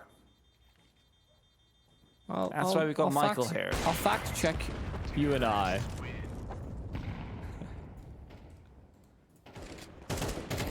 Yeah, no, he was rifling. All right, he's got 2 sniper kills in the last 6 months. I've never been so wrong. Like, those are probably like saving frags as well. Yeah, He's like, oh usually yeah, what that I'll means. give you your op next round. Don't worry. God. Yeah, they're either saving or they're having such a bad game that they ask to secondary off on CT sides. Oh. Let's go, Lash. The small things in Counter-Strike that'll always make me happy. Footwork is one of them, however simple it might be. Yeah, he went for the safer footwork, unfortunately. But it was footwork nonetheless. I'm with you. I miss KZ. Yeah. Oh. LCM misses shots. Yeah. You are not the same. Actually, you probably are. And they double smoke window as well. Yeah, So, not the best. yeah, one of the weird resources for Solid will be whether or not they have smokes for the site hit, but they may not need it if they are finding headshots. That was really clean from Destiny, just taking over space on short. Perez has been playing that exact same angle, like 3 different rounds. That Destiny just fully read into that. Zhao on the other side does reveal himself, but there is an op nearby. Lash doesn't want to reveal. Destiny's just making his angle a little bit nicer. In the meanwhile, Stax and GBB have got a date in A, and Stax is not the one paying for this bill. Tough fight to lose. Destiny still on his lurk in through mid, and he has tucked himself away perfectly. They thought they cleared it. They thought it was free, but Destiny stabs them in the back. Lash left alone. A 1-on-4 now chewed down to 3, but this is looking done and dusted. LCM, he held the angle. Flashed off it, sure, but they've still got resources to throw Lash's way. He doesn't have a kit, but there is one in transition. But Zerubo won't allow him to even bridge it into the bomb site. A 9-3 half from Team Solid. That T side, they were just kept hammering mid and hammering these sites. Yawara couldn't stop him. Just to remind everyone, Yawara win the pistol round. They win a round where on the retake, Zhao just gets himself a couple of great double kills on the Opera as well. Then they win a round with a 10 HP 1v1 defuse. Right? They were getting a few of these miracle rounds. It's just none of the consistent ones that you'd be hoping for were ever going their way. Unfortunately, I can't imagine this T side is going to be looking too much better from them. But maybe that's where they can, maybe let their hands take over rather than letting their heads be on the wheel. Yeah. This has not been the best day of the office here for Yawara. Again, I like some of the ideas that they're trying to throw their way, but just a total mismatch versus what Team Solid were offering up. You needed to have some pressure. See how Yawara approach it on T side. Nice little convergence onto this A bomb site using the connector presence, given that there was just free territory in mid for them to work with. They find themselves an advantage, and they start punching in those digits. Soreba not moving to try and deny that plant, just holding onto his spot, and he finds it into equal numbers. Soreba just wants to continue fighting up from up top and take it. GBB, in the meanwhile, will be the casualty. Now, this diffuse isn't going to be coming in any ease well, anytime soon or with any ease, really. The smoke doesn't quite hit the mark. I believe Ale will be a little bit out in the open. They've misread where the bomb is, maybe not communicated it properly, and now Destiny can't give his teammate the cover required, can pick up a few more kills, and Perez around the corner. A fast kill would have given him time to maybe have hope, but even that's denied. Yeah, he knew that he was under some time pressure there. So Yawara converting on both pistols within this game. That could certainly do a lot for them on a potential comeback. Their rifle rounds were not the prettiest, but that small fumble from Ale actually could sort of open up that opportunity for Yawara.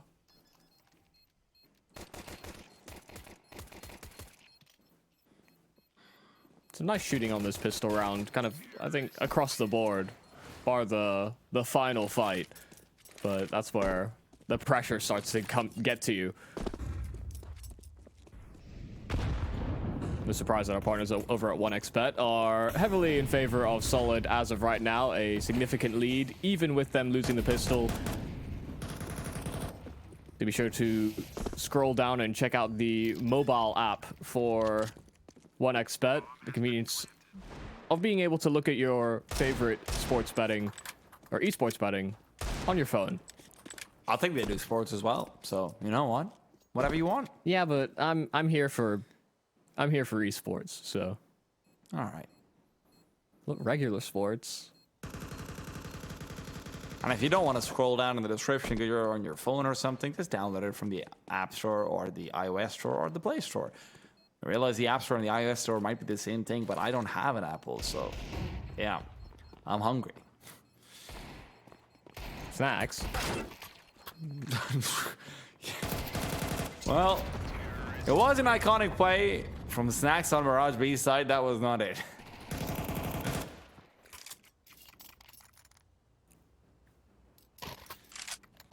Yeah, I love how that one clip from Snacks has gaslit everyone into believing they miss Cobblestone. Dude, I feel attacked right now. All right, I'll have you know, Fallen also had a really nice round in Epicenter 2017 Grand Finals versus Snacks on Cobblestone, which was iconic. Gaslit by highlights. That's crazy. Couldn't be me. No, I'm too jaded for that.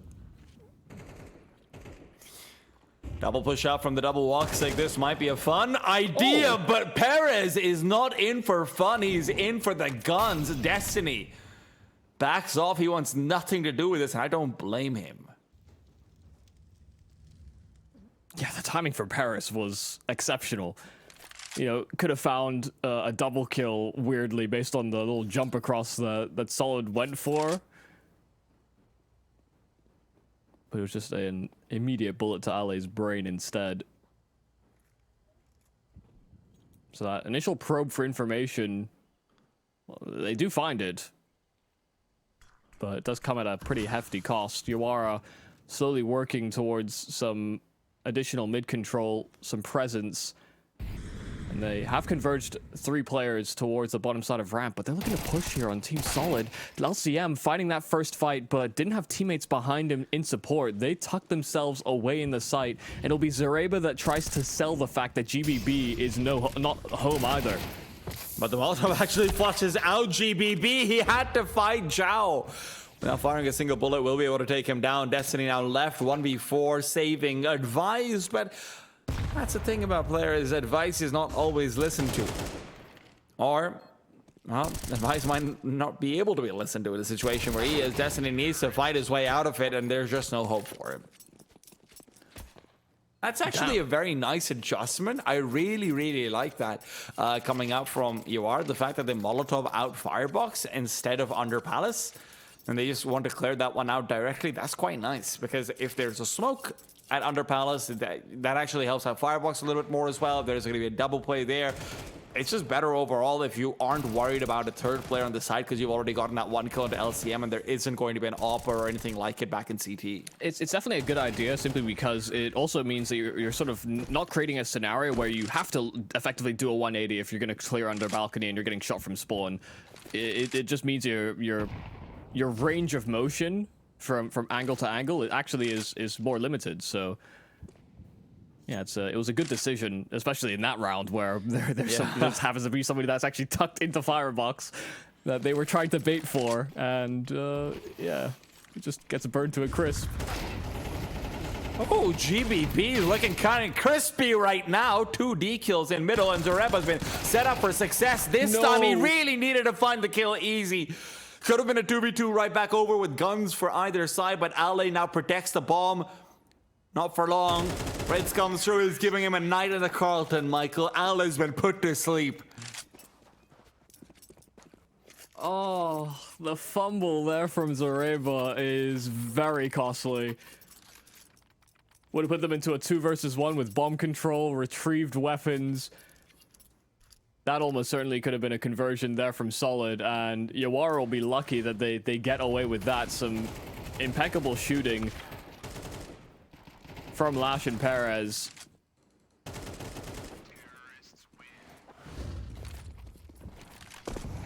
But it is the Ritz that delivers that final blow.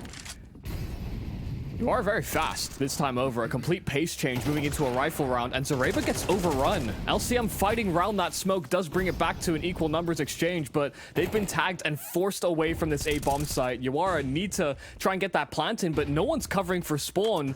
Zhao tried to punch in those digits only to get hounded down, so these smokes are going to start to fade, and Yawara aren't any safer for the planting position. Perez even fighting for that control, taken down early.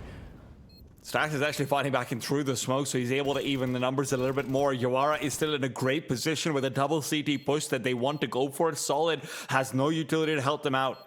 None whatsoever. Are there kits on the ground? There might be, but I don't see them. Destiny. Point man, but actually point taken. Lash now looks to cover off the cross, but Destiny doesn't really need to do anything beyond just get information. LCM taken down as well, and Lash is given the round to them. GBB now hunts, but he's hunting for death. Lash wanting to deliver it to him instead. Content with backing off round 1. Yawara up to 8. That is certainly a scary prospect. Nice little 1 versus 3 there from Lash. I mean, had to hit that shot, had to hit the spam pretty much immediately. Had he not, he very likely dies in his effort to try and draw them off of that defuse. But this was a little hectic and a little all over the place from Yawara. Their efforts to go for a pace change, this didn't feel the most rehearsed. Clear gaps, clearly hoping that they'd find, you know, a couple players fighting forward on the solid camp, but it simply wasn't the case. Oh. Need to open up the smoke, but GBB can't take advantage of it.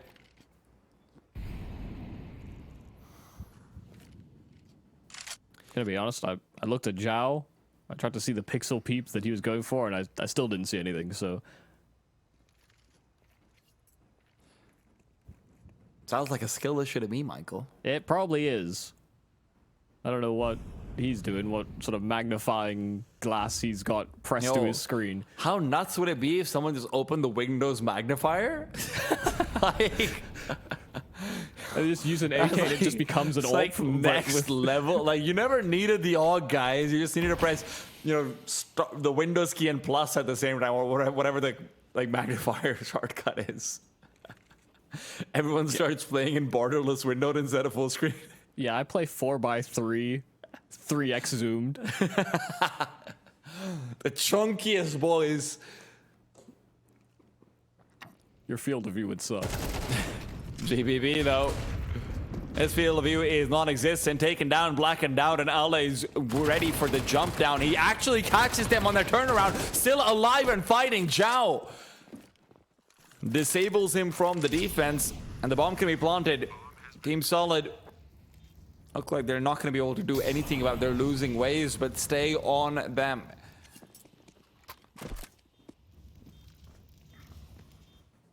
It was all a recovery mission. Thought LCM was going to keep them contained so that they could double converge from short if they really wanted to contest for this, but this half has certainly changed the tune. Yawara winning pistol from what was a 9-3 deficit, now chaining 6 rounds together. And one of which was certainly close. I mean, a couple of them actually have been kind of close on their journey. to being toppled over, taken by Solid. But still they maintain, and now they've bridged that gap. They're fighting neck and neck to Solid and holding a lot of the momentum. They're finding entries pretty consistently.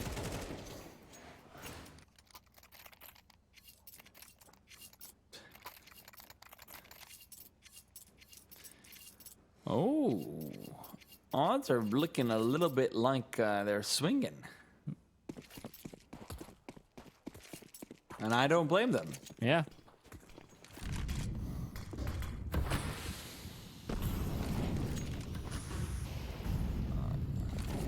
I would say that Solid are still favorites for the series, but based on the way that you are fighting back as of now, favorites or not, you've got a lot to answer for. LCM, that may be what sparks a bit more of an effort here on this defense. That AWP striking first. You can see Lash looking forward to seeing whether LCM sort of pushes himself back into the side to take a further angle on the T-side approach.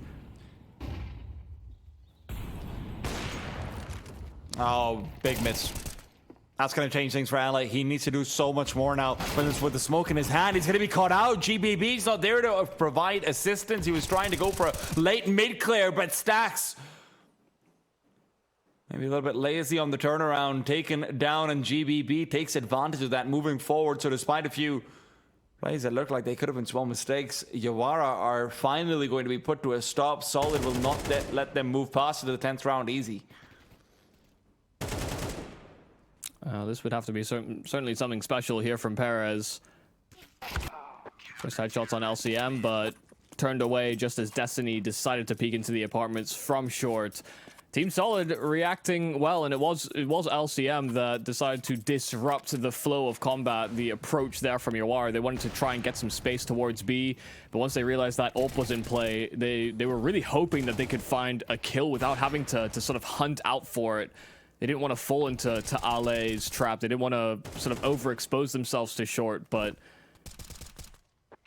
just taking a little too long. There was a lot of CTs in place to address them over at B.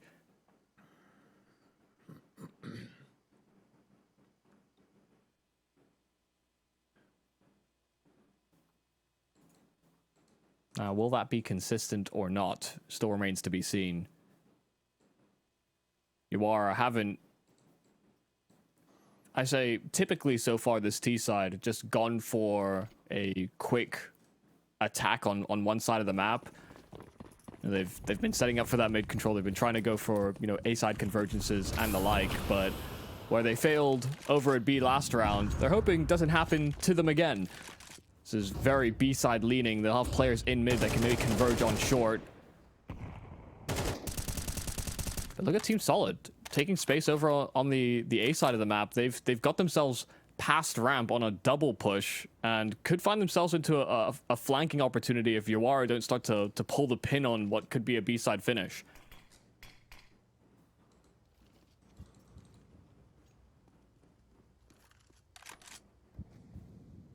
If they don't start throwing these smokes in the next 5 seconds, they will be in for a world of hurt. At the same time, if they're going now, it's going to be really troublesome. GBB's positioners reveal there's only one player on the side, and Destiny needed to accelerate. Ale's already taken down. GBB's position known. By the time Destiny gets involved, the ball might already be planted, and it's not in a position where he can do anything about it. This flank that was supposed to be the saving grace is now instead the dead grace. Yeah, had they taken those extra seconds, they would have been stuck. You know, Ale would have gone to those apartments a little bit quicker in terms of the methodology of the clears. The plant wouldn't have gone down so fast, but really nice job, honestly, by Stacks getting up through short and finding that opening kill as well, kind of carving out a path. They didn't have to worry about the potential of short pressure. I mean, to be honest, it does feel like a bit of a mistake from Ale, though, because, and it's uncharacteristic. I really liked how he's been playing this B-bomb site so far, but the fact that GBB was being pressured down, Ale turns around to try and give him the assistance. GBB was never in a spot where he couldn't back off all the way into deep ladder and then put himself in a favorable 1v1 position. Ale needed to buy time for the flank of Destiny, and when he's not on the side, there's just no way for him to do that. It was Ale on the flank, wasn't it? I believe it was Ale on the flank. Destiny on the flank and Ale on the side. Yeah, Ale's died over here. Oh, yeah, okay. Yeah, I had the nameplates wrong. My fault. It's all right. Yeah. No, that is definitely true. They needed to be able to sort of stop the flow of progress for Yawara, but they did nothing to really disrupt that. Nice clean kills. Oh, Stax is being cheeky. A little bit of shifting into play. A site about to be surprised by a Stax peekaboo. Destiny turns around. He thinks this might be clear. He is so wrong. Ale, meanwhile, will not really be allowed to contend. GBB is the one who's taking his duel away from him. Zoreba not blind. He tucked away behind on top of the trash can, but now needs to make noise to actually drop down. Yawara might be missing some angles here and there. Ale as well continues to fight through. Zhao, good for another. Lash has turned into 2v2, and the T-side positioning is fantastic. GBB won't have an easy kill to find with the flank, especially considering that Lash needed to be aware of that. He was watching out for the flank till just a second before. That's a bit of a poor case of the timing. Smoke down on the bomb. They need to try and go for the defuse, and LCM pushes forward. Zhao tried to make the right play, the smart play, trying to take the duel onto the player who wasn't watching out for him. Instead, he's just taken down. Yeah, a difficult post plan to hold. You know, fighting from the side itself is incredibly difficult, incredibly trying, especially when there is that flank available. And sure, there was the possibility of them holding out for it, but you know, Zhao and Lash did their best to keep this contained.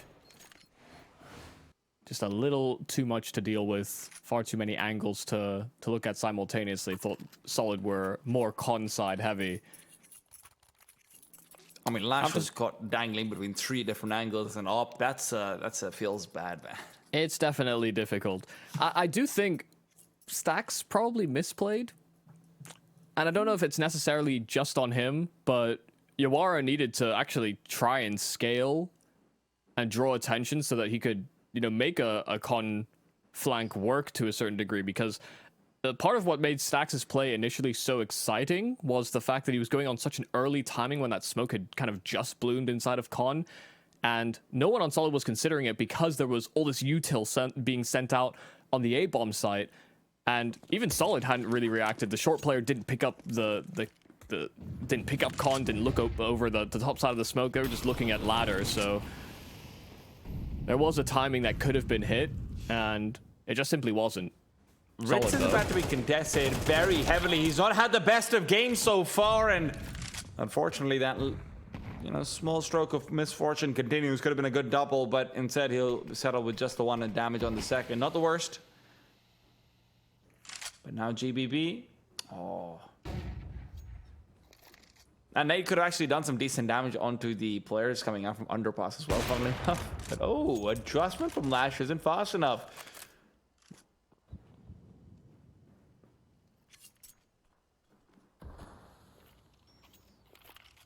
Oh, this doesn't feel good.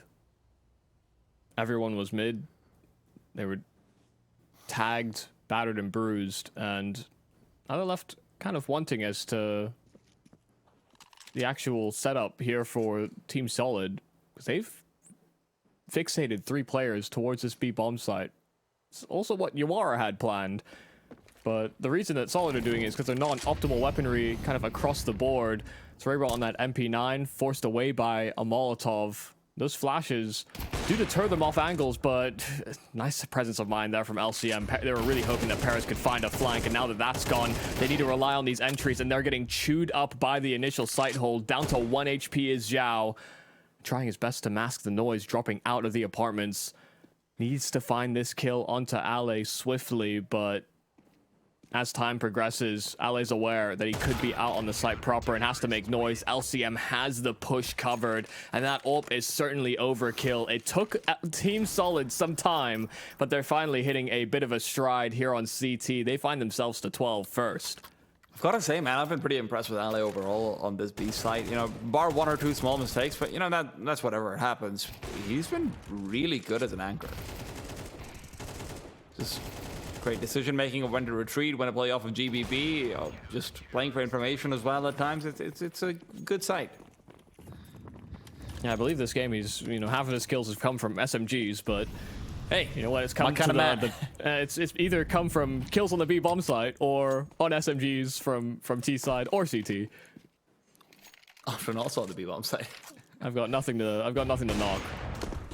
Oh, LCM missing out on a crucial shot perhaps, and Stax is in hot pursuit, but the pursuit just turned around and smacked him in the head. LCM to die and Ale to fight back, picking up 2 on the site while Ritz is now left alone. He's had a weak game so far, but now it comes to an end. Solid taking away their own map pick. Definitely a contested map, though. I mean, Yawara were making a really good go of it. A 9-3 half initially. Yawara were certainly chugging away on that T side. They win both pistols in this series, but they just couldn't pull together any real success on that CT effort. And that's where Solid were able to strike with a slight bit more consistency. So, I mean, a really, honestly, good showcase for Solid, I think, throughout this map. Their CT definitely getting caught off guard, and you know there were a couple gaps that were exploited, some nice entries being hit by Yawara sort of along that track, but I think it was clear that Solid were going to come in as favorites. They definitely kind of exemplified that with the philosophy and their track record of being able to close out on some of those sort of pivotal 2v2, 3vx moments. Well, listen, the BO3 is not over. We've still got at least 1 map, if not 2 to go. Inferno's coming up next. It'll be the map pick of Yawara. We're going to discuss that more after a small break. I have very complicated job, but I love simple things so much. One move, one push.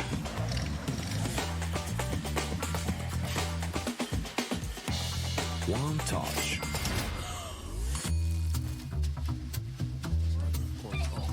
One love. One click. One XBet.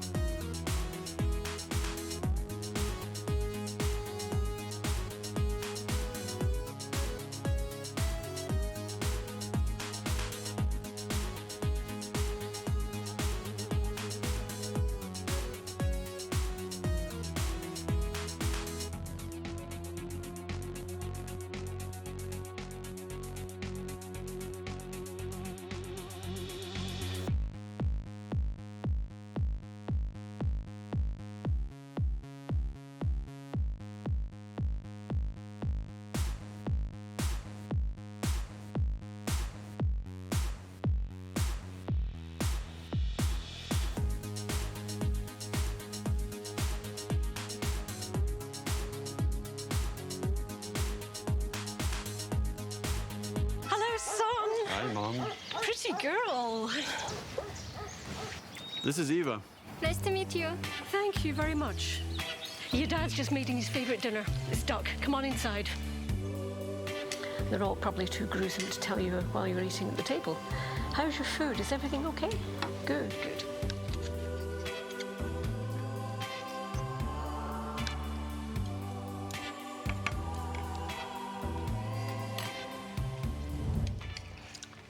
You seem to know each other. Yeah.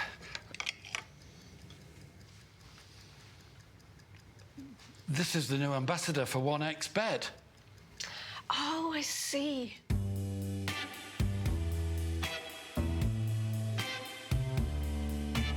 Everyone felt good when Eva Elfie became the new ambassador of 1xBet.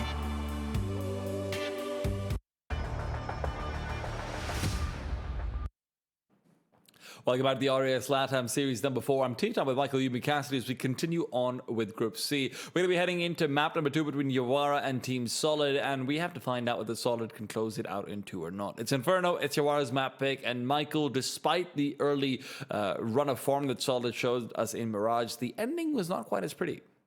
Yeah, I think the philosophy for Yawara did seem very clear throughout that entire Mirage. You know, very pack-based Counter-Strike. They did like to go for a lot of these sort of lurking plays and tried to be sneaky and actually caught Solid off guard several times throughout that first map. And I'm kind of hoping that they can get off to a pretty solid start as well, moving into Inferno. This is a map that Solid do have quite a lot of reps on at the very least. So you're kind of still expecting that Solid will have that same good understanding of what's happening in the macro, but there will be certain moments where if they do go for these quick bursts or these snappy plays while still having that lurking pressure, I could see that Yawara could get off to a pretty good jump start to the engine. You know, this is a younger team that we have less understanding of how they're going to fare against some of the stronger representation within the South American region, but they put up a very good effort on that first map, and I think, you know, just that added confidence in that second half is going to do quite a lot for them coming into the second map. I think Inferno in particular is also a very good map to actually see Yawara and whether they are able to bring an upset in over here, because when you look over towards how Inferno plays, it's much more forced early duels in the first 20 seconds or so. In Mirage, we saw a lot of situations where on their CT side, it felt like Yawara were just left in a 5v5 without really knowing where their opponents are, even though they tried to go for a play somewhere in the map. Inferno seems like, hey, if you're going to go for a play, you're at least guaranteeing a fight. You know, you might not win it, but you're going to guarantee that you're getting a fight early on. Yeah, I'm kind of expecting to see Yawara also opt for some, you know, nice cheeky setups on CT side. But we're going to see them start with a T side instead. Of course, this being the pick of Yawara in the series, Solid get the side selection, so they want to start on the defensive end. They do have a kit and a smoke, a flash available as well on Ale. GBB with a smoke, solitary duties over at B because it's a 4-man lean off of the pistol. But Yawara are headed over towards the stacked bomb site. Flashbang is good, LCM is blind, but Zareba isn't. He's able to find one, and LCM's been given time to recover and double up. LCM now continues to rain down terror. Didn't have the best map on Mirage, but if this is going to be the start off to Inferno, I am digging it. And he is digging grapes. Ooh. Surprised that Al is taking such an open contest like that. Yeah, he wanted to fully clear short, but GBB also had cleared it out from brackets, so maybe a little too much confidence there from Ale to swing out and try and close out this round. GBB finding that contact and just running it down stacks with the dualies. It was a good stack call here from Team Solid. And sure, LCM didn't get off to the hottest start, didn't have a substantial T side, but when we saw him on the CT effort, especially when he got that AWP out on some of those pivotal gun rounds, was able to find his impact. So I do agree it is nice that he gets engaged early on this pistol.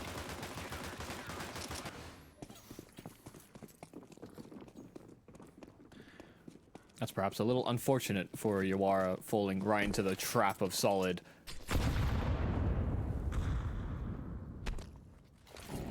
Couple of nades down mid, doing some tag damage onto Yawara. This is not a full commitment, no buy-in from Yuar, just a couple upgraded pistols, and they fall right into the meat grinder. That's 4 SMG kills, so $2,400 injected into the economy of Solid. We move into the first gun round. Those SMGs should still be a factor here for Solid, trying to treat this as a bonus. But because they've got so many SMGs, expect them to take fights versus these AKs.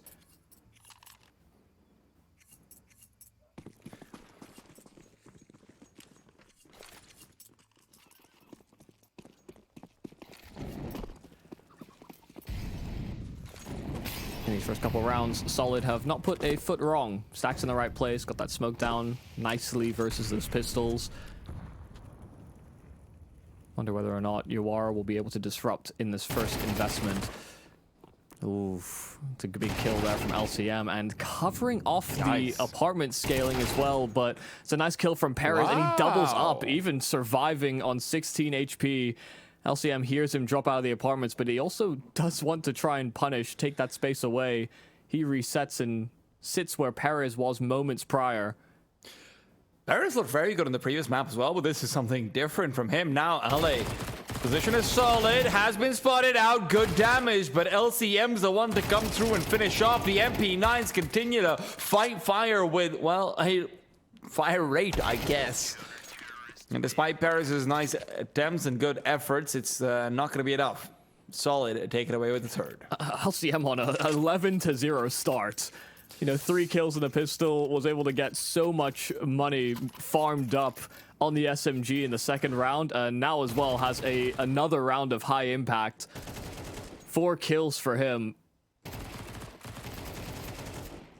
That's back-to-back 4Ks from LCM, who we noted had that slow start. Now getting off to probably the hottest start you could have.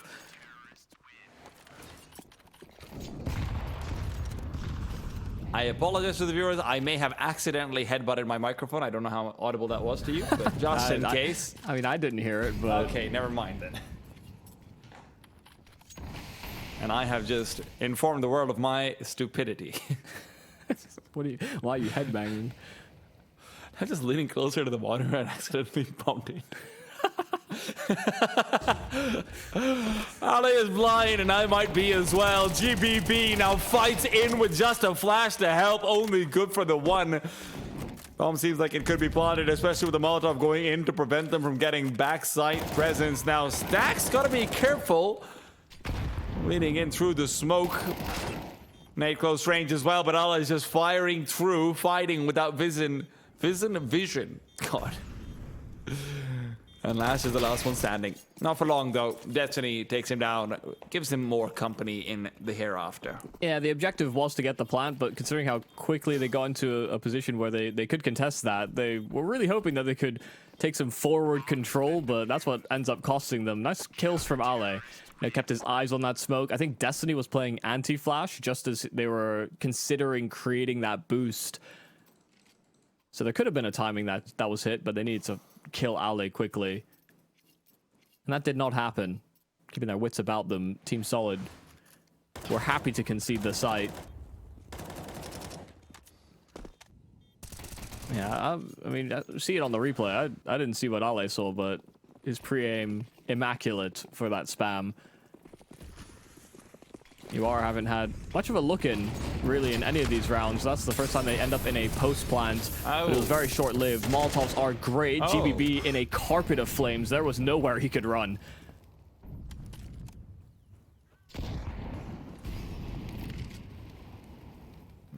The world was on fire and no one could save him, but, well, him. LTM flashed up, taken down. Perez makes it look easy.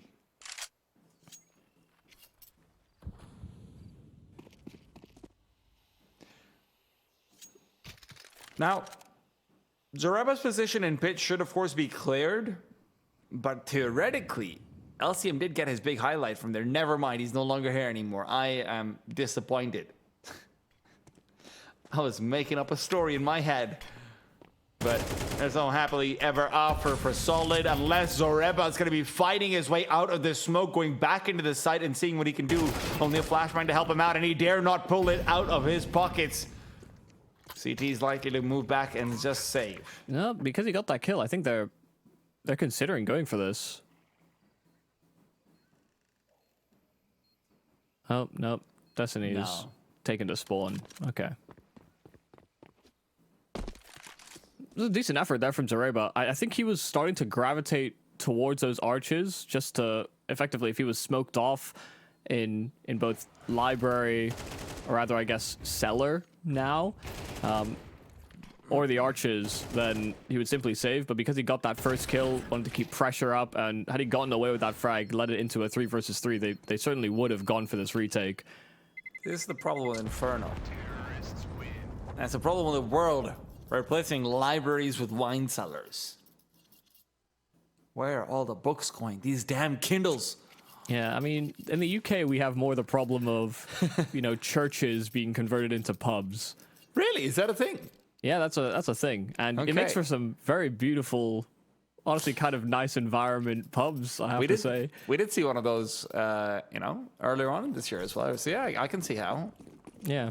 I remember the place you took us to. It's maybe not just the UK, but I find that it's a very common thread here. Well, Ale has been a very common threat. This time not actually able to convert on a kill, but there's still more where that came from. GBB still firing it. How is Stack still alive? You'd think that he'd go down at some point or the other. They are spamming away. They've used more magazines than a library would have had.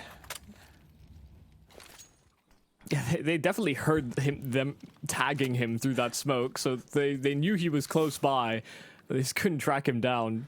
Still surviving on 35 HP. It's like Elmer Fudd going up against Bugs Bunny. Except they were far from quiet and hunting more than rabbits.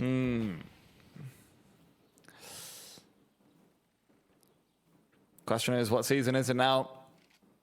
GBB is hoping that it is Yawara's season. He will have some more company given over to him by LCM as well, who comes armed with a flashbang. That flashbang could be the undoing of the T side. Redo on the smoke. That means they're going to have to consider going through it, but they've already used that nade back to CT to try and tag them up. Ale is a man's man. He is wide in them, fully blind. It will not matter. He's setting up for GBB, but he's only able to find the one. Now Destiny looking for space to be bought for LCM, but with the smoke still bloomed and having plenty of time on it, LCM didn't have a chance to actually push through before the bomb was planted. Now Destiny already here. Zareba late to the party, but he doesn't want to let it get started without him there. Trying to slow things down enough. He's coming through, but there's no utility, nothing of the sort. Lash might have missed the timing, and Destiny goes all the way forward. Zareba keeps clearing the angle out, but it's Lash to find the first. He wide swings out. Now his position's given up. Zhao is low. The call is there, but there's not the weapon to go out and do the job. Flashbang, well placed, but LCM, now he's found the first kill. Can he go for the defuse? No, he can't. Lash not letting him recover his wits. That's really nicely handled there from Yawara. Solid post-plant positions. Lash holding that deep line, but players tucked inside the site and still just holding onto their spot. Sure, Zareba is able to get this first kill back into the bomb site, but you could see how fast the exchange was in return. Between Zhao and Lash, it was too difficult a position to fully flush out. And as soon as one player took contact, another would swing. Good to keep comms lucid. And maybe you could be lucid dreaming with our partners over at 1xBet. If you sign up and join the esports era, you can, of course, get a free bet if you correctly place the right score bet. Even if you lose, that's where they'll give you that free bet. So do be sure to check them out in the link in the description. I think there's a bot in chat as well that will direct you the right way. I'm not letting you get away. How is lucid dreaming coming into this? I don't know. It was just simply my segue. Well, the reason why it's lucid dreaming is, guys, because a free bet seems so good that you'll feel like you're in a dream even though you're really awake. So you had the answer. I just wanted to see if you had it. And yet you interrogate me still. It's called an exam, Michael. I didn't sign up for the studies. This ain't my class. God. You know, one of the things I've always appreciated about universities abroad from where I am, is the idea of just being able to walk into any classroom because the professors just do not care about you because you are just a lifeless customer of the university. So That's you can just walk in. Yeah, that's something you. What? Look, something I've always wanted to attend classes for like English literature and language without having to give exams for them. So I'd just like to show up at a university and sit in a classroom. But, you know, it's a bit harder over here. Yeah, I think it's definitely more common in the States. Really? Isn't it in the UK as well?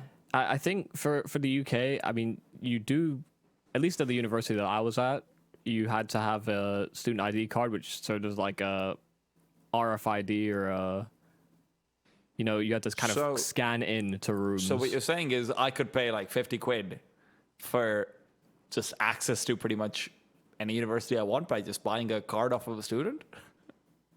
I mean, I'm sure you could. I wouldn't advise it, but, you know, that does sound bad to do. What? Come and get an education? No, more so, you know, using someone else's identity to attend classes in their stead. Oh no! I mean, I'm not in their stead. They should go too, right? It's what you just use. Why is this guy clocking in twice? This is oh, sorry, I went out to the bathroom. Highly peculiar. Every single class, I have classroom anxiety. Oh God! Universities are very beautiful in the UK, though. I will say that. Other places have been converted from cathedrals. Plus, every one of you guys seem to have like the most kick-ass libraries. It is insane. I get Instagram reels all the time of like, oh, look at this library in the UK that costs £50,000 a year to attend. Hey, you know, that's education. I think the reason I believe it's more common in the States is because I remember a story from, I think, Michael Reeves, you know, YouTuber, makes absurd inventions and is maybe a little unhinged, but great content. I think he said he would just show up and just walk into lecture halls and basically get classes for free. Oh, yeah. You just walk into a college campus and they weren't doing checks. You know, there weren't, I don't believe there were scan cards. Dude, if I lived in like the Massachusetts, I would be going to MIT or Harvard all the time if that was the case. It's like, yeah, I attend Harvard. Wow, I can't believe you were accepted. It's like, I wasn't, actually. I just go, to be honest. Knowledge is actually pretty easy to get when you don't tell anyone you're getting it, and you don't need to get verification for it afterwards. It's like maybe that's what the internet used to be back in the day. Just show up at a university and walk in. Oh, God. Simpler times, perhaps. It's like the older versions of piracy. In all fairness, the older versions of piracy were actual pirates in the seas. So maybe I'm just mischaracterizing this. Yeah, you almost certainly are. That was that new wave before the new wave where it's all digital. Can you imagine, though, the first person who actually made a boat? Just how sick was that have felt? Like, you know, you've got a boat. You can be on water like that. Just everyone's watching like, oh my God, is this guy insane? He's made ground on water. I think, you know, the first boats, it wouldn't have been as insane. You would have just looked at wood and seen that it floats and created like a raft or something. You make everything worse. I want you to know that. But I will say, as soon as you started involving like metal and concrete, you know, these very dense materials, and you made that float, that probably was quite. Oh yeah. You know, that sort of elation of, wow, this works somehow. Oh, dude, like I sometimes just think about metal. Like, how insane must you have been to just be like, well, I'm gonna turn this lump of rock into like a square usable thing. I mean, I can see the process that probably goes through for people's heads, right? They're like, well, maybe this is like flammable. Let's chuck it into fire. Let it stay in fire for a longer time. And then, you know, you're just like, well, whatever, throw it away, and it bends. And then it stops being bendy when it's not on fire anymore. Yeah, right? I mean, human knowledge and advancement is, you know, it definitely. I'm not really a history buff, but the process of how we got to the understanding that we have in, you know, medical fields, sciences, hell, textiles is how I would extend that to, you know, metals and the sort. It's all very fascinating. Do you know any history buffs? Not particularly. Because I can tell you, one of the most fun thing ever is if someone's like a regional history buff and you just make stuff up and watch them internally crumble. You have to be really good with like referencing certain details that you know did actually happen and like, you know, certain cultural norms that you do actually know about, and then you just make up an entire war. Just random blue. gaslighting of historical events. What are you talking about? It is the best, dude. I have seen people just like souls crumble as they're trying, especially because a lot of people who've actually, you know, studied history is like, you know, on a very advanced level. Sometimes these are a little bit more introverted people and they don't want to be very argumentative with you, especially if you're like a new person, and you just see their souls crumble as they're trying to figure out, how do we say this guy's just a bad person? I think you might be a sociopath. I think that's what the conclusion I'm coming to here. It's like I wasn't even doing it for malintent. I just like messing with people.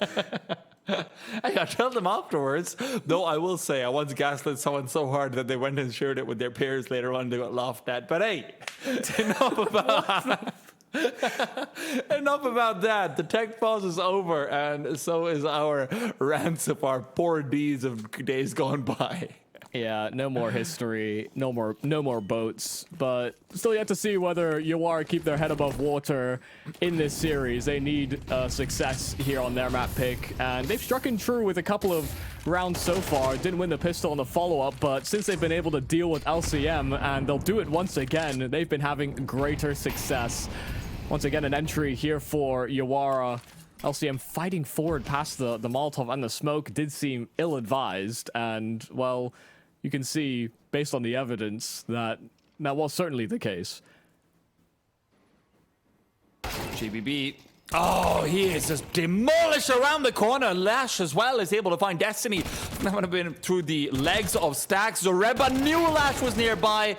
Did second guess himself for a second, but the second kill will be immaterial. It doesn't really matter. Ale will only be able to save the op. Yeah, they just got decimated in this round. I mean, great coverage from Yawar, just taking over Bracket's control. They were they were definitely anticipating for Team Solid to try and fight forward for information somewhere on the map. You know, this is not a team that likes sitting back on bomb sites and just allowing their opponent to simply operate. So keeping tabs and keeping eyes on a number of these potential peaks. And Solid fall right into the trap. That first kill that first kill onto LCM was that first domino to fall. That's what prompts Solid to hunt for that information. But I don't imagine LCM will be trying that again. In fact, you know, based on what we've seen so far, every time LCM has had the AWP, he's just not been able to really find much impact. Yeah. 11-0 start was not with the AWP, in case anyone's forgotten. Yeah, from pistols to SMGs. He was doing it with everything but the AWP. Is this a return to the terrible tales of tea time? I hope not. I'm finding out a whole new side of you. Oh, God. Hopefully this one is a short one. We haven't really seen anyone disconnect so far. But yeah, Solid. Not in the best positions despite actually building up a lot of cash early on in the game. They're now going to be put down into a awkward buy. Ale buying down about that 1350 mark. I'm guessing that you're going to see them stabilize around that for most of these players and just see what you can find. A couple of kills would also help out because, you know, it's not quite max loss bonus, but you are getting close to it. So yeah.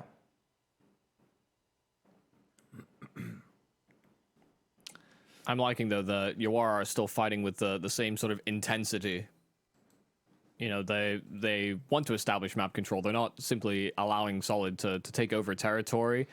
You know, that's maybe why we've seen some of these players on Solid try and push further forward. They're expecting that Yawara will maybe try and retake areas late. But, you know, you kind of talked about it coming into this map. The idea that Inferno can sometimes be a map where these opening engagements are somewhat forced. You throw so much utility at each other that you almost feel like the need to justify all that investment. You can't just throw that util and run back to the bomb site, fly blind. But you are becoming out ahead in some of these opening engagements as a result of solid playing forward. I do believe Perez is just encountering a little bit of an internet hiccup. So should be rejoining us swiftly enough. But I have to say, for a team that I didn't know too much about coming into this game, I've been somewhat impressed with Iwara. I think they clearly understand how they're going to play off each other, how they're going to approach games like this. Even if it's not always going to have the sort of highest conversion rate, they've got the mechanics to back it up. They're playing kind of shoulder to shoulder for a lot of these trades as well. They're playing rather simple Counter-Strike, but sometimes that's all you need.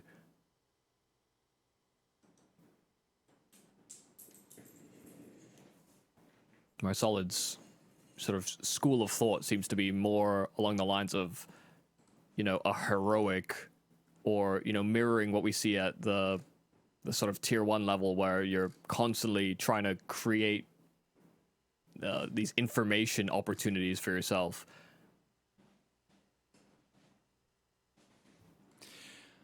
They're trying to paint the full picture, but you are working off of quick sketches.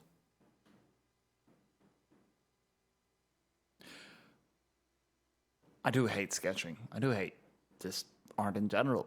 And I don't hate art as in art that other people have made. I hate art that I make. Yeah, me too. But Start you can actually drawing. sketch, though. Well, no, I can't. You've literally told me you sketch. What?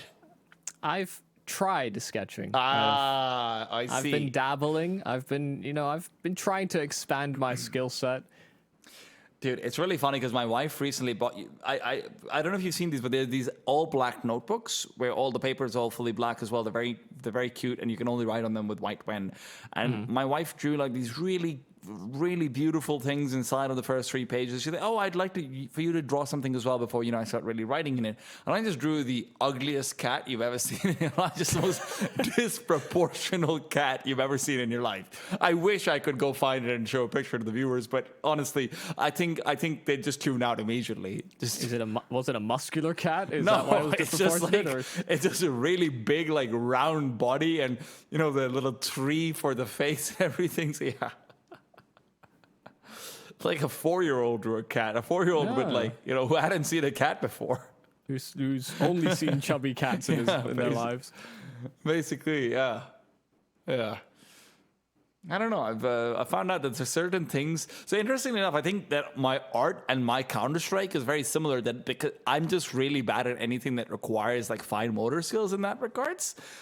But I'm decent at sports, but not so much at these really small movements. But in the same way where I'm actually a lot better at Dota than I am at Counter-Strike, at least I was once upon a time. So I'm a much better writer than I am, an artist. In the same, I'm a much better Dota player than I am Counter-Strike, even though most of my life is consumed with CS and art. So yeah, it's a weird things in life, Michael. Yeah, you can't have it all. You like broad brush strokes. The thing is, that could still be art. You could still make artwork. You just have to lie and call it contemporary and use it as a money laundering scheme. No. Just simply, work with bigger brush strokes, work with bigger canvases. Not everybody can work on the minutia or go for super detail heavy art. There are other ways that you can channel that. I can't draw a straight line, Michael. Yeah, but you can swing your arm in a full arch, right? You sound like that fully make it. You sound like someone who's being paid by my parents to be an art tutor to me, who knows that I have no talent, but their job is reliant. But the job is reliant. No, the job is reliant on me continuing to be motivated to learn from them. We might be able to salvage something out of This reminds me of my music teacher from last year. I think I might have told you this story, but for the viewers as well. I tried to take some singing lessons to help with my casting. I was like, vocal control and everything. And day 2, I sing for the guy, and he just starts laughing, and he tells me, "Yeah, maybe this isn't for you." Then remember, this is someone whose livelihood depends on me continuing to take the class, and even he can't put up with my singing. But at least he was honest with you. At least he was. I recommended a lot of people to him, actually. Like, hey, you're going to find out if you're delusional real fast. Man's a realist.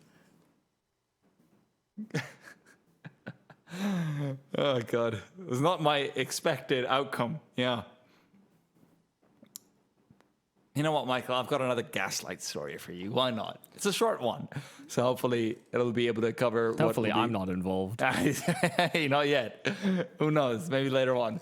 I used to pronounce the word epitome for the longest time. And everyone who's tuning in who doesn't know, I am a second language English speaker. So a lot of my English has been found out through reading and not actually speaking. I used to pronounce epitome as epitome.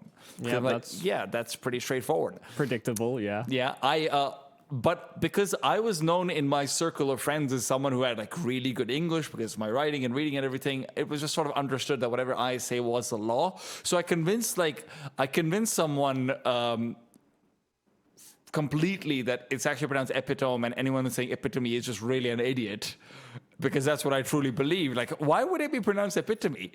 And this poor girl, she went and she actually ended up immigrating to Australia a couple of years later, and she didn't know about any of this. And then over there, she ended up, one of her first few like interactions was her trying to correct someone about it, and then she just ended up being ridiculed and cast away from their friends group. So yeah, that was interesting.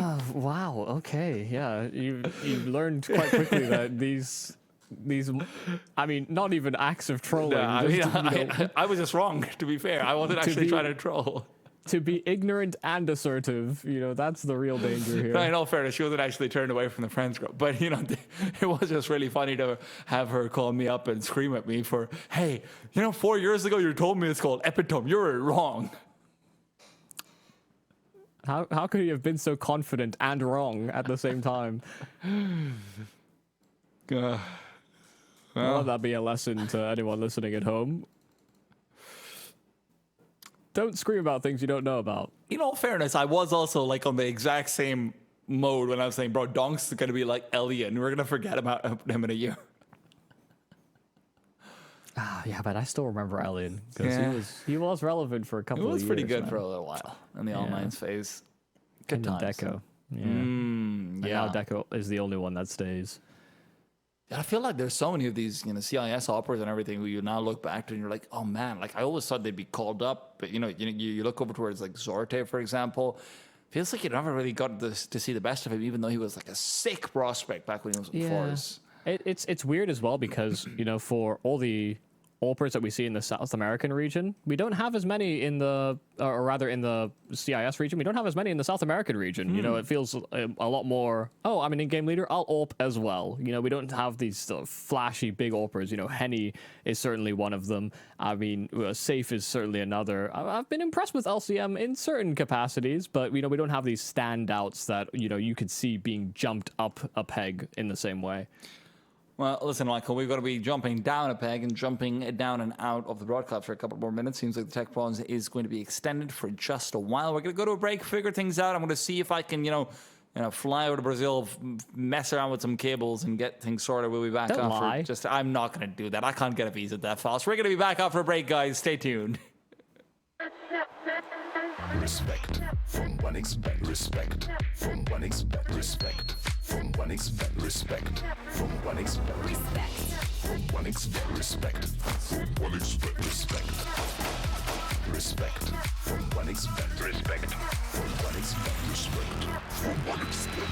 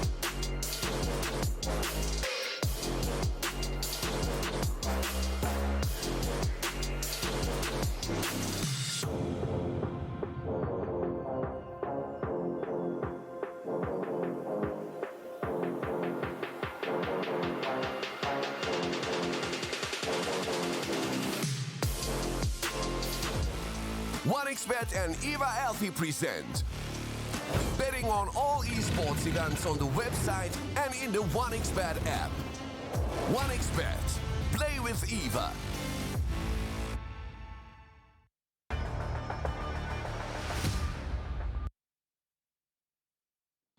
Our apologies for the delay, but the action will now resume, and it's resuming with LTM having an AWP saved over from the previous round, in case you guys had forgotten about it. Destiny's taken some aggressive maneuvers himself, but he's being cleared out. Ritz will put him down. Yeah, really nice clear there from Ritz, coming straight out of a technical pause, but still keeping their wits about them, not getting caught out by some of the forward progression here from Team Solid. You know, these Pistols wanted to play up close and personal, so they have to clear all these nooks and crannies. Zareba, a smoke in the apartments, and he'll deploy that quickly. Has a 5-7 the other end of it, so if they start to funnel out, that could be a big mistake. Yawara, think better of it. They are still going to be going into this position with 3 players reinforcing. It doesn't seem like the most threatening thing until you remember that LCM does have his AWP here as well. But at the same time, they've got plenty of room and space to back away, and that's what the CTs are worried about. They're repositioning as well. LCM going back over, but with the smoke to rejig up and re-threaten out towards Arches, maybe the call will be to return. No, they want to save the AWP, and I don't really blame them for it, but I do feel a little bit hard done by. Zoreba's found a great kill. If there was an AWP nearby, if he had the numbers with him, maybe this was a doable round.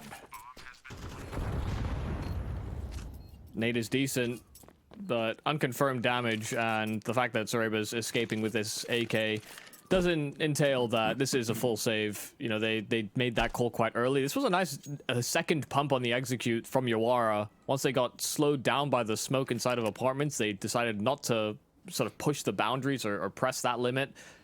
And deploying that extra smoke, just re-execing, works out wonderfully for them. There's a kill on the exit here for a GBB, so an extra rifle to be received. And Yawara not going to hunt much further. They need to think about their own economy and the ramifications further on. Considering this was a saved AWP and some pistols that surround it, this was, all by and large, pretty successful for Solid to escape with these extra weapons. Yeah, it's quite nice to see. But they could have had the stack. Yeah. They could have kept the stack on that 8th play. Always the greed of more. That's what a Counter-Strike player has inside him.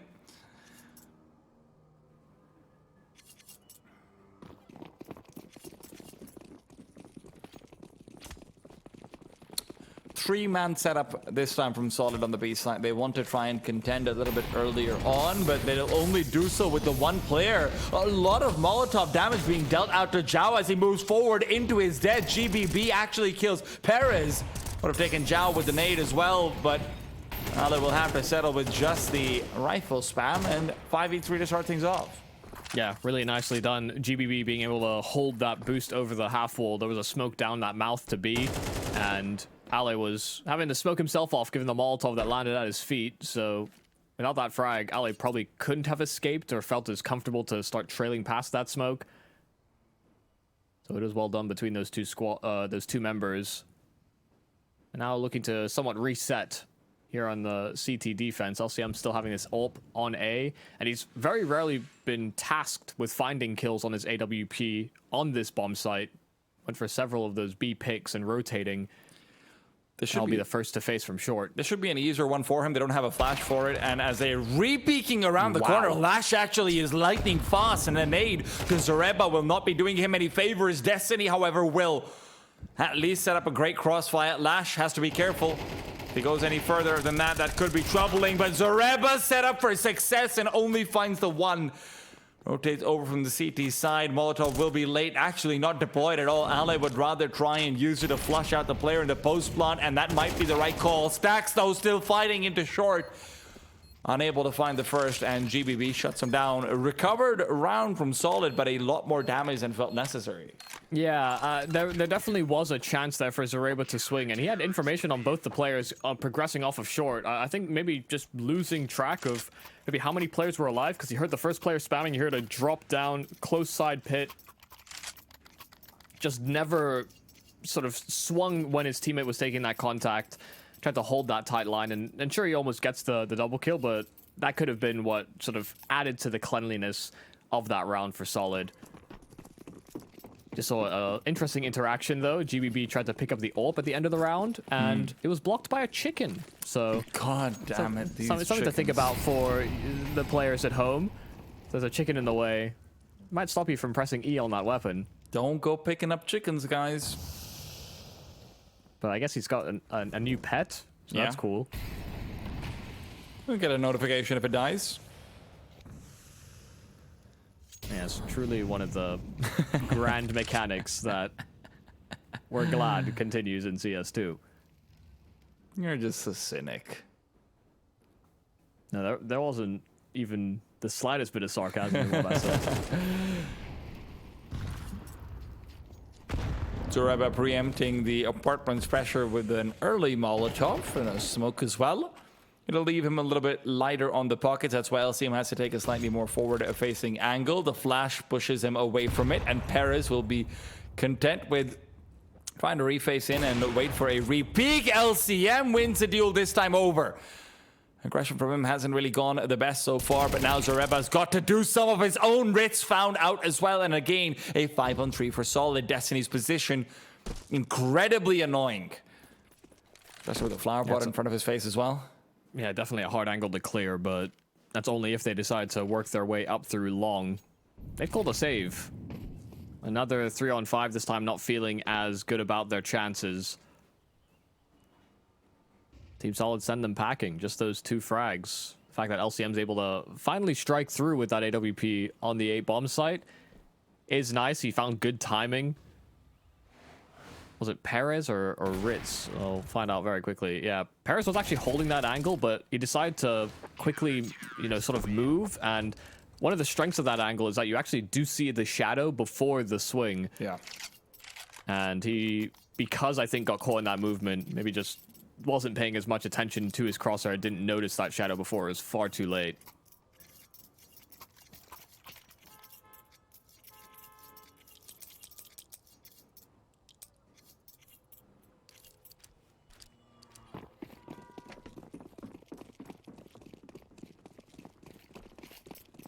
Well, this is a weird buy here for Yawara. Couple pistols, and sure, those saved weapons from the prior round. They're really hoping that Stacks can be the one that breaks in first. The flash is great. Just bridging past the edge of that smoke as well. Had enough room to wiggle past that half wall. You can see the rotates coming in fast for Solid. They know that based on that pick, they could accelerate. Night to open things up. LCM is just making sure they can't cross over easily. Destiny takes a peek. Initially, there's no flashes, none needed. Oh. Destiny's done it all, a big triple. And that's completely dissuaded them. You thought a 5 versus 3 was hard. Try 4-on-2. That said, maybe this isn't a safe call. Of course, their money is weird, and Riz doesn't have an AK, so wouldn't it be the most worthwhile? But now you're walking in. Zoreba's maintained this position many times over, but he's dodged out Lash's re-peek and now knows that Lash is on the site. That scope would have been heard, and as he's turning the corner, Zoreba, position reveal, Lash takes him down. There's still plenty of time to try and make a play, but the problem is the CTs are not accelerating. They're playing it defensive. They want to wait for the bomb to be planted. They know that is a prerogative for the T side. All they have to do is keep themselves alive, wait for Ale to set up inside apartments. Op getting aggressive around the corner. LCM is in wait. Now the bomb's being planted. Is there a world where you can try and take fights one by one? He's trying to isolate out LCM inside the old library, now the wine cellar. But in the meanwhile, Ale's flank comes in, and Destiny's been given the distraction necessary to pick up his fourth. Yeah, Ale switched away. He thought he killed him faster than he actually did, so that could have gotten a little weird, a little awkward. But yeah, Last wasn't going to be given much of anything in that 1 versus 3. A lot of discipline being displayed there from Solid. They knew that the clock was their friend, and like you said, that there had to be a plant at some point or another. This hold from Destiny, though, was fantastic. Yawara weren't quite sure whether or not to stop or go based off that one pick that Stax found over at B, but once they started blowing open the smokes, they realized that Solid had made those rotations fast enough, and they were going to be going towards what would be a reinforced bomb site in that capacity, and they get caught in two minds. You know, that minor bit of indecision, that's what allowed Destiny to get that first kill. There was a player turning and running away.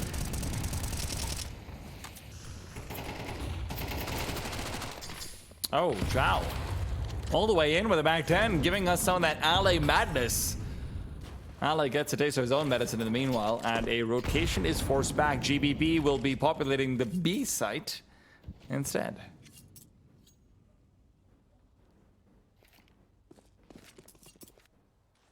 Yeah, they're in support. Has a Molotov that he can deploy from spawn.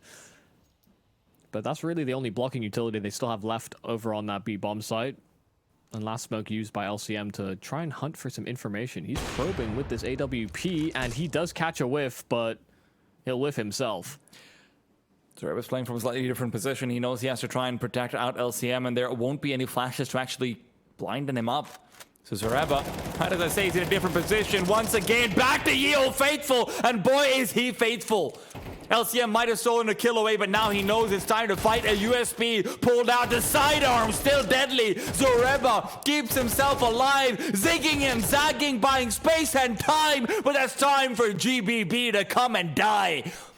Only Destiny left, the hero of the previous round, the last round of the half, an attempt he needs to make. A kit recovered, and while the bomb is planted, that's his best bet to find a 1v1, but instead, it is now down, and so is he. 5th round for Yawara secured. That's a massive performance from both Lash and Zhao to bring that one back for Yawara. You know, Zoreba, the crossfires that they had set up between the bomb site and this pit position just looks so strong, especially when they're just trying to barrel out of the apartments, but these trades were immaculate. And I think getting caught in a bit of indecision once, you know, he found that first bit of impact, Zoreba pulling out the sidearm, but also didn't commit to the reload, was kind of staring at the wall. Don't know if he got tabbed out or what, but that small moment of weakness does open up an opportunity for Yawara to come back into this map. We saw a very one-sided first half on Mirage, the first map in the series. I know it's been some time since then, but it was a 9-3 in favor of Solid, where Yawara were able to bring it to a 9-9 scoreline before things started to get a little bit harder for this younger, sort of newer South American team. But they've shown some moxie, some bravado. They're willing to take some risks. They're willing to fight together. They play a simpler brand of Counter-Strike, but that has worked for them so far in making these games compelling, competitive. So let's see if they can get off to a nice start here as well, moving into that CT side. Solid were able to leverage their own pistol into a very successful opening bout. You know, LCM was finding multi-kills aplenty in the first 3 rounds. See if anybody on can channel that same energy.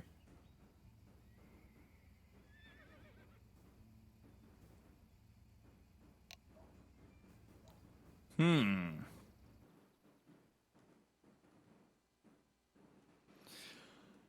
I've seen this screen before, and not on my monitor.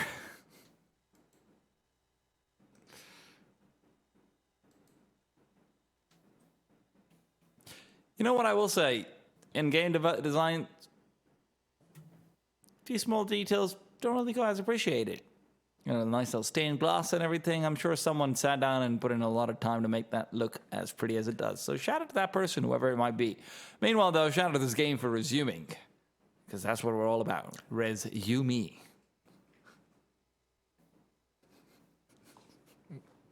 Well, Never mind. I do believe we have limited technical timeouts or limited time for technical pauses.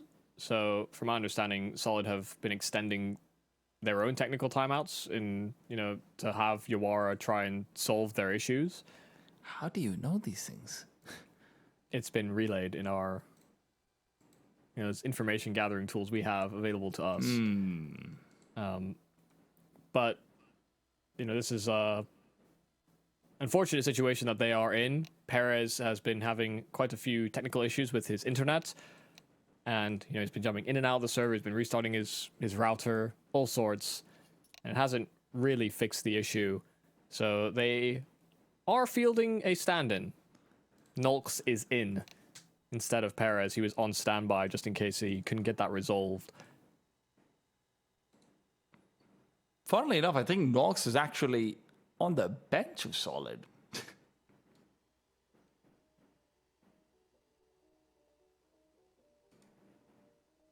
At least that's what HLTV says. Yeah, well, yeah, that is what that says. You know what? You put me on the bench, I'm going to put you in the grave. Maybe.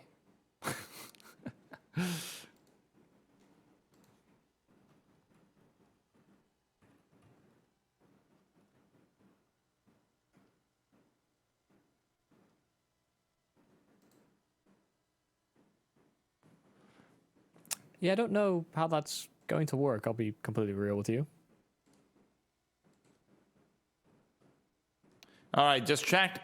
I don't think he's contracted to them, so HLTV probably has it wrong. Yes, no, that does make sense. I see that he's been competing with some mixed team in South America since, so. Cool. All right, we've got it all cleared out. We are ready to press the play button. That's how games work in this day and age, isn't it? Double set of smokes out for Solid, Ali and LCM to have them in their back pockets, a Molotov and Flash to accompany those. Give them a little bit of something extra to feel good about. Flash, however, the meanwhile, is running away from his troubles, and there are plenty of those out in second middle.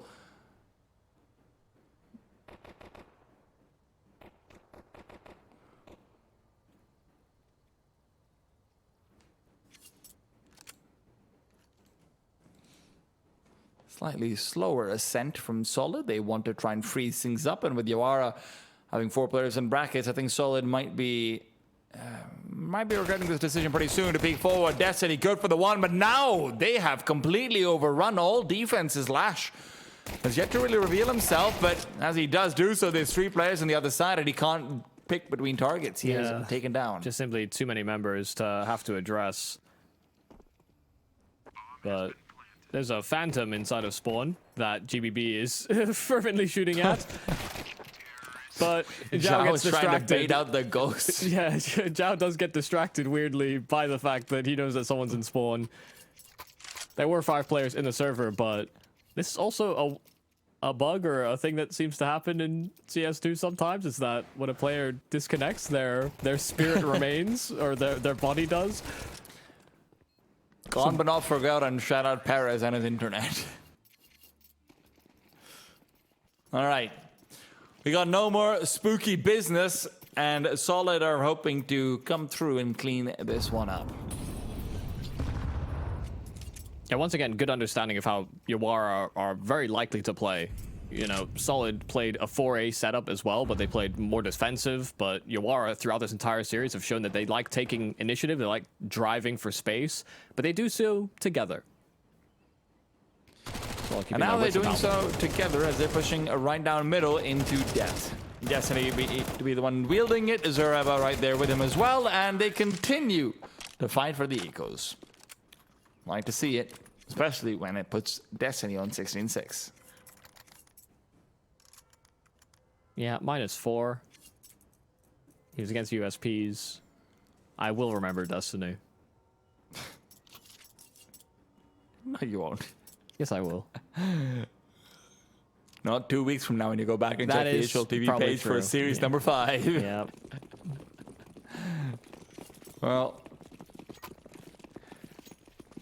regardless though, now comes out the guns. CT side not really contending too heavily on Banana. You can't say the same for Solid. They have used a lot of utility and found a lot of damage. Made to the feet of GBB. Make it 2. And make him dead. They did what Solid couldn't. Finished a kill with the util. The fact that they're able to evacuate as a result of finding that frag, Team Solid not pressing the boundaries over at Banana, lets them create another setup. Quick boost on the Legend spawn. Zhao playing underneath. And I don't... Okay. Ferrying util. That's what was really happening. I wasn't sure if Zhao was going to rotate away and just have him be a solitary anchor on this bomb site from the boost. That is ill-advised. Especially with how commonly people are smoking it off now. Yeah. One landed right at his feet, just as he made that rotate back in. But they have Cold Ritz over, who does have this flash available. So if they decide to re-exec, Team Solid could get hit with a full blinder.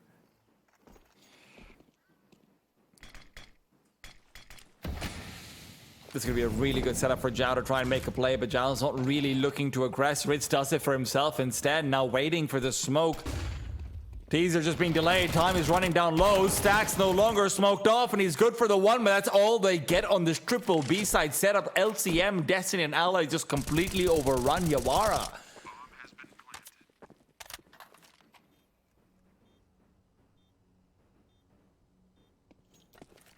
Yeah, they get run over, don't they? Yeah. I'm pretty surprised that Zhao doesn't actually go and try and fight with a flashbang. That seems strange given the time that was left. It seems like it's kind of the point as well. I think part of the issue is as well that they didn't have anybody that could actually sort of peek or keep tabs. You know, especially when that smoke blooms towards the coffins, it's much more difficult for them to have a read on what's happening because Team Solid, they throw all that util, but they don't actually make a lot of steps. They don't throw a myriad of flashbangs at them either. And they start to sort of slowly encroach and then wanted to pop with those flashes. So I think by throwing the flash so late, especially once that smoke hits, Zhao would have had to either turn or start fighting forward, but then the boost position becomes a little easier to clear if the first sight man is just hard swinging out, and Coffin's man can't swing past the smoke too easily. So maybe not feeling comfortable, given that the setup didn't feel as implementable as they wanted it to be.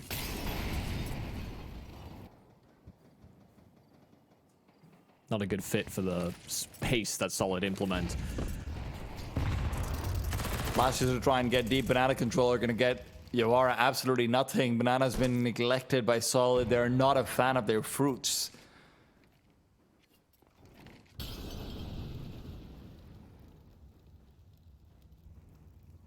It's a good spread. Yawara are heavily grouped up on this A bomb site.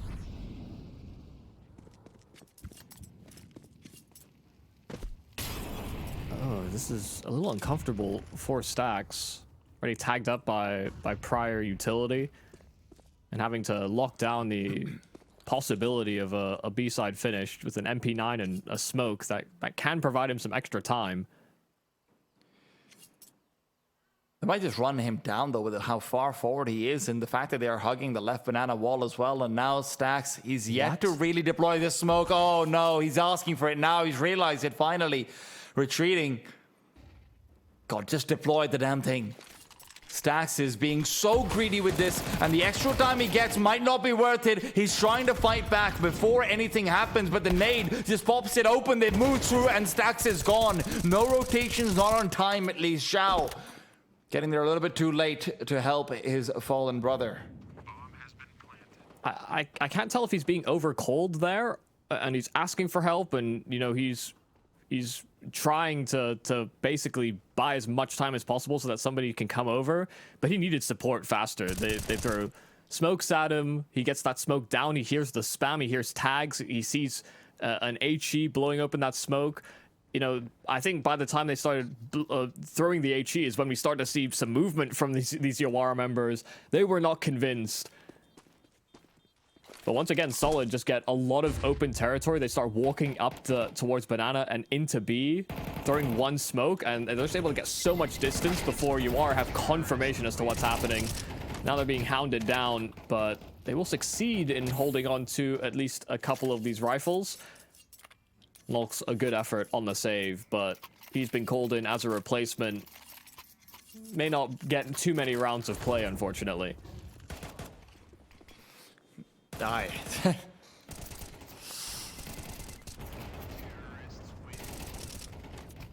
Rough second half already for UR. It doesn't feel like they've been able to really be relevant in any of these rounds. But you know what? Maybe you can be relevant on the 1xBet app. If you thought you knew this prediction and you want to be involved in the gambling space, well, you can always head over to the app, scan the QR code, or check it out on either Play Store or iOS Store, and you can make things happen. Lash, though, wanting to make things happen down in middle. Ale is running right past into him, but Lash will not continue to contest.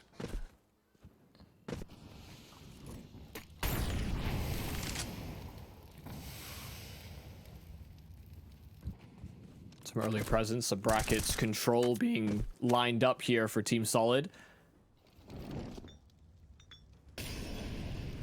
Sorry, we'll keep a watchful ear out to see if anybody gets tagged by that Molotov, but now that he knows that it has been cleared out by his teammates and his ears heard nothing, I think this is very likely to be an A-sided finish here from Solid, but it's all about whether or not UR are comfortable just simply sitting in this stack.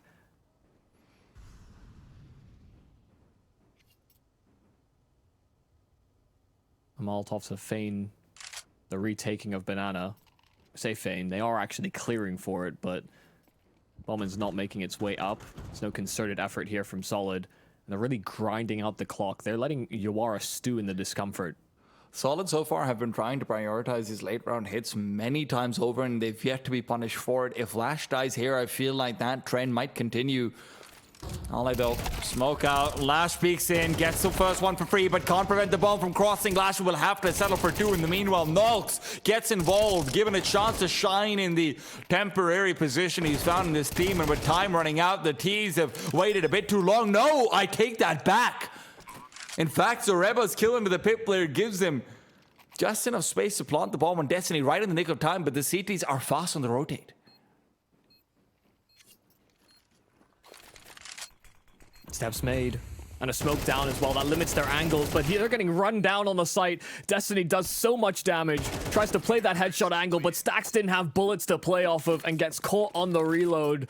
Destiny and Zoreba able to bring this round right back for Solid. Destiny even gave up fighting that player in pit. He just started hounding for that bomb because he knew that time was low. This got very uncomfortable very quickly. A good shift put in from Nox and Lash, but it just simply wasn't enough. Even with this late execution, Team Solid still don't go punished. The thing is, Yawara feels like they're having the opposite problem that they had in Mirage, because we've seen them have the correct calls so many times over, right? You know, we saw those three-man setup in B, we've seen this now as well, but these late round hits from Solid are still just getting the better of them in the duels. That smoke is, you know what? Maybe not where it's supposed to go. It's to prevent a CT side lineup. Yeah, that's what we're doing. Right. It's actually next level. I'm not at that level, so I don't even understand it.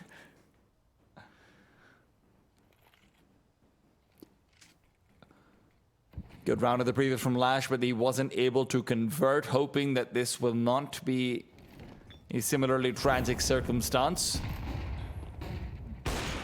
Flashbang, dodge, first kill, found, second tag connects, but not the frag, and LCM now fights back Zoreba. They're not really content to hard himself either, but with a flash use, LCM just swings out wide. GBB's about to welcome death with a little bit of touch of double dipping. GBB and find both Jal and Stax stacking up on the B side. Yeah, I mean, that's a pretty big set of mistakes from Team Solid. They miss their smoke towards the arches, so they have to clear for both sides, and then they miss their Molotov for shelter as well on short. had that Molotov hit, there was a double setup from Yawar that would have immediately broken down. They would have been able to take that space in brackets, but they get punished immediately for that mistake. Yawar were in the right spot, and once that molly doesn't bloom at their feet, the setup works perfectly. Solid thought they could get away with it. Great hold from Lash, though, gotta say. Zareba, unfortunately, not committing into the peek in from Boiler because he was low and he knew there were two players underneath it. So even the potential route back into the round that was theoretically available to them doesn't really work.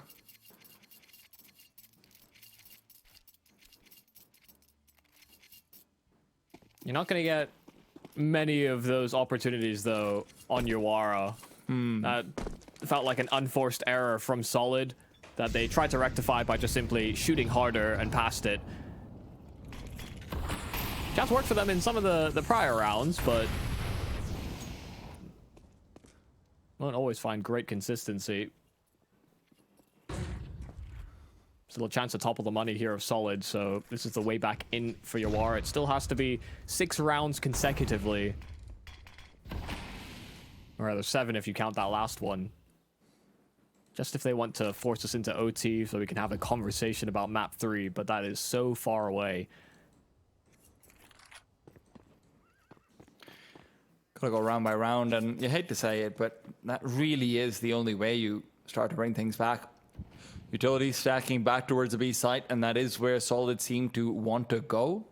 They found a lot of success there. Feels like it's been a much more consistent weakness for these late round hits that Solid have been going for. Lash, is he going to try and clear this angle out with Destiny still watching? That would be a very unlikely pre-fire for the op, I'll say that.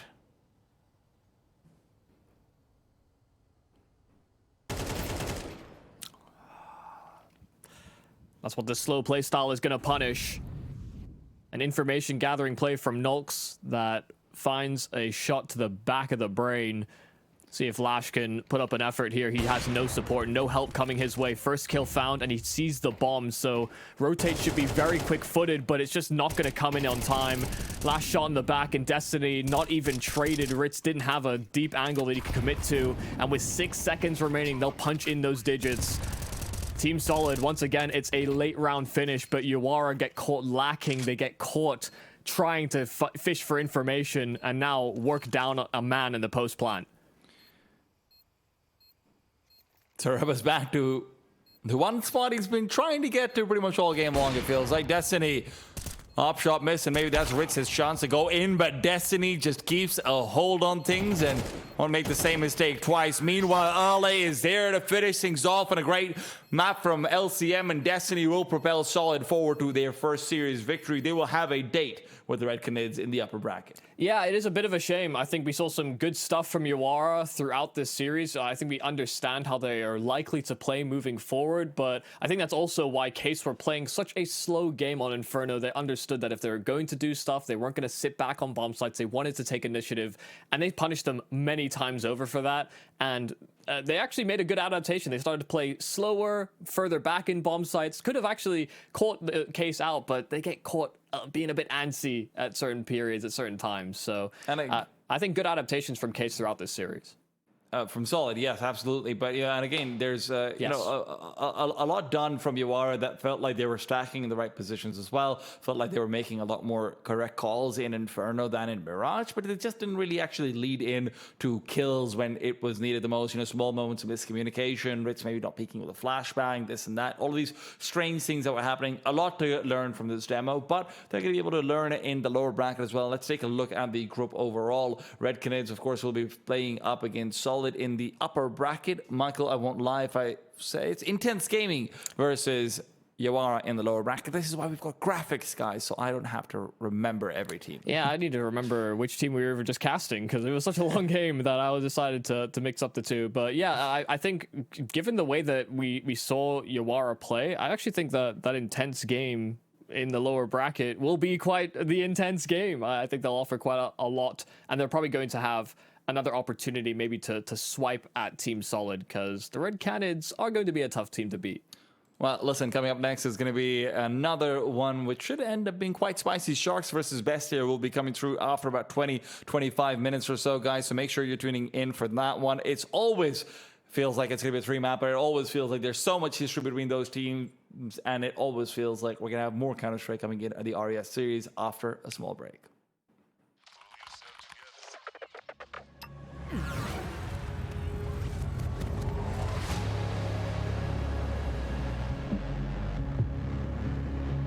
The world is changing quickly.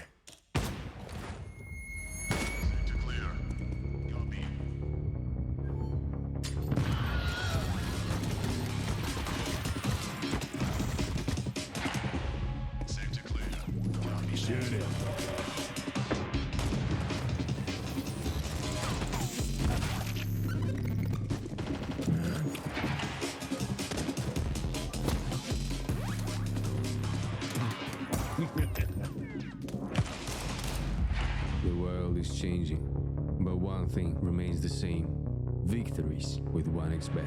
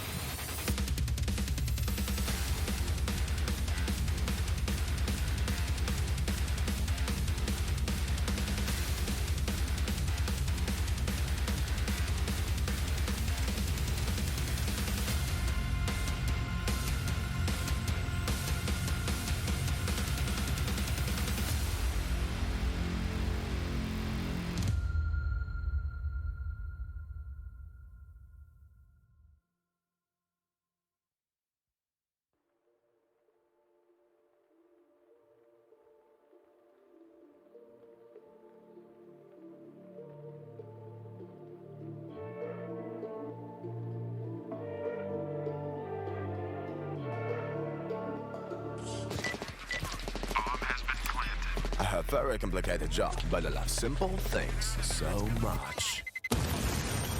One move. One push.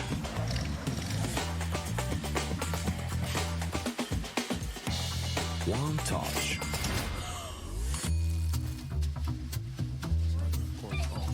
One love.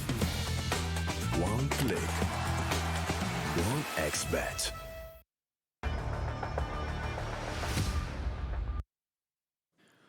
Welcome back to the RES Latam Series number 4. Last match of the day. I'm Tea Time, and I've got Michael Yumi Cassidy with me, as always, to take you guys through all of the action. Now, we're going to be heading into a bit of a regional rivalry, and it's going to be a fun time. But before we discuss that, let's take a look at everything that's transpired across the day. Let's take a look at the schedule. We've, of course, had quite a few 2-0s, and now we're heading into what I would be very surprised if it's going to end up being a 2-0, even if history has shown us that that is generally the case. Sharks versus Bestia. Michael, what are we thinking?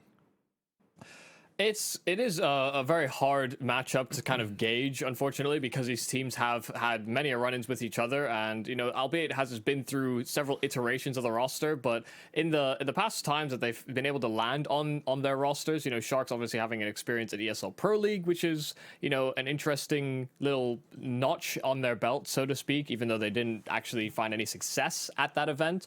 This Bestia team have been trying to find solutions to their roster. They've landed on Naz as a replacement to what was, I think, Lucan, and then I think Deco as well, parting ways with both of them and finding Naz on this team. And since then, they've had one series where they've won and one series where they've lost, but they've been relatively relatively one-sided games either direction, which is a little strange considering, when we expect to see these two teams in the server, we're usually anticipating quite a close outing. I mean, yes, absolutely, but also when I actually look back towards their history, it's kind of funny to me because these guys always win in 2-0s against each other, but they just keep switching in and out, right? So going back to like 2023, but it's like Bestia won a series, then Sharks wins a series, then Bestia wins a series, then Sharks wins a series, then Bestia, now Sharks. Now, if history is to be observed, it is Bestia's turn to win 2-0 here, Michael. Again, I'm just going off of history. Yeah, just noticing a trend, and I did notice the exact same thing when I was looking through them, and I think one of the consistencies is that usually Inferno is played, but it's whether or not the team that actually picks it finds success on it or not. But this Bestia squad, they do have quite a lot of, to be honest, I think quite a lot of high-impact players on this squad. I've seen great rounds out of players like Mayern. I think I've seen flashes from Noxy. I can't pretend like I've seen the most out of Naz. The most I would have been able to witness was in the previous Latam series where they did actually have to play against the Sharks in a much similar outing, but it's a very limited sample size for me personally in terms of how much influence he's going to be able to have on the game. But I think the underlying floor or the structure for Bestia is really what they're going to have to rely on against the Sharks, given that there is a decent amount of history between these two squads. Listen, I'm a fishy boy, Michael. I'm all about the Sharks. I'm all about seeing what they can bring to the table. I really think DRG and Doc are such a fun duo to keep an eye out for, and then you add in what Gafolo and Ardi and Zhao can do in a server. This is a very exciting team to keep an eye out on, and they're also a very fun team to watch. I was very sad that their ESL Pro League run was without any real victories, even if they did take Vitality kind of close in a map and they took a map off of M80. They didn't actually win any series, and that does suck, to be honest, because I really thought they'd be able to come in, do some damage, but they're swimming back without any victories, hoping to find blood in local waters instead. Yeah, the biggest thing for the Sharks is that they actually need quite a good result in this Latam Series number 4 if they want a chance of sort of making it to the RES circuit finals. So for them, winning this event would effectively mean that they're one of the biggest, the biggest candidates that we have that could actually make it out of the circuit, because some of the teams that have won in prior seasons or have had sort of accrued a lot of the points actually aren't competing in this time over. So there is a chance that they could overtake and make it to that circuit final should they actually win at this event. They need that 100 points that placing first offers you up. You need a deep run, that's for sure, but the deep run has to start here and in a particular set of maps. Let's take a look at the Veto. Not my smoothest smoothest transition, but maybe a smoother Vita overall. We're both not going to lie to you guys. We have actually accidentally seen the Vita already. Sharks picking up Anubis, Bestia and Inferno, and Nuke is remaining. Michael, I know you had some thoughts on this, though.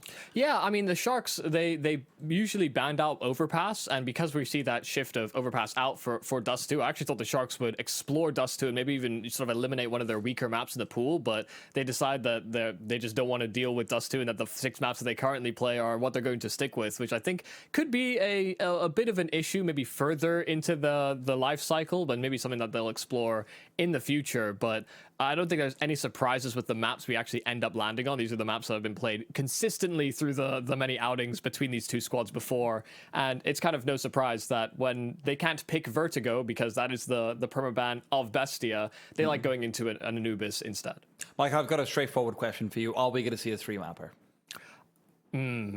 I want to believe so. I'm gonna say the cycle ends now. It's no Okay. 2-0s. We're not flip-flopping back and forth in series.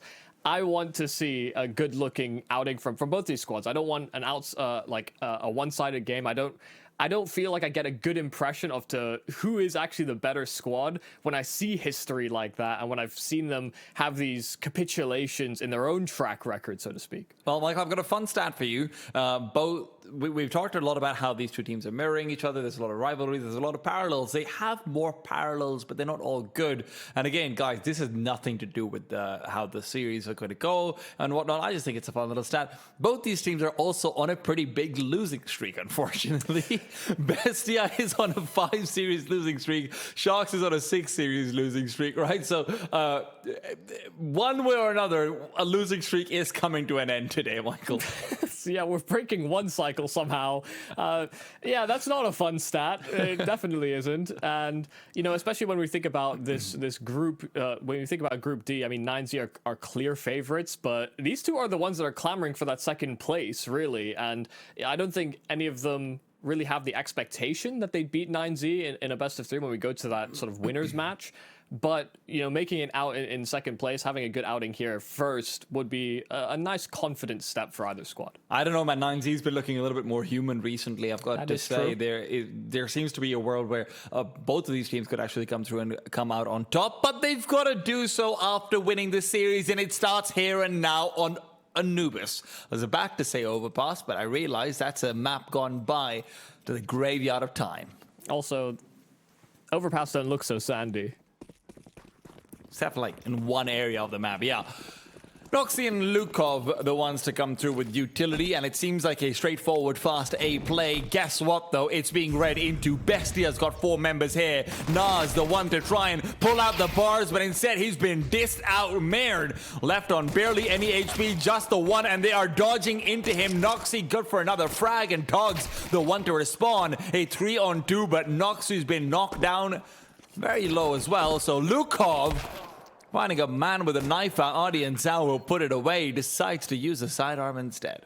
Yeah, and they'll know that Noxu took that headshot earlier on and where he was last located, so not really much of a chance in this one. They get ran over. They had the stack in the right place. They had 4 players in defense of this A-bomb site and still unsuccessful. Couldn't quite link up on those duels quite so easily. And some very rapid headshots being hit by Sharks, I have to say. Didn't take them long to find kills. Oh god. Oh no, not like this. I can't recover to smoke down as well, and it's not planted in a great position. Gafolo needs to hit this final shot. Noxy's ninja'd them. He snuck right in. They all left. They all thought the round was done.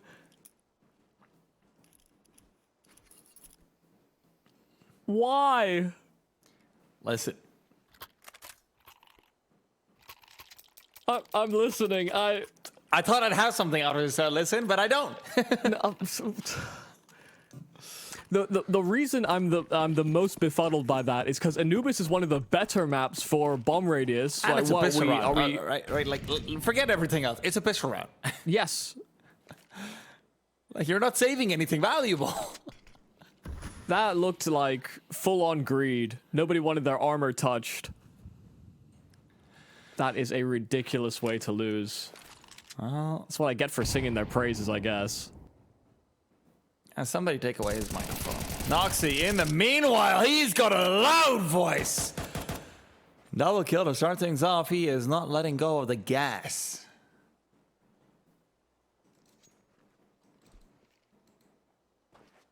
I can't get over that round. It's so... Oof, that's upsetting. And if it's going to be upsetting to Michael, think of what it's doing to the mentality of Sharks. Yeah, especially when we're thinking about series being traded and, you know... I mean, they've just come back from a very unsuccessful international run as well, right? You're thinking, oh, God, we've got to win this one. Yeah, they lose to a weirdly impressive Tai Lu that, you know, we cover a lot of Asian Counter-Strike. They're not exactly in the best place right now.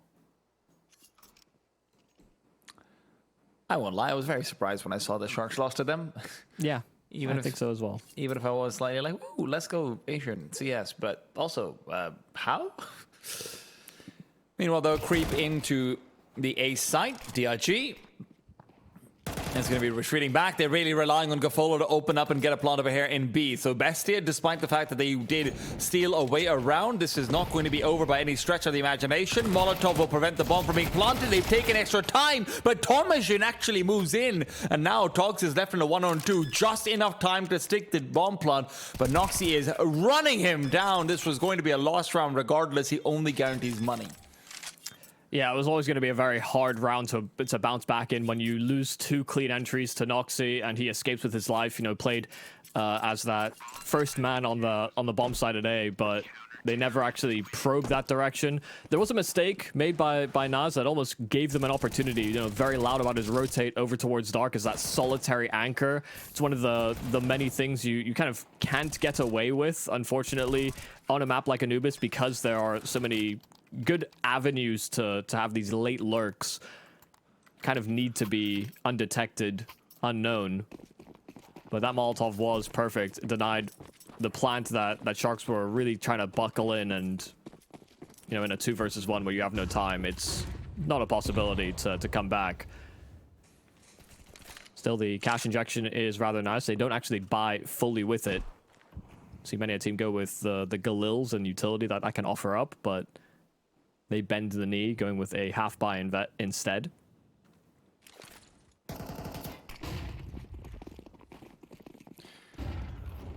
Bester is so well positioned to just immediately return back. That Molotov seems like it doesn't really do all that much, but hey, plenty of time. Doc goes for a full crossbuy. No flash is needed. When they do come in, they find Tomajin.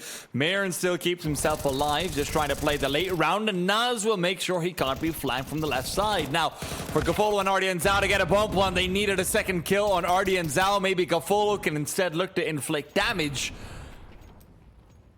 onto the CT side. Yes, crap through. Timing is good, but is he ready for 2? No, he isn't.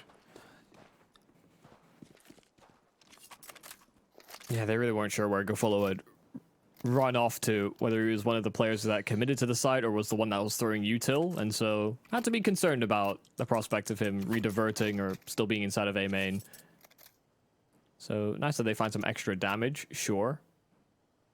The Sharks will take it. That was a half buy commitment. And although the util was pretty well placed, you know, Tomajin gets run down, Marin was still able to have a decent amount of impact, just swinging out continuously from that bricks angle.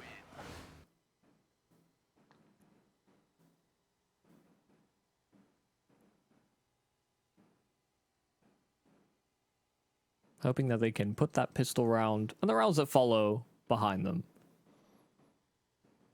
They've kept the economy of Bestia somewhat in check, so it's not as though, you know, we move this into this first gun round where it is full guns versus full guns. You know, Bestia have had to continually reinvest. But should the Sharks strike in with their first proper investment, you know, having that AWP on Gafolo could be a great pry bar to get them back on the board. Bestia's economy would be very quickly reset. Oh, that's not the plan. I think he just forgot to jump up, and Tomajin doesn't care. He gets a kill anyway. He wasn't even aiming in the right spot, so it's not even like a jump through bind problem. He looked like he was lining up for sick geometry, or trigonometry. All the mid-trees. I couldn't tell the difference between a compass and a protractor. What was the other thing? Protractor, yeah. Yeah. Earlier, so I'm maybe going to lean away from mathematics. Sharks, on the other hand, are going to lean towards the B site, and this is where they're hoping to do some subtraction as far as CT numbers are concerned. Smoke back out towards Temple. Enough security for a bomb plant is here, unless Lukov has it in his mind to push through. Now, this little wall of smokes that they've set up is actually quite troublesome for the CTs to deal with. They will have to come through it without any real functional utility. And Docs found the first. This might be an immediate call to turn back and save. The CTs need Mirren to be the one to make a play. The grenade buys him some space to try and take a duel, but it's a losing battle. Doc wins too. Tomashin and Mirren now involved. But again, the spam inside the smoke is just too good. And the double up in B main cannot be disabled by a smoke that the CTs simply don't have. Gafolo off, scoped in, first man to take the peek, and now positions revealed. Tomashin hoping, praying for another ninja, but there is really no chance of that happening twice over. Yeah, Togs swinging before that flash even bloomed in his face, so he was hoping maybe that flash would deter them, that you wouldn't hear the tap on the bomb. Simply not enough. Great wall of smokes deployed by the Sharks. You know, they took forward territory, and Bestia didn't have this protocol sort of built into them where, sure, it's a man advantage coming back into this bomb site, but they also didn't want to allow Sharks the safety to completely reset and play this after plant in its entirety. Had they waited out those smokes, you know, they had the manpower to run down or even maybe take Doc out of his forward position, but he was exceptional at sort of keeping them at bay.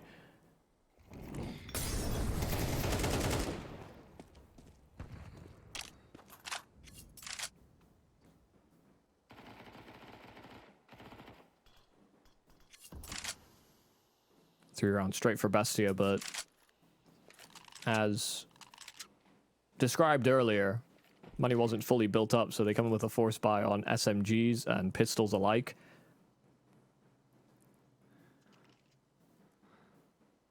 And they will have no kits, so putting up a good defense will be the strongest way that they could win this round. Noxie already spammed off his angle at camera, so they're having to play very restricted on both the A and B bomb sites.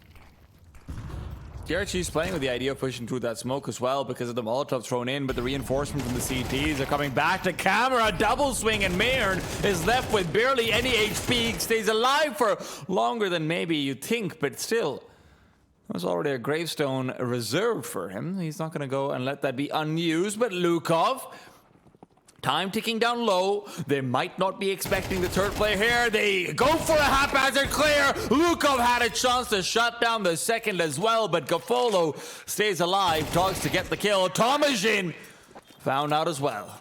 Yeah, nice sturdy aim there from Togs, being able to trade things back, but then also capping off the round. Had they just kind of offered up these solitary duels, things could have gone very dangerous.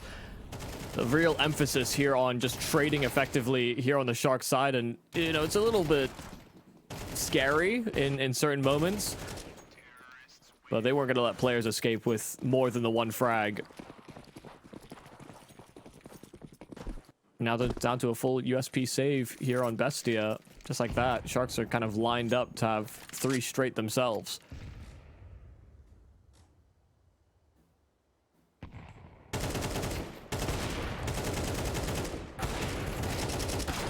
Well, Oh. shooting gallery is so nice, you had to go find more targets when you ran out. Gafolo, he is a man who's on a mission. Gafolo missed every op shot, pulled the tech, just shot his teammate in the back of the head. He's just a friendly way of saying good job. Sure. I like your cut, G. Let me buzz it off. And then he slapped him in the back of the head. Sorry, pulled the 5.7, sorry, not the tech. Whatever it might be, man. Whatever it might be. The CT equivalent of a Tech 9. Now, of course, you guys can pull out your phone and scan the QR code on your screen to go support our partners over at 1xBet by downloading their application and making it work for yourself. Tomashin, though, full in middle. Great kill, and 2. Why stop at 1? Well, when you can have 3. Yeah, that's really well handled. Nas was there to sort of cover off the left-hand side, ensure he doesn't commit to further duels, but they had the crunch set up with Luchov sort of pushing through B main as well.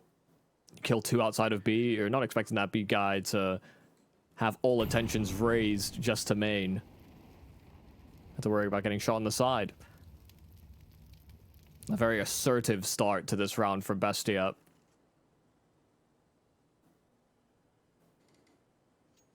Sharks battered and bruised. Punched in the nose. And they are still prying their way into this B-bomb side, but Lucia finds good timing. Some solid damage onto Gafolo that really does hinder the chances of Sharks being able to whisk away this round.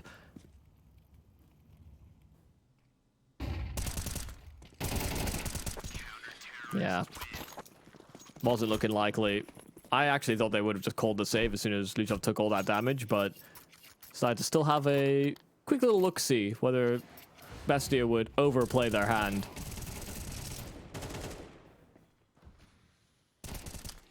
Actually, this round said Noxy, but it's okay. Yeah, that's obviously not what I was going for. And you say my jokes are bad. It takes one to know one, man. Difficult decision for Sharks over here, with their money being almost good enough to have a complete buy. Artie and Zal, unfortunately, a little bit worse off. So far, Best, you haven't really shown us any major weaknesses on either side. It does feel like Sharks are going to be coming down to more probing and poking. I'd love to see a bit more of a mid-concerted pressure again. Put Mir into the task a little bit more so in that way. But let's wait and see. Gafolo, full scope in with the AWP and the late smoke from the CTs means he actually might have some space to get a kill. Nas doesn't really know what's coming for him. The smoke went too deep, and as a result of it, there was a gap for Gafolo to exploit. Yeah, it's now a couple of times that Naz has made a little bit of a mistake on the B anchoring, whether it's the noise he's offering up and now this deep smoke that just kind of offers up an angle around the edge of it. Even without an AWP, that probably still sort of rounds out to be a kill had Sharks got a rifle in position.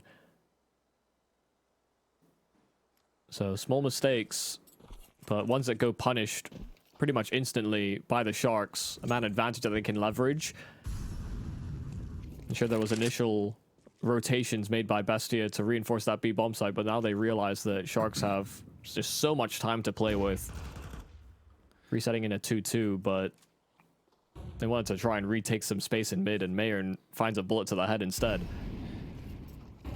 Thomas in an awkward position. DRG must have spotted out his gun barrel there, if nothing else, and now knows that there's been some damage dealt. Tomajin, though, just takes him head on.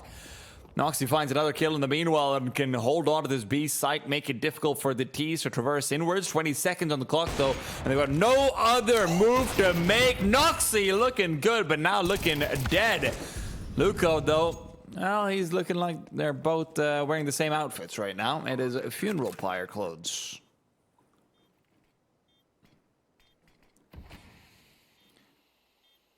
Smoke will provide a little bit more space here for Tomajin, but there's a wall built, and he's just going to try and walk through. Togs on the other side will not get caught off guard. A difficult angle for Tomajin to have really got the drop on him, still within Togs' peripheries. And it was a nice attempt there from Noxy, some really rapid shots, but he thought he might be able to lock it down by himself. You know, getting wrapped around that bomb site is, unfortunately, one of the nightmares as a sole AWP defender on the B site. But he certainly made it interesting.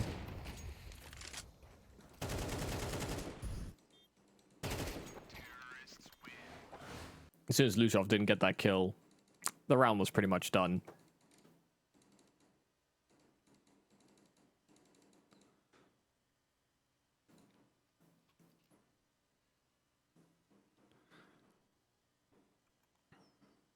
So far, Bestia have had the greatest success going for aggressive control. You know, trying to dictate flow of combat in the opening 30 seconds. But I think Sharks have looked better in the mid to late than Bestia have really displayed.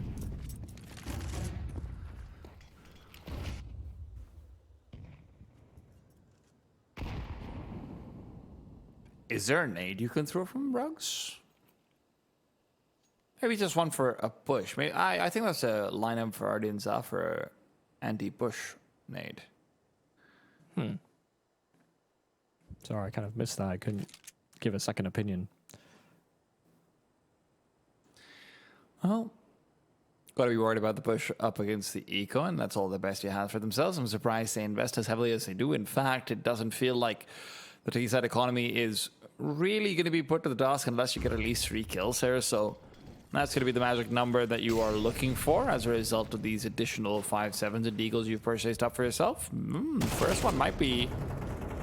Oh, never mind. I was about to say might be a little bit free, but Doc is on his own to pay for his meals. Yeah, very aware of the possibility, given that they left the canals open for such a long period of time. So nice that they don't feel the safety of, oh, there's no one actually peeking in from this dark position or connector.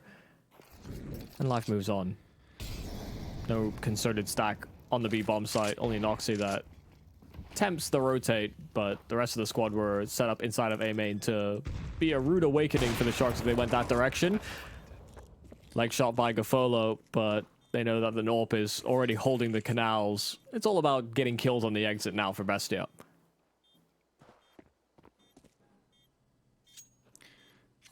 Sharks can just go back towards CT spot and try and defend themselves from there. There's no one really there to contest, and I think they've realized it as well with the double crossover on the canal side.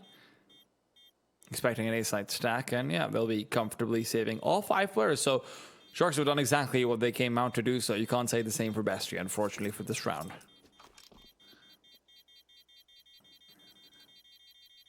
Yeah, had they even found one rifle, that would have certainly been to their benefit. See how their money is looking now, moving into round number 10. There will have to be a couple liberties taken with their investment. Yeah, Noxy's not going to be able to purchase up an AWP. I think he bought $1,000 out of the previous ones with the Deagle and the nade, so you can certainly see how that's going to hurt them, especially considering he seems to be having a pretty good hand, honestly.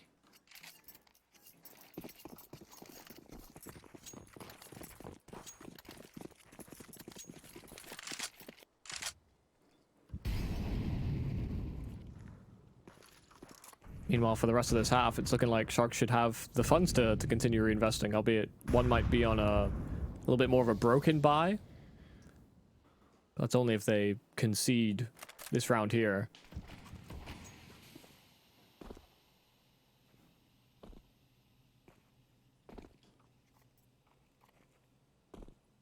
And now Bestia don't tempt fate. They don't decide to go for any of these aggressive plays that have been quite successful for them thus far.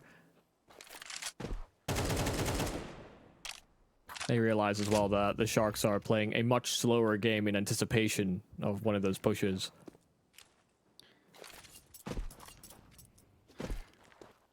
It's going to be a mid-threat, but DRG is just trying to play for control initially. Thomas in forced back through the Molotov, but he's going to go back to the A side, and that's the exact destination of attack. Rather, Thomason's actually reinforcing B. They want to play with 3 here. Mayern playing late at pillar. Noxy as well close by. They think this is a strong setup, but with Util out of the T side hands, they're not going to be able to take advantage of it. Mayor now taken down. Gafolo's up, the one to do so. And the CTs are about to be cut off on the rotate as well. DRG never moved from middle. Yeah, that's rough. As soon as they got forced off of mid, they didn't really have a lot of utility left on the Bestia side. So they wanted to try and take a main control and, you know, run this setup that is typically occupied by an AWP where you can sort of spot from camera and play from main. But you eliminate one of the critical angles that can be so good in post plants for the T's. But even though they do catch Ardians out with a nade out, there was just a lot of pressure, a lot of presence available there from Sharks to counteract what was a attempted push from Bestia.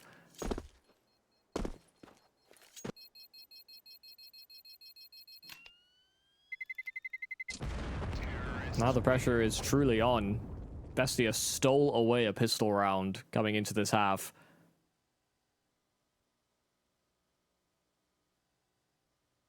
Yeah. It's pistol conversion and sure follow-up success versus the eco, because Sharks did commit on the force buy in the second round, and ever since then it's been spotty for Bestia.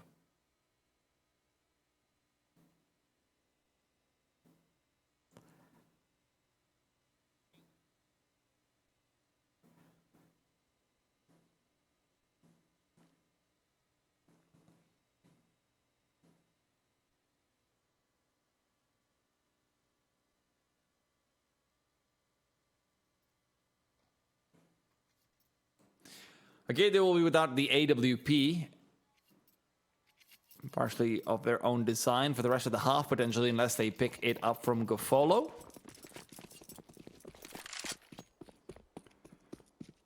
I have to say, I've really appreciated how well the Sharks have been playing. They're doing a great job of not getting caught out by pretty much anything that Bestia have thrown at them throughout this half. You know, bar the one mid push and the B main space taken.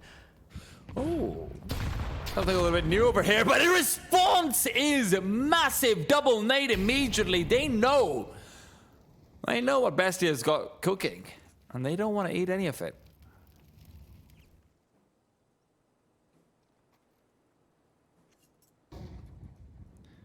Bestia's response to try and reface back out into Canals. Yeah, that double con setup, that double dark setup basically needs to find success, because they're approaching from all sides over at B, and they've already picked off one of those defenders. Tomajin does his best to alleviate some of the strain, but Noxy has to prioritize. Playing from that pillar, they walk through the smoke, and Noxy, sure, he turns, he hits the head, but Togs had already done so much damage, it was only a matter of time. Gafolo holding that flank, leaving Mayern all alone. This round has blown up in their face. Sharks once again just simply not falling into the plans of Bestia. They counteract it immediately. That double nave was a thing of beauty. Honestly, that's just a complete read. They were waiting for that play to be made as well from Bestia. They had a player playing up slightly closer in towards the B main side, just hearing for the double set of util being chucked out from dark. When they hear it coming through, they know one of it's a molly.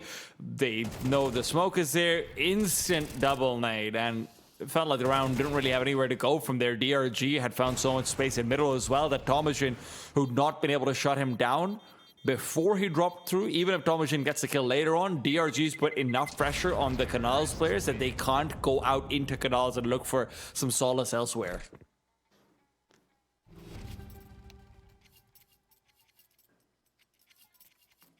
And that's one of the few times we've actually seen Bestia try and deploy that forward smoke outside of B, you know, throw that util, so the Sharks see that and they understand what's coming.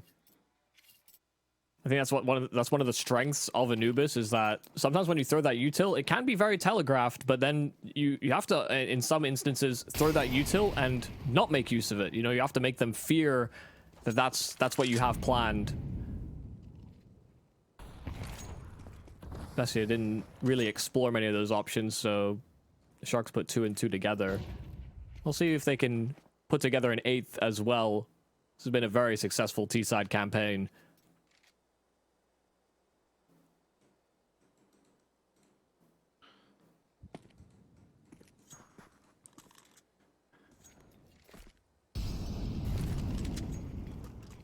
There's no one at all in the middle.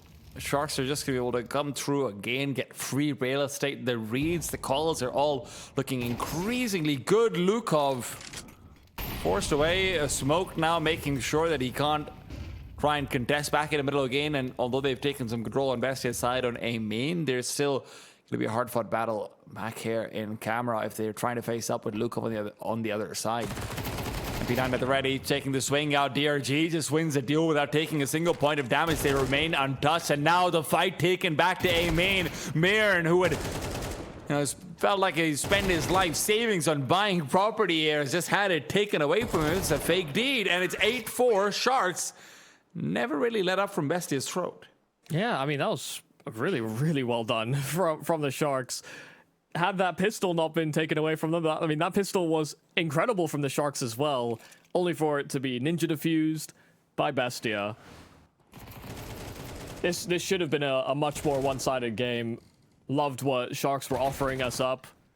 Very methodical Counter-Strike. And it felt like the Bestia squad were always reacting. They always had to try and find a counteraction to what the Sharks were offering up. That's why this map can feel very T-sided, is if you allow them to dictate that flow, yeah, it can be very restrictive. And you can see our partners are at 1xBet, leaning in favor of the Sharks. I don't blame them. They've been impressive. That, and numerically, you know, they have double the rounds Bestia do. Roddy Zhao starts off strong. Lukov, in the meanwhile, a little bit sloppy on the Glock, and Miran's the one who's actually picking up the paces. We are not picking up the frame, so I think this might be for the both of us, Michael, but Noxie's found another in the meanwhile. I feel like he's taking damage. It might be dying over here. Back to the replay camp, because we've always got a backup. Don't know if I can say the same for Sharks, so rather for Bestia, though, they have lost out yet another member. Last man's the one with the bomb, likely still in the vicinity, but no, in fact, it's the B site. Nas makes his way over, and now he's going to look to cut off some rotations. The question is, where are the Sharks going to prowl in from? Doubling through canals. And I don't believe they have a kit available, so it's all about speed here. Nas clearing forward towards Temple. He hears those steps. He knows they're coming for him. But it's all about whether or not they realize where he's from. Nas playing on this B bomb site, struggled on CT, but now delivering in the clutch for Bestia. It's both pistols for the Argentines. And it feels like both of them just come in the slimmest of margins. Nas almost taken down over there. Not sure if they had a kit or not. It's certainly possible, courtesy of the fact that they didn't actually have Kevlar on DRG, but still. Feels like Bestia has been given all of their rays of hope in this entire game on the basis of a 1v2, 1v3 in the best rounds. Sharks had really regained control of that A site, but you know what? That's not where the bomb was headed. Yeah, that's incredibly big for Nas as well. You know, I came into this game, you know, prefacing, not seeing the most amount of sample size from him, and he was getting kind of abused on that B bomb site. So for him now to have delivered on a round, especially when it was looking pretty poor, all things considered, for Bestia, it's a massive confidence boost for him after his first half struggles. See if Bestia can find that same safety they did after winning CT pistol with the 3-round conversion, because it would close the gap rather quickly, would put that pressure onto the Sharks. We'll have to find their own creative solutions. They need to show that same methodology as they did on T, on the defense too. Full eco this time coming out from Sharks. Only a flashbang purchase for Cafola to see if they can push out into canals and find anything. Sharks will be a little bit more conservative about their spending, and that's exactly what I like to see. Financially responsible decision making, featuring South American Counter-Strike. Yeah, I like that they weren't scared off of B either. I think one of the Sharks members jump spotted outside of B and, you know, was spotted doing so, but the SA players just convene together and go for a rather simple split on what sort of became a vacant bomb site.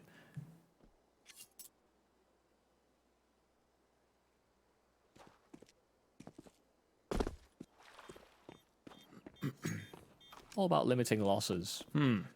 Only the one so far. Mojov is just hunting for a kill on the SMG and does find his one before getting traded. But none of these rifles should go in pursuit. No problems. Even if Togs had ran away with a MAC-10, they would have been more satisfied that he held on to it going into CT, because they're going to have an investment in the following round. I mean, Togs picks up an impressive amount of money for himself. $600 is nothing to scoff at. It's an extra bit of util to come through. That's a whole Molotov. Or incendiary, not Molotov. Hey. Same difference. More expensive on CT because they need the extra technology. And one of them makes noise when you have it left click, so.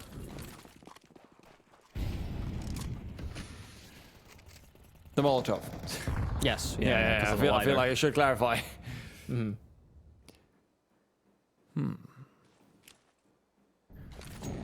Seems like there might be a plan to go aggressive in through canals. There's a lot of incendiaries used out to prevent any B main pressure as well as A stairs pressure. Now, the B side already have a forward-facing player inside A main. That'll be Lukov, so they don't have to worry about one of those prongs at least, and they end up disabling the pincer entirely if that was in the plans of Sharks. Yeah, I think it was in the plans, but something about it gave them the heebie-jeebies, so they just simply backed themselves away. They didn't commit to an idea they didn't fully believe in.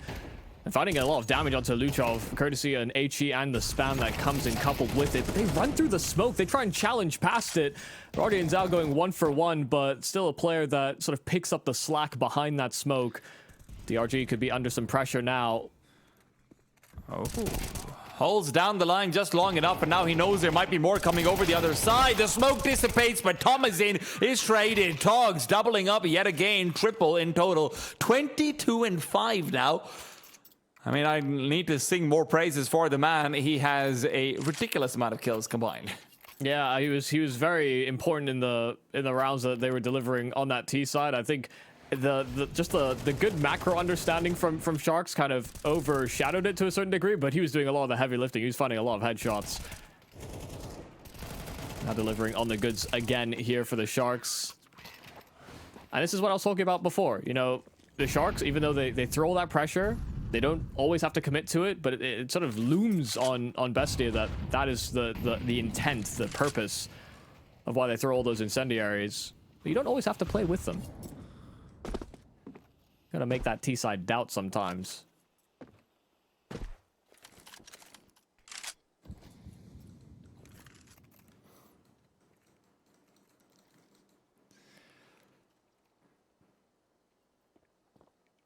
I mean, for Bestia, this round is basically everything. And unfortunately, they are going into the heavily reinforced bomb site. Now, there's a timing over here. Lukov could catch DRG with a Molotov in his hands, but DRG instead caught adjusting. Taken down, and Togs in the meanwhile is unstoppable! 3 big kills, and it feels like DRG didn't even misstep. That couldn't have gone better for Togs, really. Saw a player coming out from pillar, and another one that happened to swing right in front of where a fallen member had just occurred. So he just holds down that spray. The fact they line up is a massive benefit to Togs. And Doc just working perfectly in tandem, clearing out all the angles that Togs could not. That round may not have been everything, but it was certainly worth a lot. Fast play into B, this time on Tex, and this time they run over them much faster, but it's Gafolo now that's trading back. And Doc that had committed into those canals. Jumping in from middle, they still hold that smoke. They know what they're up to. Artie and Zhao, last man standing, but he needs to convert a 1-on-3, now made 2. But he's been freshly smoked off, has to reposition. I am surprised that he still wants to fight for this one. Blinded up as well. They're facing into him, and he is taken out. And Bestia went out the round where they don't really have the best of odds, but hey, I guess sometimes you can best the odds, and if you feel like you can best the odds, well, then you can go over to our partners over at 1xBet and enjoy a first deposit bonus of up to 130% bonus with the code 1XRESLATAM. That's 1XRESLATAM. Go check that out if you are interested.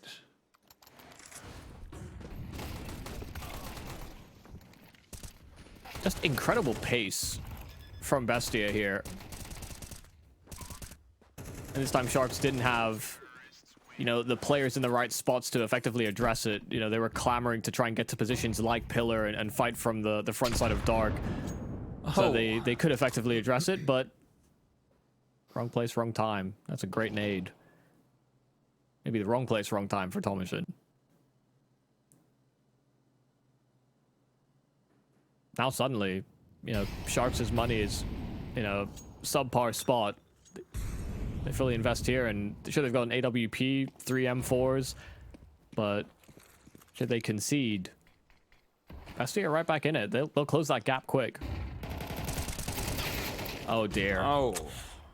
Gafolo's over here to pick up the slack though, and if there's only a grenade, but Gafolo's being circled around from all angles. Nas coming in from behind, just turning up the heat enough so that Lucas could cook. Now, 3-on-4, and they're thinking about going for this? No, surely not. Sharks will retreat. They are tapping out. We'll give them more of a fighting chance, but BRG will still see if he can get his hands on a weapon. And he will retrieve one. It's not an optimal gun, but it'll do.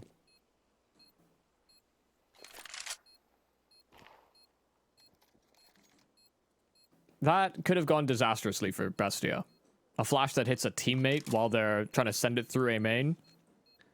First player came out blind on Bestia. Had they not found that trade running through that smoke, the A-side pincer could have just immediately been dismissed. Had they taken a main control, they could have, you know, retained that or tried to fight these players in hot pursuit of them. Things would have gotten very uncomfortable for Bestia very quickly.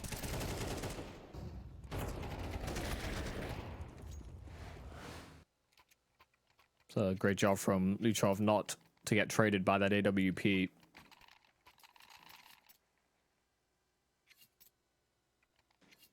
In fairness, I think it was Luchov that got hit by the flash, which I don't know who you blame, whether it's the flash thrower or the player that blocks it, but... Blame everyone, Michael. Yeah, he rectifies what could have been the world. A poor situation, for sure.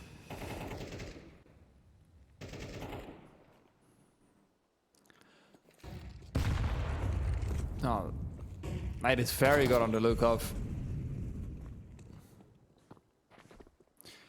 Gavola could go for another one, honestly. He's in the position to do so, but won't be coming through.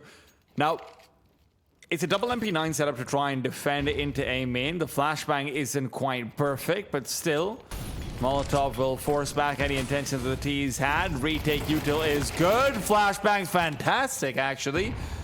And a second nade to follow through. Gofolo continues to weaken them up. This could be a set of multi-kills coming over for the CP side. Rotations are good, but the kills aren't. Doc picks up 2. Now Tugs has to do the same. Noxy misses a crucial kill, but now he's traded away. The bomb on the ground, and Tugs so far has been the main man. Untouchable he remains. 27-6. Sharks find 11. That's just full flow state there. He swung right into an AWP. He knew that there was an AWP round, and he still decided to challenge. Knew that Noxy was tagged up. That gets hectic. You know, Sharks are clamoring right back through that camera smoke. They understood that those MP9s weren't going to be suitable to fully hold the bomb site, but the utility that they throw at Bestia kind of forces them to make what has been kind of a suboptimal play. They really wanted to retain that A main space. But by fighting forward, Sharks just buy enough time so that Rotates can actually mop up all those tagged up Bestia members.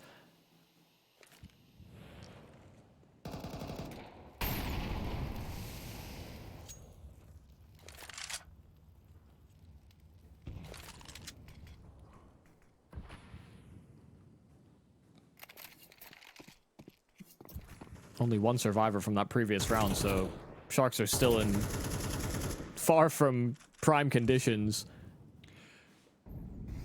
Ardian may do with a little. Ardian Zao feels like he wants to get a little bit aggressive though in the meanwhile. They've got a double setup in middle, which means that they can reinforce A quickly if they want to, but Ardian Zao has now been forced away. If this is going to be a reroute into mid, it's a troublesome one because Doc's already here and isolates out the first duel. Mirren looking for a fight on a retreating player who's not actually backed off. The Molotov is there to ensure it. Doc now forced away finally. But again, he's forced right back over to the A site, which is exactly what they want to reinforce right now. Gafolo's going to have a fast rotate as well, but he needs to call it, and soon Doc continues to come through as a perfect sidekick. Before it was for Togs, now for Ardian Zao, who's staying alive on the bomb site itself. Now can strike in, but can't find the frag until a little while later. Leaves only Noxy alone, a 1-on-4 to try and prevent their opponents from achieving match point, and it simply can't be done. Doc, what a round from him. Yeah, very important, especially with Ardian Zao just simply playing his life. If not for the fact that Doc is just continually swinging, they hold up, they stop, they freeze, they expect Ardian Zao to try and swing off of Doc, and he never gives them that fight. Doctor's doing so much damage, keeping all attentions raised, and sure, they knew about Ardia and Zhao, but they couldn't do a thing to flush him out. They really hoped that, you know, Mayern could slide in through camera, you know, a deep smoke down, heard the rotate away, it was very vacant, and then Gafullo just walks through the smoke with an AWP. Pretty bold and brazen play, but it certainly works out. And the nades now, the things that are chewing up Bestia. They go in with a force buy, they go in on techs, and they barely see a gunfight. They barely see a scrap. They're even met with a smoke. There is no trade. They barely see an opponent. All they see is a slow motion HE coming over their way. DRG will decapitate Tomajan. That leaves Noxia alone once again. 13-8 Sharks. Despite a couple of tragic pistol round losses, giving a lot of rounds over towards Bestia, they still come out on top, Michael. Yeah, they were in winning positions in both pistols, and they somehow managed to lose both of them. And in every gun round to follow, they were extremely impressive. You know, had they tightened up those pistols, had they converted on them, this would have been a completely one-sided affair. A very well-constructed T side from the Sharks, and they had some very good protocols as well when it came to their CT effort. They understood what they wanted to prioritize. They took that direction forward, and so long as you come in with a plan, no call is really bad so long as there is actual sort of presence and personnel behind it. And I think Sharks delivered excellently on that first outing. As much as I want to talk to you about how great the CT side reads were, the adjustments to try and come back to the A side, how great the T side reads were, you know, reading into every small play that Sharks wants to make, you know, good responses, all of these things.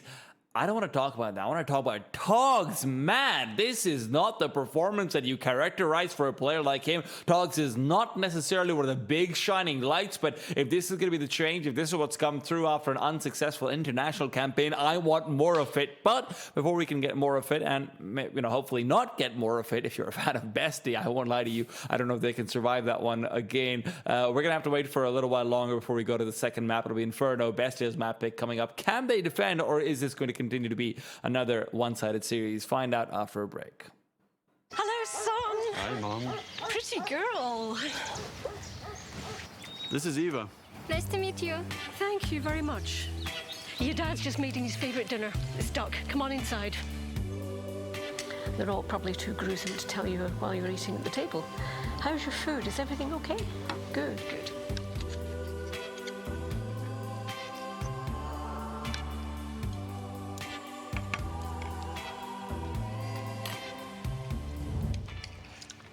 You seem to know each other. Yeah.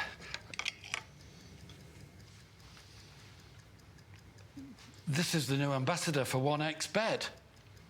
Oh, I see.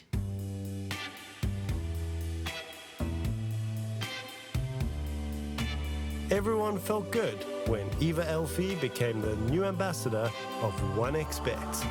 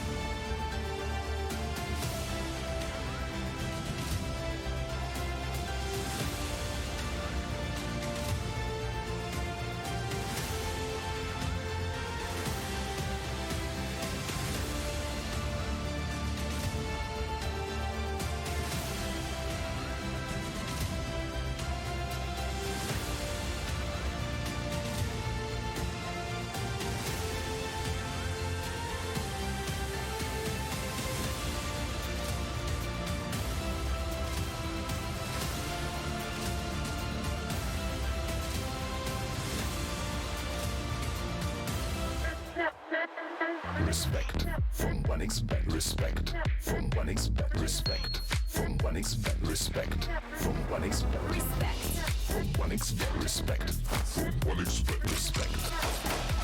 Respect from 1xBet. Respect from 1xBet. Respect from 1xBet. Respect.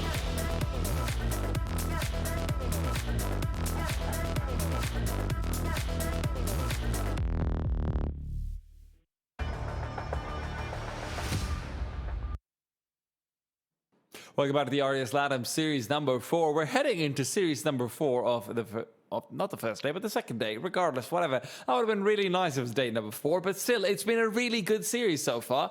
Sharks versus Bestia already looking incredibly entertaining. Some great individual performances from Tugs, especially spearheading in Anubis. But the question is, can Bestia beat the curse of the 2-0? If their form is anything to go off of, I don't know if they can, Michael. It's Inferno, and honestly, Sharks do seem like they're rocking them up in the firepower department. Yeah, I think the benefit of them being able to travel abroad recently is actually kind of becoming more palpable. You know, they seem very methodical in the way that they were playing their game on Anubis. They were being very systematic. They weren't allowing sort of untraded kills, or at least putting themselves in positions where they could consistently get trades when Bestia did throw a spanner in the works, albeit that only happened very few times, and it felt like Sharks were coming up with these solutions that were almost always working. So, you know, if they don't get that same momentum, there could be a way back in for Bestia, but I do worry that the Sharks just are benefiting from the fact that they've been able to boot camp abroad, that they've been able to play up against some of these top-level teams as well in another circuit. For them being able to get those experiences outside of the domestic region in the Latam circuit is a massive benefit, a massive boon. And as far as, you know, Bestia is concerned, I'm really hoping that we can see a bit more from Noxie on the AWP. It didn't feel like his CT side saw him having it enough times, sometimes because of some weird decisions when it came to buying a deagle and a grenade here and there and whatnot. It really did feel like he was on his aim. He was hitting some good shots. He was having some nice rounds, but it didn't feel like we had enough of those rounds, enough of a sample size to really have the full scale of impact, and that comes despite winning pistol rounds. It feels like they're not putting themselves in a good position to optimize their strengths, and hopefully that'll change as we head into Inferno. Sharks are, however, still looking to close things out in 2. Now, I do think there is some similarities to draw between Anubis and Inferno. You know, both maps where you'll typically have these sort of 3-2s, these bounces back and forth between the T side and the CTs, and you have to have a good read on what's going on. So, see if that actually plays forward. I'll have more notes to bring up in a moment, but this pistol looks like it could be off to quite an explosive start, both prioritizing banana control. No smoke waiting spot. for that first contact. Yeah, they've got a lot of flashes to try and enable that from happening. The good nade keeps the T-side a little bit shrunk down. Molotovs, but the dual leads of Doc are coming in. Artie and Zhao as well just continues to rain down USB shots on their heads. Mirren will trade. A man who found a fair bit of action on the A side of Anubis in the previous map, but I didn't feel like he was ever fully involved. Noxie and Mirren are here nearby, not ready for a Gafolo around the corner. Noxie caught off guard, and that's all Mirren. Needs to go for the full quad kill, double or nothing, and well, with the Molotov at his back, he's only got one place to go, and it's down. Yeah, that's definitely a hard position to be in, to take that headshot immediately and have a Molotov bloom behind you. He wanted to be able to play time and just be able to isolate those fights a little bit more comfortably. But that was a good setup there from the Sharks. They had a nice nade lined up to soften up these opponents, and they all understood they wanted to find that position. Nice attempt from Mayern to restabilize, but the flank was quick from the Sharks.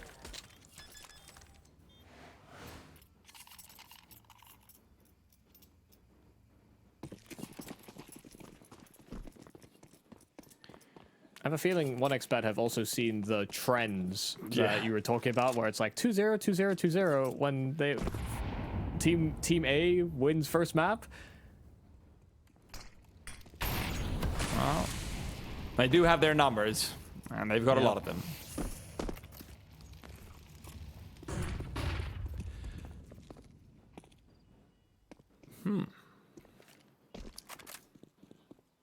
This is interesting. The T-side have actually maintained a very spread out default style of play, despite force buying into this with not much utility. Flashbang's been missed. Oh no, Doc's got nothing to cover him off. He was really hoping to find a couple of players doing the flashbang dance. Instead, they're all dancing in glee and joy. Raising down the B bomb site. Lushov as well just pushes through the smoke with 2 quick frags. That is brutality. Yeah, this is where DRG puts his hand up and just goes, "I'm so sorry. This round is completely on me." Because they make that forward play. They try and get aggressive in towards Banana as only 2, which is a risk in and of itself. But missing the util is a way that you just immediately cede the round. That's rough. That's actually really sad.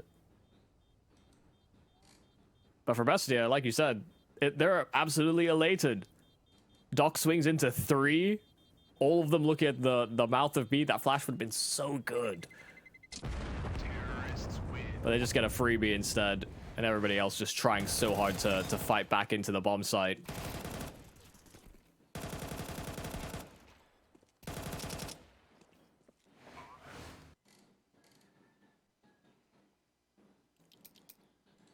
We'll label that an unforced error, but a really big error.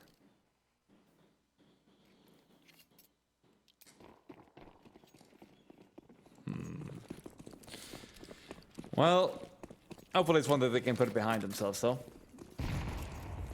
Maybe this is the curse. Win pistol, lose game. God. Like, I know we've been looking for trends of all sorts, Mike. I don't think that one is the one we're gonna stick down to. Not yet, at least. We'll have to see. Yeah. Need to see where the game actually goes. This round is never really expected to fall in the CT hands, but you know what? A good deagle shot or two could always wither expectations. Togs is also in a good position, as smoke will separate him from the onslaught of T-side players coming in from short. Gafolo's also got a very annoying angle, actually, with the deagle. If Thomason goes for a slightly slower peek in, it feels like Gafolo is being set up for a very easy headshot. A player taken down with the deagle could set up Togs for success as well, but otherwise it should be easy peasy. Now he doesn't find anyone either. Flash is now coming in. Time ticking down low. Togs good for the one. And now rotation to the 5-7 comes in as well. Gafolo's picked up the one he needed. Togs finding more damage. And now the body shots, all they wanted. It's exactly what they get. Bestia staggering out on apartments for so long that they end up dooming themselves. Yeah, at a certain point as well, they were going to run out of time, so they actually had to continue pushing forward, but the counter flashes there from the Sharks were great. DRG, this time on the money, on his rotate, Togs spotting that extra player inside the apartments. They knew that there was going to be heavy presence towards this A-bomb site, and so they had already sort of preemptively leant over, and there were just so many angles to cut off. The Bestia side put in a very uncomfortable position. Though they're all their eggs in one basket and didn't feel comfortable bounding back. So it's 4-spy on 4-spy. On 4-spy. Albeit Bestia did keep a lot of money in reserve from the round they won, so... It's actually not pretty good buy. Yeah, it's not as much of a force. 5 AKs. If you ignore the utility, that's actually as good as it gets. Yeah. And they would still be on second stage loss bonus as well. Yeah.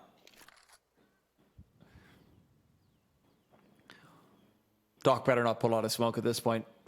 DRG is the one with the smoke in his hand. Doc trying to duck away. Doc actually fights back in without a flash or anything like it. Interestingly enough, DRG is using the smoke to buy space for himself. He knows there isn't going to be a Molotov available for the T side if they purchased in, so he doesn't need to use it for new box. Instead, trying to play around it. Great flash as well to assist him in his efforts of defense, but it's not going to be enabling him to get any more.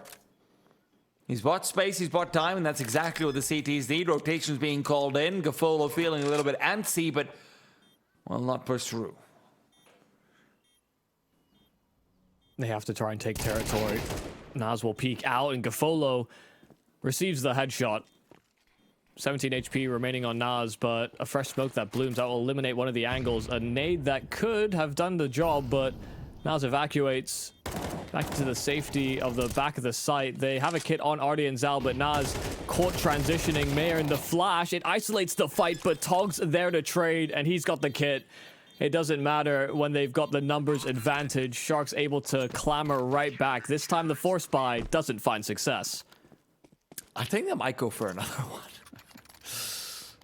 We're going to find out soon, but still...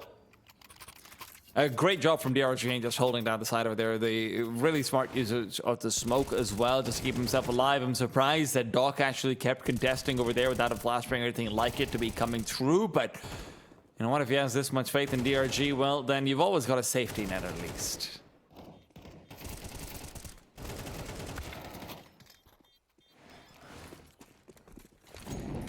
Yeah, again, it was solid protocols. You know, maybe bar the fact that Doc peaked for a second kill before the flash. Maybe even the first was a little ill-advised. Either way, it's all behind them. They do opt for a half investment here on the Bestia side. Now success changing the pace, but this is a pretty slow approach over to B, and Doc laps them up. Each and every one of those fights, as simple as the other. Wow. Now the MP9 can come through and collect on the money and the fallen M4, so pretty much perfect situation. That must have been a little rough, though. Gafolo rotated in. Guys, I'm here to help. And then he got instantly destroyed by a Tech 9, so... Because I was here to help. He's given a Tech 9 for his troubles, though. He's going to be allowed to get over past trauma. What? Overpass trauma? Oh, they did ban it a lot, so... Yeah, clearly they had some. Luchov's going to be forced through the Molotov. The flashes are good to keep the CTs from fighting back into him, though, so he's okay.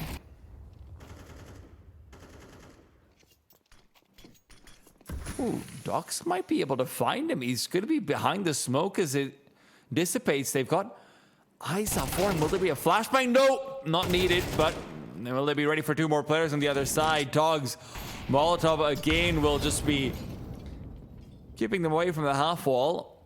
DRG still left inside the sandbags position. Do they check this? Do they clear it? Will they be expecting someone to still be here so late into it?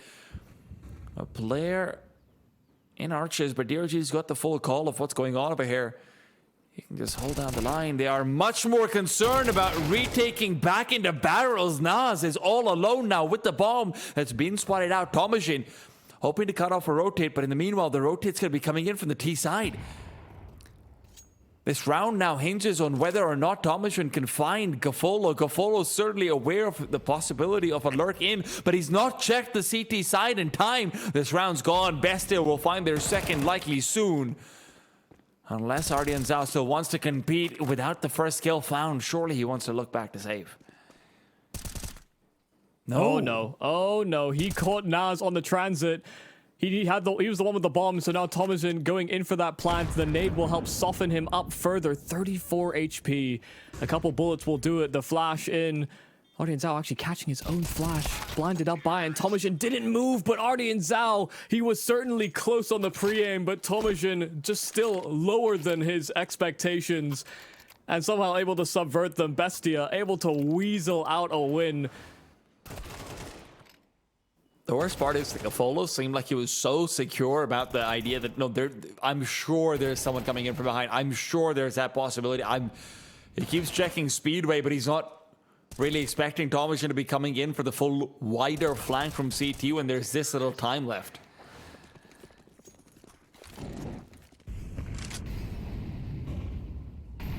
Yeah, they took a bit of a risk, but, well, you could put your money on the line. It can be feeling a little bit safer about your potential risks with the 1xBet free bet that you can get on the esports era.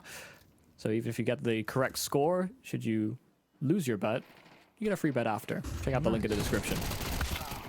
Ox, in the meanwhile, has been found by DRG, who takes him down. That nade does nothing.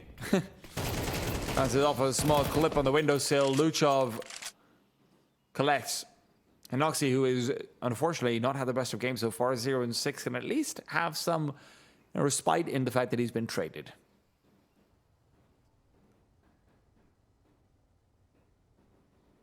This is a good call for the T side to be hitting the A site at around this time. Gafolo is also getting aggressive with the XM. He knows his position wouldn't be fantastic from inside the site, but he's looking to get some good damage in.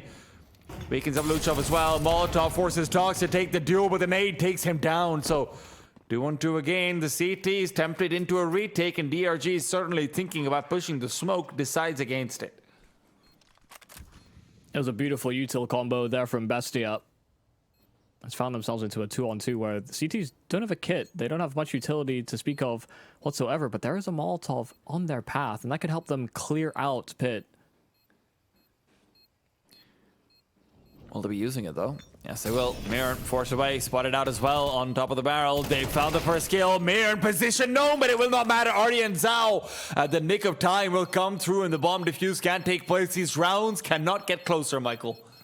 Yeah, it feels as though we're constantly getting these 2v2 scenarios, these low number post plans. And who's to say who comes out on top? We saw 4 spy wars at the start of this game, and now it's retakes and post plant simulator. It's been very difficult to call. This is what everyone's like mind has Inferno as being as an epic third mapper. That's everyone going for retakes, even if that doesn't really happen that much in the current meta game.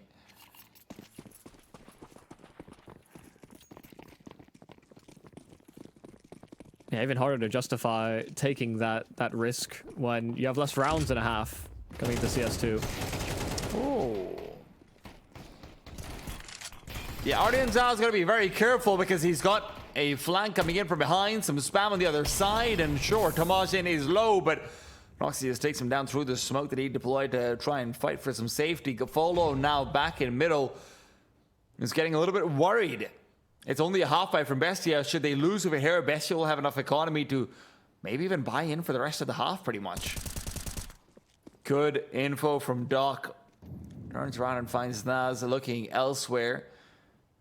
That makes things a little bit more even. The scales are weighing out, but Gafolo still has to come through with the big multi, and hell, even if he gets a double kill, it feels like he has to stay alive. Oh no! Yeah, man, that doesn't happen. Not even for a moment after you call it out.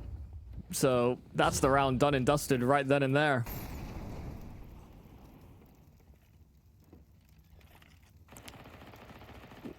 They lose to another force buy. You know, this was a proper half investment buy, rather, from Bestia. They had one of these on Anubis as well, but they knew as soon as they dealt all that damage to a player inside the apartments, as soon as Tomasin was able to slide in and get another kill on that tech, they realized that there wasn't an assist, and so there still had to be another player there.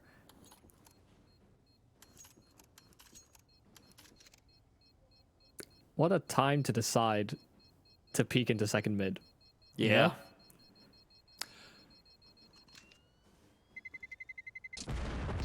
I mean, I'd like to think maybe he misread the economy or something like it, but Bestia have been consistent in the half-buy tendencies that they've had. They really do like just putting the pressure on the CT's economy and trying to fight in for a full gun round in the next. That seems like the incorrect play in response for sure. And they've consistently had bomb plans, even when they've been accruing loss bonus, so... Well... In fact, Bestia are the ones who call the timeout soon afterwards. They want to try and figure things out. And like, listen, okay, guys, we keep making these into 1v1s, even in the half-fights, in everything. What's actually happening in the map? When are they rotating over to the B side? When can we catch these timings on A? Because that does seem to be the weakness that Sharks are finding in their game plan.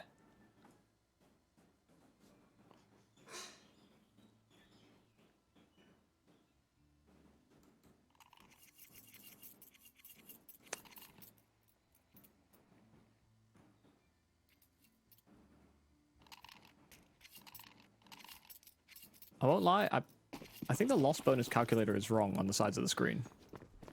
I've just been thinking about that for the past 10 seconds. Okay, I'm gonna figure this out for you. Because second stage loss bonus, it feels wrong. Well, Doc feels oh so right, and I have a feeling we're about to find out that loss bonus soon, Michael. It's a great nade as well. He's sort of trying his best to hound down some kind of a trade back, but they've exchanged that rifle into healthier hands. Doc put it to great effect, finding those first two taking B space. So now it's on DRG to try and deliver the goods. Bestia are not to be deterred. They didn't start with anybody sort of clearing out the apartments or holding onto brackets control, so fighting forward is the best thing they have.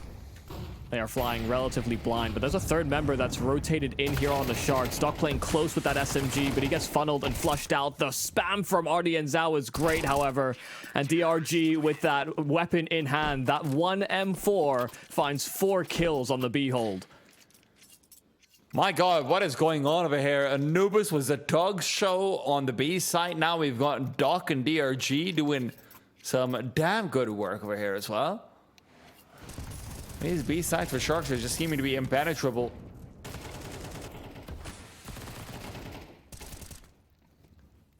Yeah, really nice work. DRG had a couple of fumbles on the B-bomb side earlier on, but He has been in the right place in many of the successful rounds here for the Sharks. I did find the answer to my question, by the way. I was indeed just being a little silly about the loss bonus. Yeah, I did have to sit down and run the numbers on this side, yeah. But no. The loss bonus doesn't really fully matter anymore, Michael, because now Bestia's got one real chance to stop Sharks from running away or swimming away with this one. We've got an opt-out for Noxie, who's not had the best of games so far, 1-7, so you'd really hope that the big investment actually pays some dividends.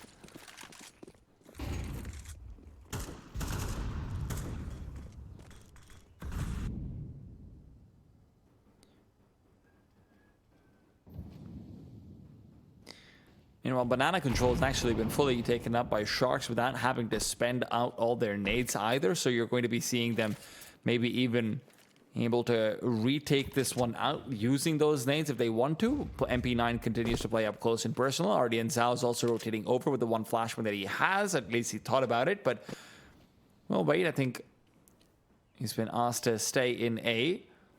Sharks have realized that they've often opened up weaknesses, and with full Banana Control, there's no reason to ask for the rotation to come through. Even if there is, then Kafolo's the one with the utility who might want to make his way over. Yeah, not surprised that they're starting to lean over towards this A bomb site instead. Little jump spot here from Doc. Every time they've gone towards Banana, there has been a multi-kill from the Sharks. Whether it's been Artie and Zhao or Doc, those have been the ones that have typically delivered on the goods. They never get it cleanly, but executing late, they do get that space, but they don't have the time to prounce around. 30 seconds, and that bomb is dropped to the bottom side of Banana. They need to organize themselves, and very quickly. I feel like they're losing track of time here. They're definitely the losing side of the clock, that's for sure. Gafolo will also be asking, or rather starting to make that rotation over. He's got a flashbang as well to help them out. First kill found for DRG. Doc's done the same. They're both still alive. And now the flash not even needed. Gafolo just spams all the way through. Sharks keep all 5 alive. An absolute disaster for Bestia. Yeah, they just simply lost track of time, I think. You know, they wanted to reestablish control over towards B, but they dropped that package. There's no concerted effort. There's no hardline call when they hit that 30-second mark, and while they're in flux, they start to realize that they don't have that time to play off of. They have to just immediately run straight through, and the Sharks, as soon as they see all that util blooming at 18 seconds, they know that there's basically no other option for Bestia. Oh my god! That's the biggest nade I've ever seen in my life. Yeah, they're all unarmored, I get it, but they just tanked both those nades to the face. I need like a 40 angle slow motion Steven Spielberg replay of this. That's the dream. Like, that's where you just press tab, right click, and check your utility damage afterward just to see how much more you racked up.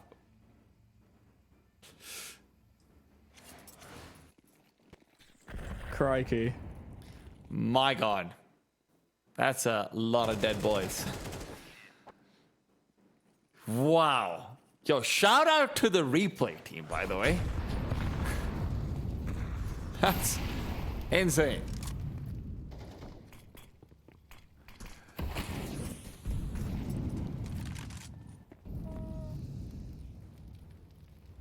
Well, that was a full save. That was a full anti-eco. But it's still disheartening to not even get a chance to fight back. Certainly doesn't help the vibes, that's for sure. Yeah. The Sharks have been emphatic this series. This map has been a little back and forth, but the Sharks have gotten the better end of it. And now it's an accelerated schedule here for Bestia. They don't want to mess around with that clock.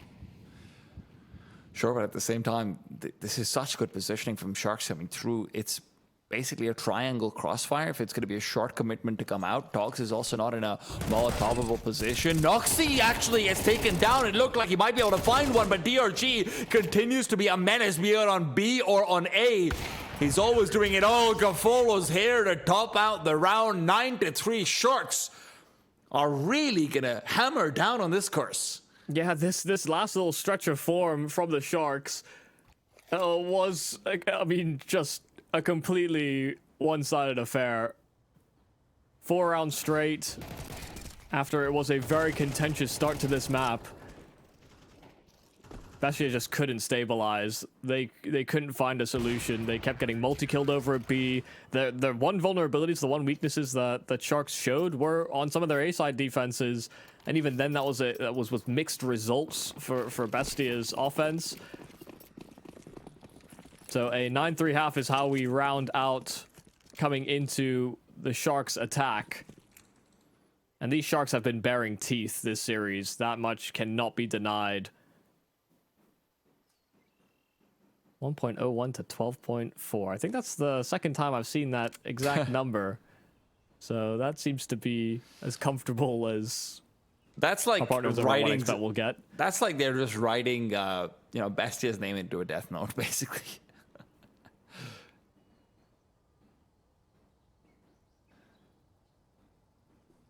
That's a magic moments in pistols. But then the razzle dazzle runs out. Mayern sets out some feelers, lets the antennas get the wind out, and arches only to be overswept by a typhoon. Thomason flashed up as well. He's completely locked into apartments, and meanwhile, Gafolo actually will be so unexpected because of Thomason's position as well. Noxy, in he goes. It's all about buying time and space for Gafolo to activate Togs as well around the smoke, but DRG and Doc continue to do it all. Gafolo now activated. Thomason not even given more than just the 1 kill. There is no hope for Bestia. Not at all. They're probably not even going to be able to get an AWP in this half. Or what little they have from it. And, part of the conversation was going to be directed towards Noxy on that AWP, but he's had a terrible second map in this series. But no one bar Lukov has really had grand success.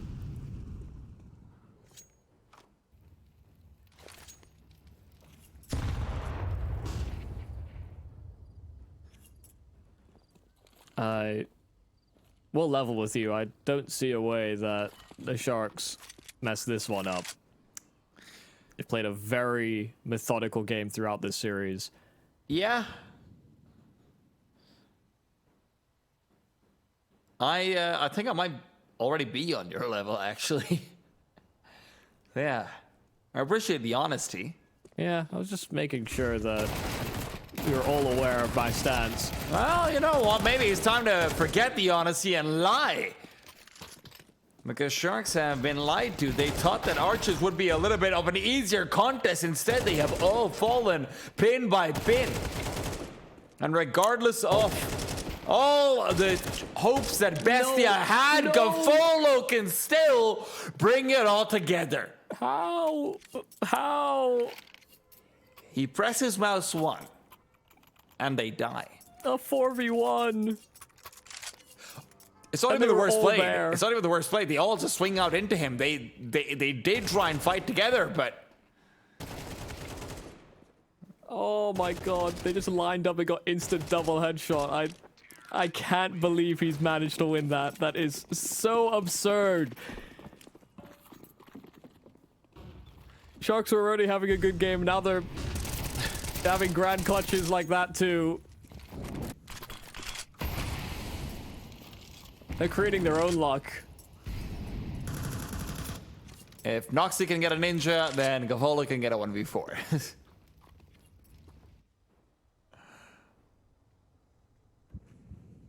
Yeah, why not? Let's just hunt for info, find any gap, any exploit. Audience Out is considering this as a possibility, but he is very subject to getting timing. And, well, yeah, you can't manage all those angles simultaneously, caught looking at the wrong one. That's a great kill for Mayern.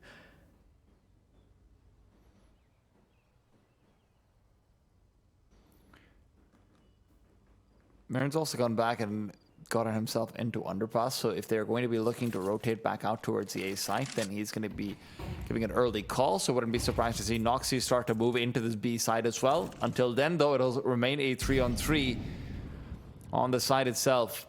Dogs goes back, clears out Marin. That's a kill found, and Gafolo certainly considering a retreat back. Instead, moves inside the smoke. He was spotted out by the booster player, and now Gafolo will just give out that information.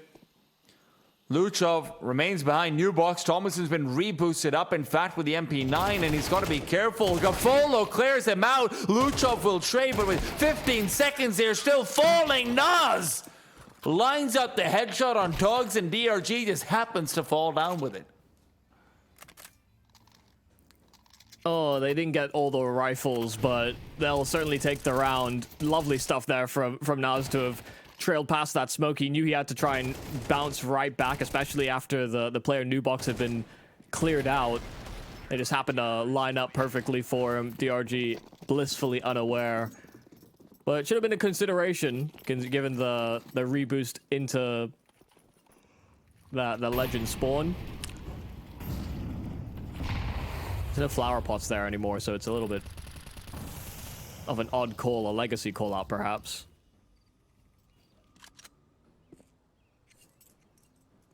But there is still a chance.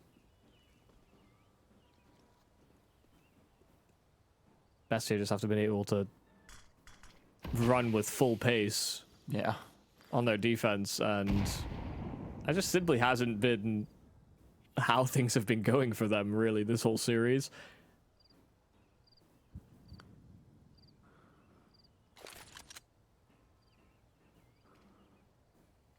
Nice present smoke here from Doc. Oh, well, I thought it was a better smoke than it actually was. Had gaps, and so, yeah, they still maintain control of Banana. They don't have to force rotates. There are going to be 4 defenders here for Bestia. Baird is ready to take point. Molotov, they're just going through. DRG's from the first. Thomason is blind as a bat, and the site's been taken over. Luchov even takes a headshot for his troubles, but at least he's able to drop the bomb. So Togs will have to reface. The nade goes a bit too deep. Luchov not spotted out, but Gafolo still traces him through. A one-on-one. Noxy's had one of the worst games you could imagine. Starting off 0-6 now, not much better at 2-12. 15 seconds on the clock means he's got all the time in the world. And with Gafolo having to recover the bomb, there was only one place for him to go. Noxy wins it out. Yeah, the way that the graveyard position has been redesigned, I think actually kind of hurts Gofolo there. You know, there was a nice angle that Noxty could hold on to and keep tabs on where that bomb was positioned. I think it was DRG that was trying to take space with that P250, find extra kills before getting at planting, and it left the bomb in a very compromising spot. Exposed to short apartments, as well as that position that Noxy occupied in at the arches. So a very important 1v1 for Noxy.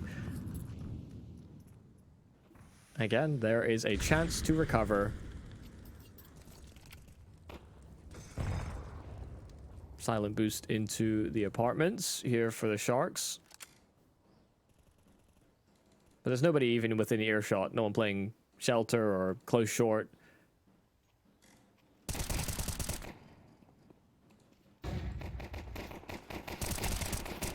Marin, well, get the pickings when they're easy. You know what? You go, Marin.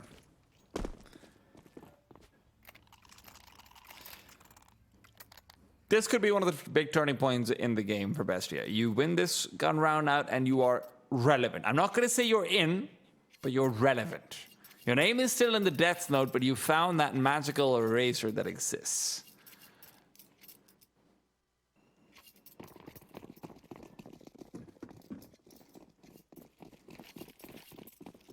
Maybe they didn't own the Death Note. Damn. Because that matters, I think, in lore. I don't actually know, to be honest. I don't remember that. Now, DRG, though, he doesn't need a Death Note. He's got an AK, and he's got Doc next to him, and he's got the A side. And they run over both A players so quickly. I mean, if you're going to go for a 3B stack, you either play sites or at least throw that util so that just effectively can't happen. Bestia just get destroyed. Don't want to sort of part with that util too quickly. I can understand that. You know, Inferno is a resource map. You have to hold on to those for late side executes and the like, but they leave themselves vulnerable. They don't peek through mid. They don't throw mid presence utility, no flashes to deter, and so Bestia just simply don't even know what's happening before it's far too late.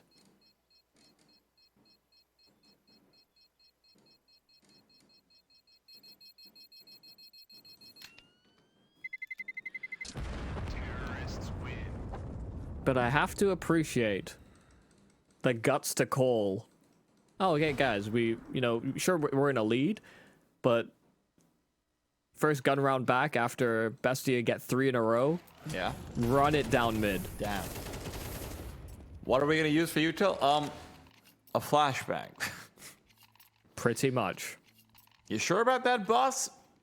Listen, just put DRG and Doc in front. They're having a good game, right? Yeah. I mean, it's not like Bestia didn't get a Molotov down, but it's just, it barely tickled them. Got to back off after deploying the Molotov, unfortunately, yeah. They tried to fight into it, and the flash was just a little bit too overwhelming. Too damn good.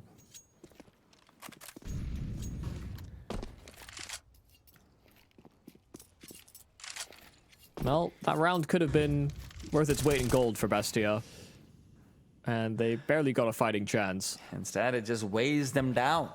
Yes, and could be the final weight they lift before losing the series.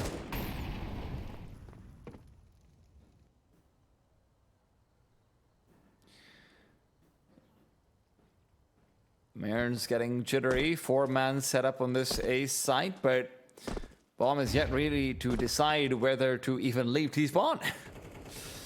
Time of plenty for Dogs to continue working his magic. His wand has been a little bit less useful than it was in Anubis, but still he's hoping to find a little bit more so over here. Nice smoke comes through as well. CT's rotating back. Damage found in through the smoke. Not much, just a single bullet to connect with Naz. But look at the rotate. Bestia are inside their own heads right now. Thomason's asking for a flash, anything like it, but now they know the call is clear. They're going into A. Sharks are getting ready for this full assault. Noxy finds one, but he now needs to retreat and rely on his teammates inside the site to cover off apartments, and they do. Thomason and Mir will keep him safe, and Gafolo in a haphazard spray in the end cannot get another miracle round. Yeah, I mean, that's the perfect way to play that setup. You know, the contact play there from Noxy, and just like you said, relying on those players within the bomb site to cover the T's trying to chase that trade down. Really nicely handled. They had faith in the defensive setup that they had built up to address short. And Sharks barely get much ground towards that A site.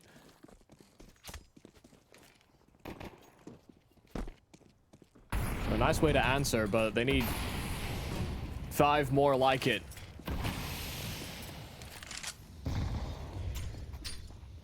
Oh. Lookups on the first one. Dogs over here trying to hunt for a trade, but Naz is just going to shut him down. Bestia continue to remain competitive. Noxy's up is not going to ring through in apartments. I think he might have seen Togs' body on a jiggle, but not sure about that one.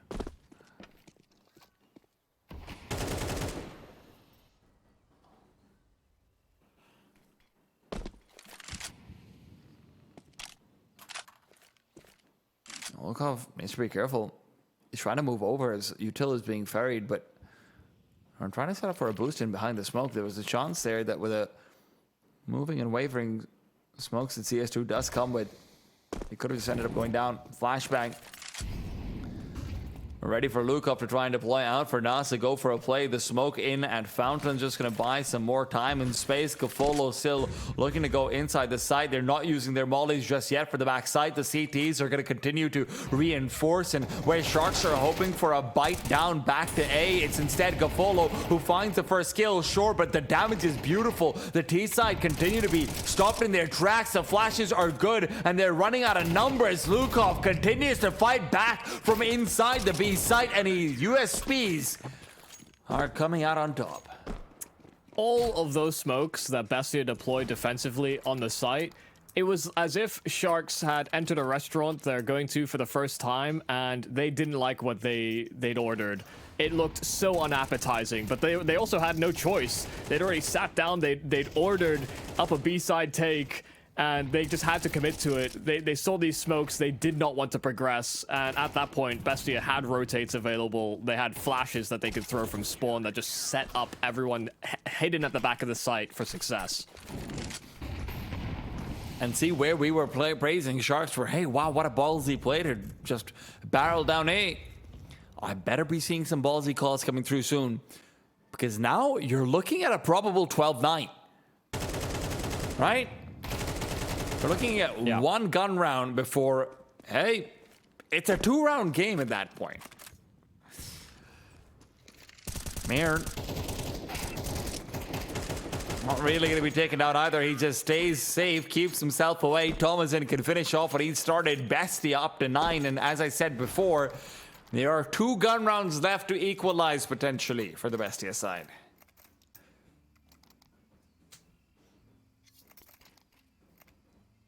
We started 11-3. Damn.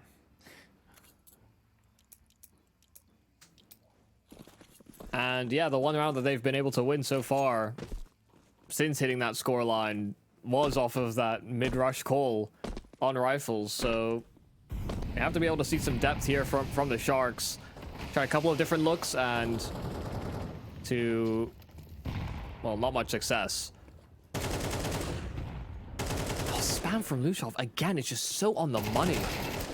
Finds another kill like it. Doc finding the trade right back, but once again, Nas fighting for the top side of Banana, and he has a teammate to fall into the loving arms of. Tomajan getting that Molotov down. In fact, a carpet of flames towards the mouth of B.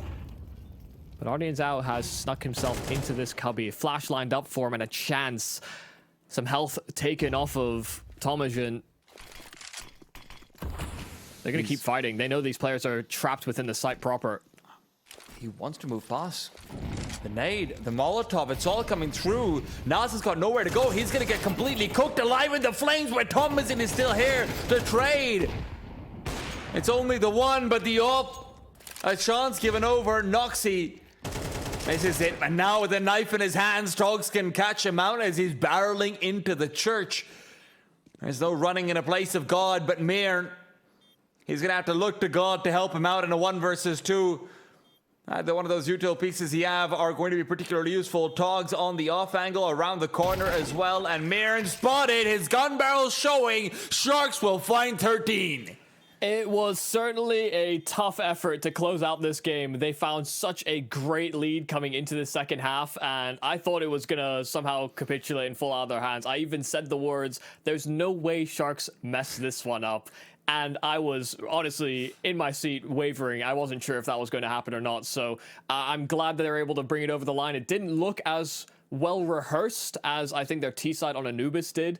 There were more gaps, more exploits, players getting spammed, and I think poor spacing on some of the trade attempts, but I think that's also credit to Bestia punishing all those opportunities when, honestly, when we saw them in that first half on Inferno, it didn't even look as though they were fully engaged or locked in. They're missing some of those shots, those chances, but they really did make this second map quite an entertaining one to look at least, because we got to see a better fight out of them.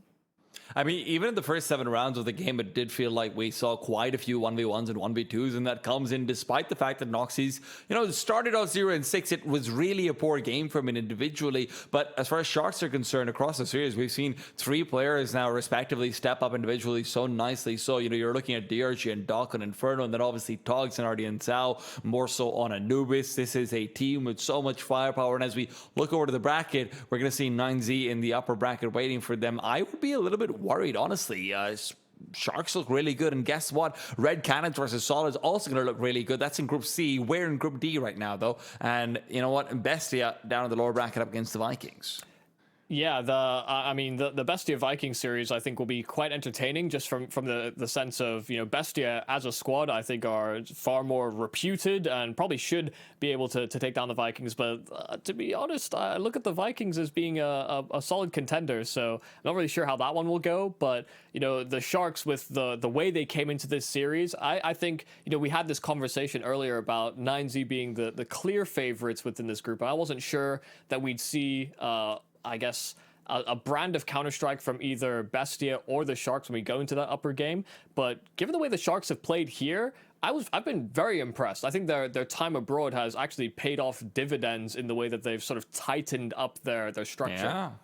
Oh, absolutely. Even individually, I'm sure that they're getting, that little muscle pump that you get from going to the gym, looking nice and inflated right now. And let's see how long they can keep that pump going. But we got to take a look at tomorrow's schedule first and foremost to find out the matches we're going to have on the table for you guys to gobble up. Glorious versus Crew Esports. That's going to be a fun one. Insanity and Case. W7M versus Pain Gaming, and then Imperial versus Audic, Michael.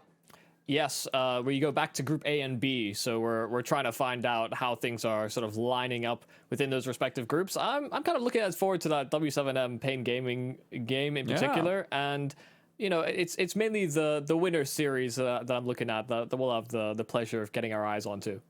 Well, listen, there's going to be some dirty Counter-Strike, some clean Counter-Strike, but most importantly, a lot of good Counter-Strike played tomorrow. So make sure you're tuning in for all of that. For now, though, we've got to be signing out. We're going to be back again tomorrow at the times aforementioned, and we'll see you soon with more Latam action.